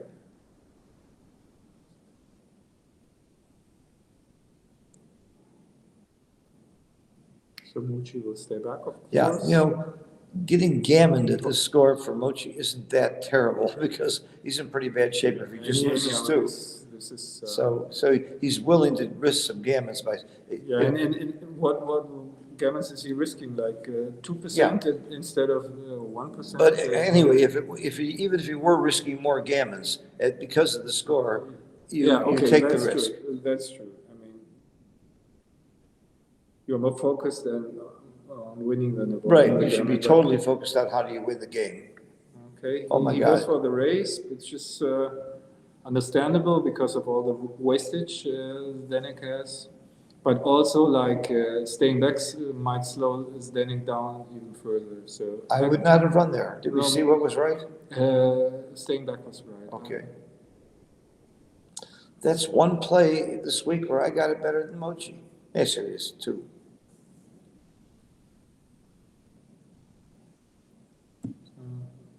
Maybe it would be better to lose this game for Zizi so he has better chances to pick up in the PR. I don't know. I don't know how the math He works. has no idea he's losing the PR though. Yeah. There's no way to just, tell. yeah, There's no way to tell of that. course, for him. I mean, but Yeah, for it's us. annoying having all the information.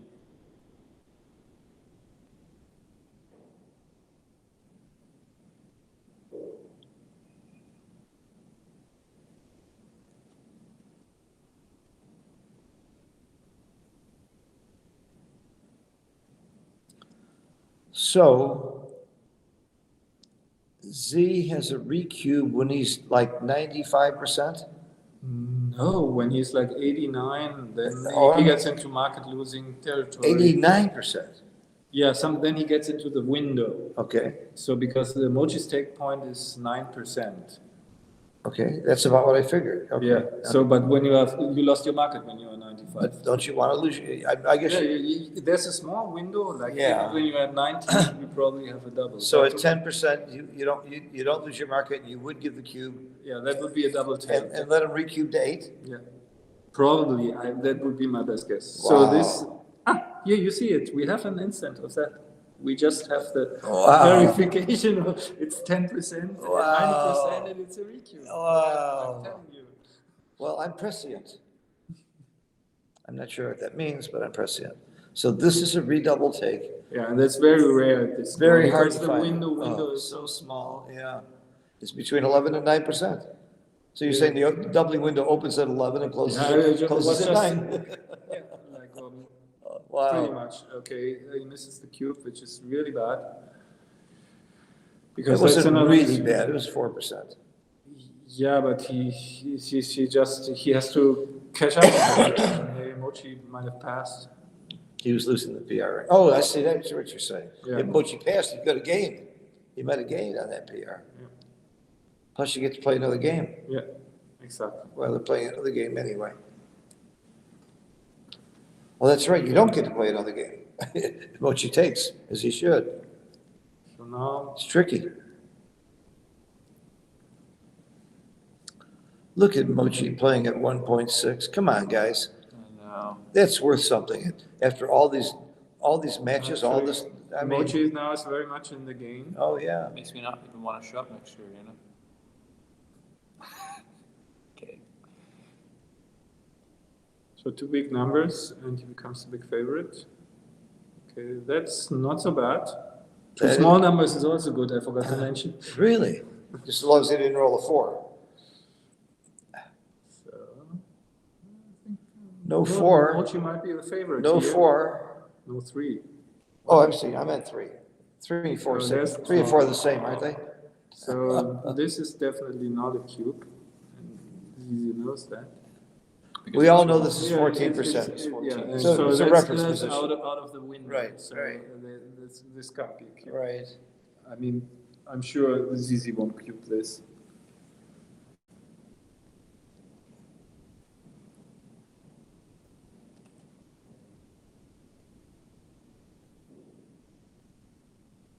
If he did double, which he has an automatic redouble, which C Yeah. would have to take.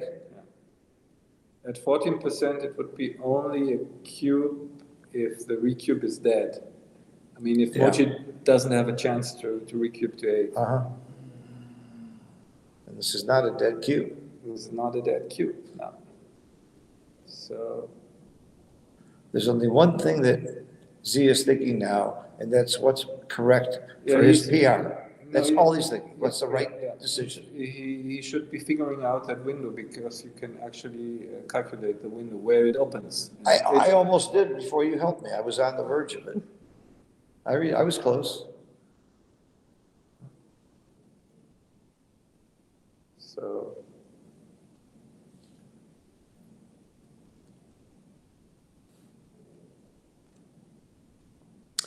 Did you know right away that that the take point is 9%? How did Yeah, you? because that's the match equity 6-0 Crawford. So I know the match equities in a 7-point match. You have to memorize. You don't use Neil's numbers or anything. Yeah, not for a 7-point match, I for longer matches. I see. And then you do use Neil's numbers? Absolutely, yes. Okay. He developed that, what, 30 years ago, and it's still right? Yeah. There's another genius in our game. Neil was quite impressive. But actually, nobody knows if these numbers are correct because nobody knows what the match equities are. I mean, we accept that. No, can't so- you have XG play XG 10,000 times at each score and see how often you win? Yeah, but then maybe he uses false information for the games that XG plays against itself, so the results are not. So it's just like there's no way of no. Oh, he doubled. Oh, no. That is really surprising because that was No. simply a Yeah, technical. this is not a hard one to figure out. It's a technical one. He- That's Now- really now he gives surprising. it So right I think we found an area where he still has got some work to do. Oh, good recute by Mochi. It's easy. And it's And a take. in the take, and so if Mochi rolls a double, it's He wins. over. He It's wins. over. It's over. He wins 60. He's got 16% here. You gotta shake really hard. And then he will be the champion of the UBC Contender. One double One roll. away, and it's Yes! it's over. He did it. Wow. Oh, So that was the I'm sad to see ZZ's mistake, though. Out of It's the going to frying haunt pan him to the for a frying year. It's going to haunt him. Yeah. Oh, and this kid played so courageous and so well. Morchi, of course, always does. Wow. What a tournament, though. The concept. Thank you, Mark Olson and Galaxy, for bringing us all here for this very unusual and interesting educational type of backgammon. Thank you all for watching. We'll see you in December when Mochi is going to meet up with Sander. And it's not official yet. They have to run the PRs, but we have a little doubt of the result. Dirk and Justin, you've been great. You've made the commentary much more fun for all of us. And we'll just say goodbye now. I think that's it. And I'm sure there will be some posted interviews on YouTube. We've got a great videographer here who's going to probably interview both Zednik and Mucci. So stay tuned, watch the channel. And now we're going to go have a lot of fun in the Istanbul tournament and the side events. I'm going to play Speed Gammon. And we'll see you all in Monte Carlo at the next big Backgammon Galaxy event. And I'll be doing commentary there as well. I want to thank everybody. So the interview is going to be on the stream. Oh, the interview's going to be on the stream, so we're going to stay on the stream. Okay. And Thank do you the interview. guys for watching. Bye bye. Well, I have one more thing I want to bring up because it hasn't it's only been mentioned once. And I'm going to bring it up right now. I want to make it a point to thank the staff. And I want everybody to know the Backgammon Galaxy staff, Kanzu, our local communicator with the Turkish community, Wilson, he's our graphic and technical master. He's the one that makes the stream work and everything work. And look good. And he looks good and he eats a lot too. He's really something. No, the stream looks good. I don't know about that guy. My very, very close friend, Nancy Ferrer, who's the tournament director, Hossein, who is a former Iranian who lives in Turkey, who did all this fast XG work and a lot of the technical work. Tue, the head of Galaxy Shop, and main lifter of our spirits. Nesh, who is Nesh Productions, who's the videographer I was talking about, does interviews, does the videos. And there's a guy named Mark Olson, who is the CEO and organizer of this whole thing. He hired me to do the commentary. He hired all the people you talk about and heads up Backgammon Galaxy. So we have a special thanks to Mark Olson for all he did to organize all this. And shortly we'll have an interview going. Wilson? They'll come here. They're going to come here to do the interview? Great. Who's interviewing, me or somebody else? It's me? Okay. I'm honored. I'm gonna steal our stuff. Oh, you're gonna steal your stuff? Okay. We're not done. By the way, this kept disconnecting over at this point. I kept plugging it back in to make it charge. Bill Riles, thank you and Tara for all of your help getting things set up and for your wonderful extension cords. Indeed. How you doing in the tournament, Bill? 3-2. That's better than me. I didn't play. How's Tara doing? Or she just play Their doubles? lives have expired. Okay. And in doubles, you guys got jokered out, I know. We had jokered out. So look at these PRs. Mochi, 2.7, 3.1, 2.6. Wow. It ended on a little bit of a sad note. Z gave a poor cube, but it wasn't a horrible, horrible cube. And at the end of a long, long week where he had very little chance in the competition at this point anyway, I certainly don't fault him. I think I've made a worse cube once or twice in my life. And look at his PRs. He had that one bad one, 2.9. But think about the previous round where he played 3 matches under 2 PR. This kid is great. It's kind of interesting that it seems that, well, and we know it's a pressure-packed, intense environment. And, if you're the underdog, shall we say, it's even more so perhaps. And Mochi's probably so much more experience in this arena, venue. Yeah, we say there's a lot of pressure, but this is not a lot of pressure for Mochi. Exactly. He's won the World Championship twice. He won the Masters of the World Championship 2 years ago. He's won the UBC before. He played in the finals against Sander. Pressure is something that he's used to. He has and he's earned it. Obviously, he deserves it. Yeah. But he has so much more experience in that respect than any of the others. Than anybody. Dirk, I would say, is up there. Michi's played in plenty of pressure situations. But you know how it seems getting close. We see it all the time. Streaming as much as we do and so forth. A lot of people. You can put somebody under the stream for the first time or something. I don't care who it is, and it bothers some more than others. But some of them just freak out. No, when I'm streaming, I don't care how I play. I just want to look good. I comb my hair. I put on a nice shirt. Well, I got to go play one more match and go get them. Win or lose, we're going to a nice dinner tonight. Good. So this is my last match. Well, you and Tara know how to live. You stayed in one of the most gorgeous hotels in the world. Oh, and you've seen Istanbul. You're not just here fooling around for backgammon.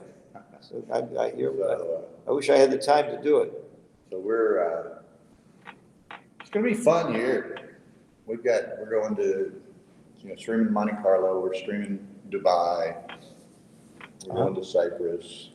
So I'll see you in Monte Carlo and maybe Cyprus. No, I don't think I'm making Dubai, but I'd like to.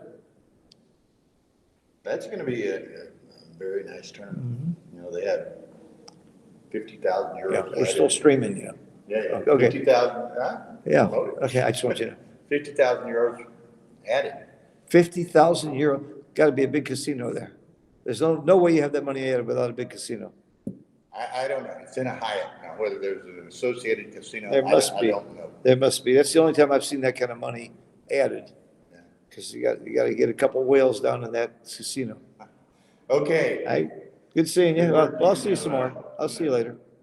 Relax for a day or two. I'm gonna play speed gammon. I'm gonna play a few side events.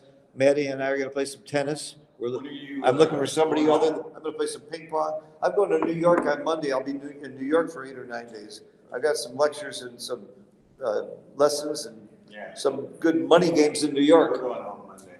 Early. Yeah, 8 o'clock. I'm going to New York. Hey, Mochi! Congratulations! Thank you. You did not disappoint. Have a seat. Wow. Got to get the camera on. You did not disappoint. We're talking about pressure. This is not pressure for you, for everybody else, because you've been here so many times in this kind of a position. So, your thoughts before I ask any questions. How are you feeling? Oh, I'm very surprised that because I expected more matches coming. I thought this match I'm gonna lose PR and score for sure. Why you thought you would? I mean, I have no confidence on some plays, and I stupidly spend too much time in the beginning again. You know what I'm doing? Yeah, it's like so bad. Like 6-2 in the beginning, and I spend like 5 minutes on that. It's crazy. Well, Dirk and I both pointed out something that we think is funny about you that's different from most people. Most people initially move the checkers to the play they think is right, and then they look at other plays. You seem to move the checkers to a horrible play and look at it, and then make the right play. You know you do that, don't you? No, I don't really. I don't know. You don't know Do that? do I do that? Yes, you do it a lot. You move the checkers to a horrible play, and everybody's holding their breath, and then you say, "Nah, I'll do that," and then you make the right play. Of course, you know you make the right play most of the time. Yeah. But you start out often with a bad play. Yeah. What I don't want to do is that. So I'm very often I comparing two plays. Yeah. Then I missed out the third play. You know what I mean? Oh, okay. So my theme in this UBC thing is don't miss a third play. You know? Was it Roberti's book or McGrill who said often when you make it was Roberti, often you make the wrong play because you didn't even consider the right play. So what you're saying is you're going to avoid that. Yeah, no, yes, but also, you know, my point is when you start thinking, then you forget about the rest, right? When you start comparing that, then you forget about the possibility of having another better play. So before starting think, you gotta find all the alternatives, then pick one. Okay. So when you got the last cube on the last game, which was so obviously to us wrong, because we were talking, I mean, Dirk and I had even talking, your window starts at 11% and closes at 9% at that score, and you had 14% and you double. Did you instantly think, oh, poor Z, he made a mistake? Well, no, actually, I didn't want to spend my energy on figuring out his doubling point. But all I knew is that you're grabbing it. Easy take for me. But I didn't expect to win it. You know what I mean? I thought I'm going to lose anyway. Yeah, of course. You had 14%. Yeah. Actually, you had 16% after he missed. I know. Yeah, but here's what I thought was really funny. After he missed and you have to recube to 8, you took a couple seconds before you recubed to 8. What happened? Were you having fun with us? I was holding my breath. I'm thinking, there's no way Mochi's going to forget to recube to 8 here, is he? Did you do that to teach me a lesson?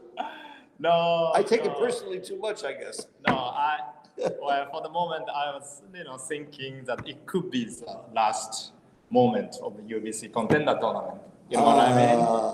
Okay. It's possible, right? If I win. If you win. Yeah, that could be the last moment of the UBC. That I was thinking, and I had like 2 minutes. So you were thinking this? I'm going to enjoy the moment. I'm not saying it's enjoying, but it's just contemplating. Wow. I mean, you had a quick automatic redouble. That's what you were thinking. Okay, that's good. So, what was the highlight, or what do you like most about this event? And then I want to know what you don't like. What I like is obviously this is best of the best. Not only you gotta be lucky, you have to also perform your best. And my opponents, like all the contenders, are really, really strong. And what I don't like in UBC is it's too stressful. Backgammon is supposed to be more fun, obviously. But UBC is like a different animal. How can you possibly play with PR and not be stressful? Is there a way to do that? Maybe spread it out over a longer time? Well, I have some expectation about myself, right? And I want to do this level, and my expectation is very high. So naturally, I can't beat that bar. Like this time, I couldn't do it. I played like 2.7 or 2.6 or whatever. I wanted to play much better than this. And how can you play much better than 2.7? I guess what you call much better, you can play 0.5 better, maybe, right? Yeah, but also, the way I play, the way I spend the time, it's my theme for a long time. I couldn't improve. That's me. What can I do? It's like disappointing, but I have to carry this. You know what I mean? It's hard to improve when you're already playing at 2.3. I mean, how much can you improve? Yeah, that's the beauty of the game, actually. Yeah, I can gain 1 PR over the next year. I bet you can't. Maybe I can gain 2. Well, I mean, playing 2-point PR means that you have so many mistakes in your match. Okay. So you're a perfectionist. I'm so happy to be anywhere close, because we're talking about a normal person versus you. Okay, so what about the match with Sander? Is that going to be really special for you? I don't know. I just want to perform better than last time. Well, here's a cute story I want to share. Mochi and I had lunch together today, and I said, so when in December are you going to play Sander? He says, December, I'm thinking about 4 o'clock, 2:30, not December. So you probably haven't had a chance to really have it sink in that you are playing Sander, that you're going to do it again, what that's going to look like. Is Sander clearly your toughest opponent right now?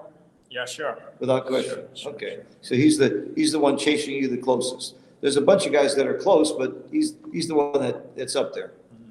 Wow. You know, about 10 years ago, somebody told me, I always thought that before you were, it was right before you became number 1, somebody said, you know, the best player really is Sander. Mm-hmm. Over Gus, they were saying that 10 years ago, but he hasn't played enough to show it until recently. And now we're seeing Wilcox back or Dirk back. I think it's fantastic to see these great players starting to play more backgammon. And they're challenging you, but you're meeting the challenge. You're still the number 1 giant. And the big challenge, I think, is going to be December. I can't wait to see that matchup. That's going to be exciting.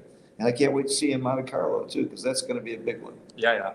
Anything else you want to say before we cut off? Not really. I just want to thank all the people who made it happen. You know, Wilson, Mate, Hossein, Mark Olsen, Phil Simborg, Justin, everyone. Great. And of course, Nash. Great. You have nothing to be embarrassed about at 2.7. You met all of everybody's expectations. You were tough to the end.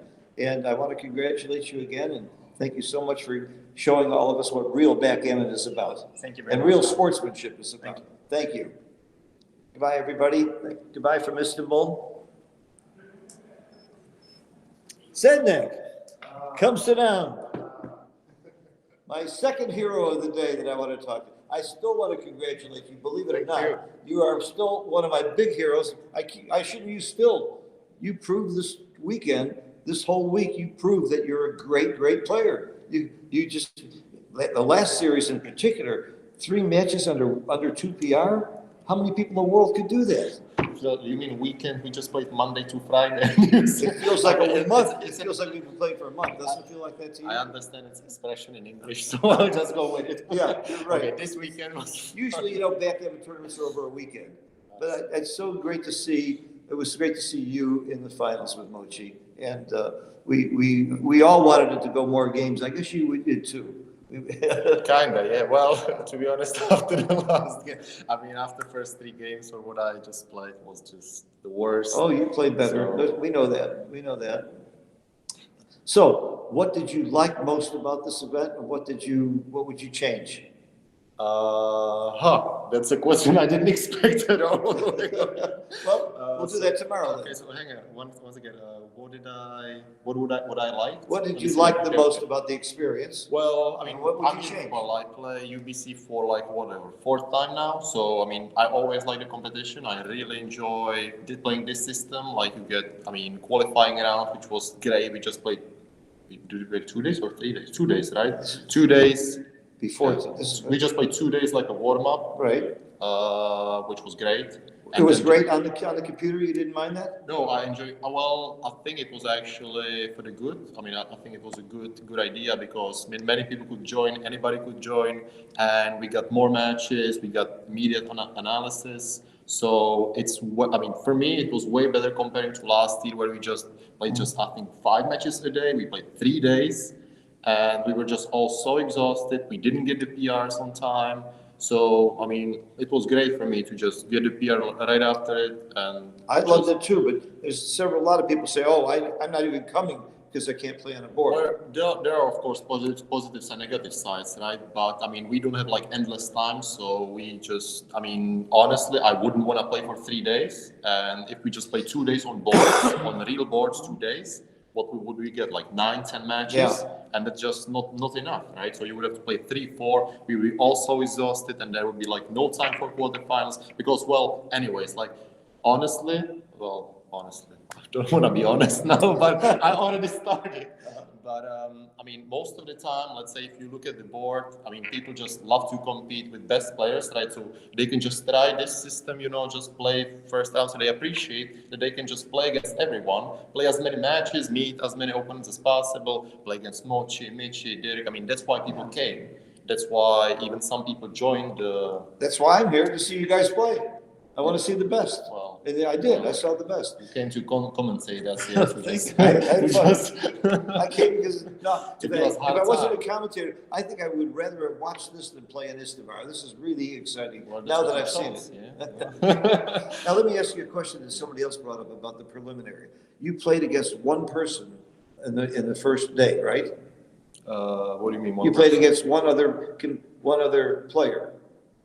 How many each match? How many matches did you play? It was 8 matches. With one against one? No, it was 8 matches against eight players. Yes. different players. Would that have been better? I got the question. Would it have been better if you played 8 matches against one person or 4 and 4? That would be terrible. No. That'd be terrible. So it's better to get that. This is a great system. Okay. As it is, yeah. So you like the preliminary. I loved it. I loved it on the computer. By the way, almost everybody at your level plays online sometime. That wasn't a whole new experience to play on Galaxy. You've all done it. I mean, you know, it's not that unusual. Plus you practice on XG and so on. What did you not like? Is there something you would change that you would improve on, or? Besides the commentating? No, I mean, I really enjoyed everything. Okay. So, I mean, nothing about organization. The only thing I would like to change was my game, my last day. Okay. But otherwise, I mean, okay, let me think just so I can be honest. Probably I wouldn't. I probably would change quarterfinals, but well, there was supposed to be a Backgammon event, right? I mean, like I was really looking forward to play the Backgammon event. Me too. I was allowed to enter that. I was going to win it. Oh, that's why they canceled it. Yeah, that's why they canceled. In fact, I insisted they give me the trophy after I entered. Then they canceled it. Now it makes sense. Yeah. Yeah. But the Backgammon, I was really looking forward to it. So when they like canceled it, I was kind of hoping that we would just get the quarterfinals maybe starting earlier. But anyways, I mean, I got good news for you. Number 1, at 2:00 tomorrow, there's a Backgammon tournament. I'm entering it. Wow. Number 2, I'll play you heads up anytime you want. Backgammon, give you a chance to make some of the money back. Okay. Okay. Well, but let's play Super Backgammon. I like Super Backgammon. Okay, yeah. No clock, you just have to trust each other.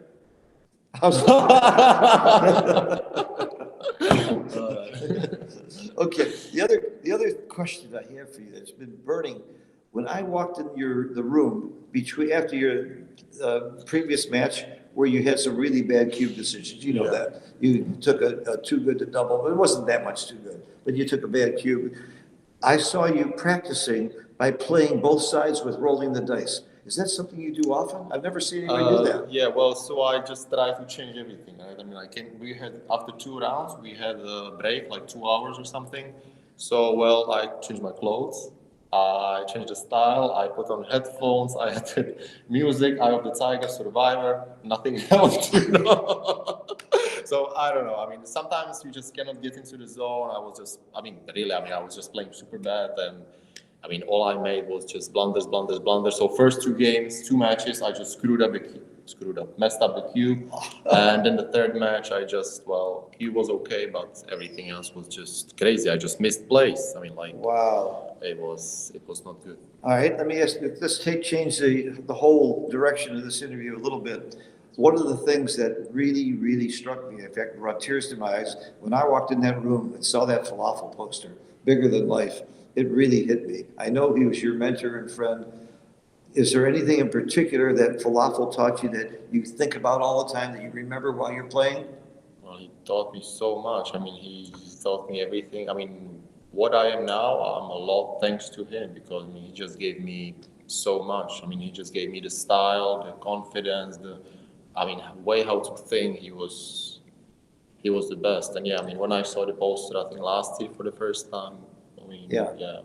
Falafel, I owe a lot to him too, not just because he was a great friend and we spent time together, but he was the one that brought me in to teach the super wealthy guys who were playing for millions of dollars. He was teaching when he brought me in to work with him, and that elevated my teaching to where I could be in that and got a reputation. If it wasn't for Falafel, I might not still be a teacher and I might not still be making a living playing backgammon. I owe him a lot. And he was always very, very kind to me. Of course, I don't know who he wasn't kind to. He's that kind of a guy. So we'll dedicate this tournament to Falafel and to you. You have nothing to be embarrassed about. You played great. You had a couple of faults at the end. Come on, even you saw that. Those faults for sure. Even you. That's the biggest insult I've heard, that even you saw that, but a couple of them I did see. Well, I guess I just... It's easier to see it sitting here. I'm just quoting, I mean, when I replay the commentary, it will be just, even I saw Okay. That was fun though. I'm glad you're here. When are you going back home? Well, I'm just gonna hang out and wait for my mom to win the Established tournament, All right. and then Play speed gammon tomorrow. That's what you wanted to play? Enter it with us. Come on. It's a $5 entry. I'll do it. I'll enter it for no $10. You back me? I'll back you, and I'll take 120% of your entry. We'll do it. Congratulations. You have again proven yourself to be one of the very best players in the world. Certainly, along with Oliver Squire and several other youngsters who early 20s, I consider a youngster. You're certainly one of the best young players in the world. But aside from that, you're one of the best players in the world. You're doing great. We'll see you in Monte Carlo and many other places. And I'm sure we're going to see you in the Victory Center a lot. Thank you a lot for all of your good vibes that you bring to the tournament. Thank you, Nice Phil, for doing commentary. My Thank you pleasure. very much. My My pleasure. pleasure. Thank Bye-bye. you. Thank you. Just to round up the stream, just round up. I rounded up. We're through. Okay, everybody, we're done from Istanbul. Again, everybody's thanking everybody. Most of all, I'm thanking the players, and most of all, I'm thanking Z and Mochi. They gave us a great show. They gave it all they had from the beginning to the end, and we will see you next time. And again, one more thank you to the Galaxy team for making me a part of this team. I want your comments. You can email me, you can post them. I want to make this better and better all the time. This is my first shot at doing this much commentary, and I had some really good constructive criticism. It's going to be better in the future, and we're going to be in Monte Carlo with myself and Nick Mayer, and I think you'll really, really enjoy that tournament, but don't watch the stream. Come to the tournament. That's even more fun. Goodbye, everybody.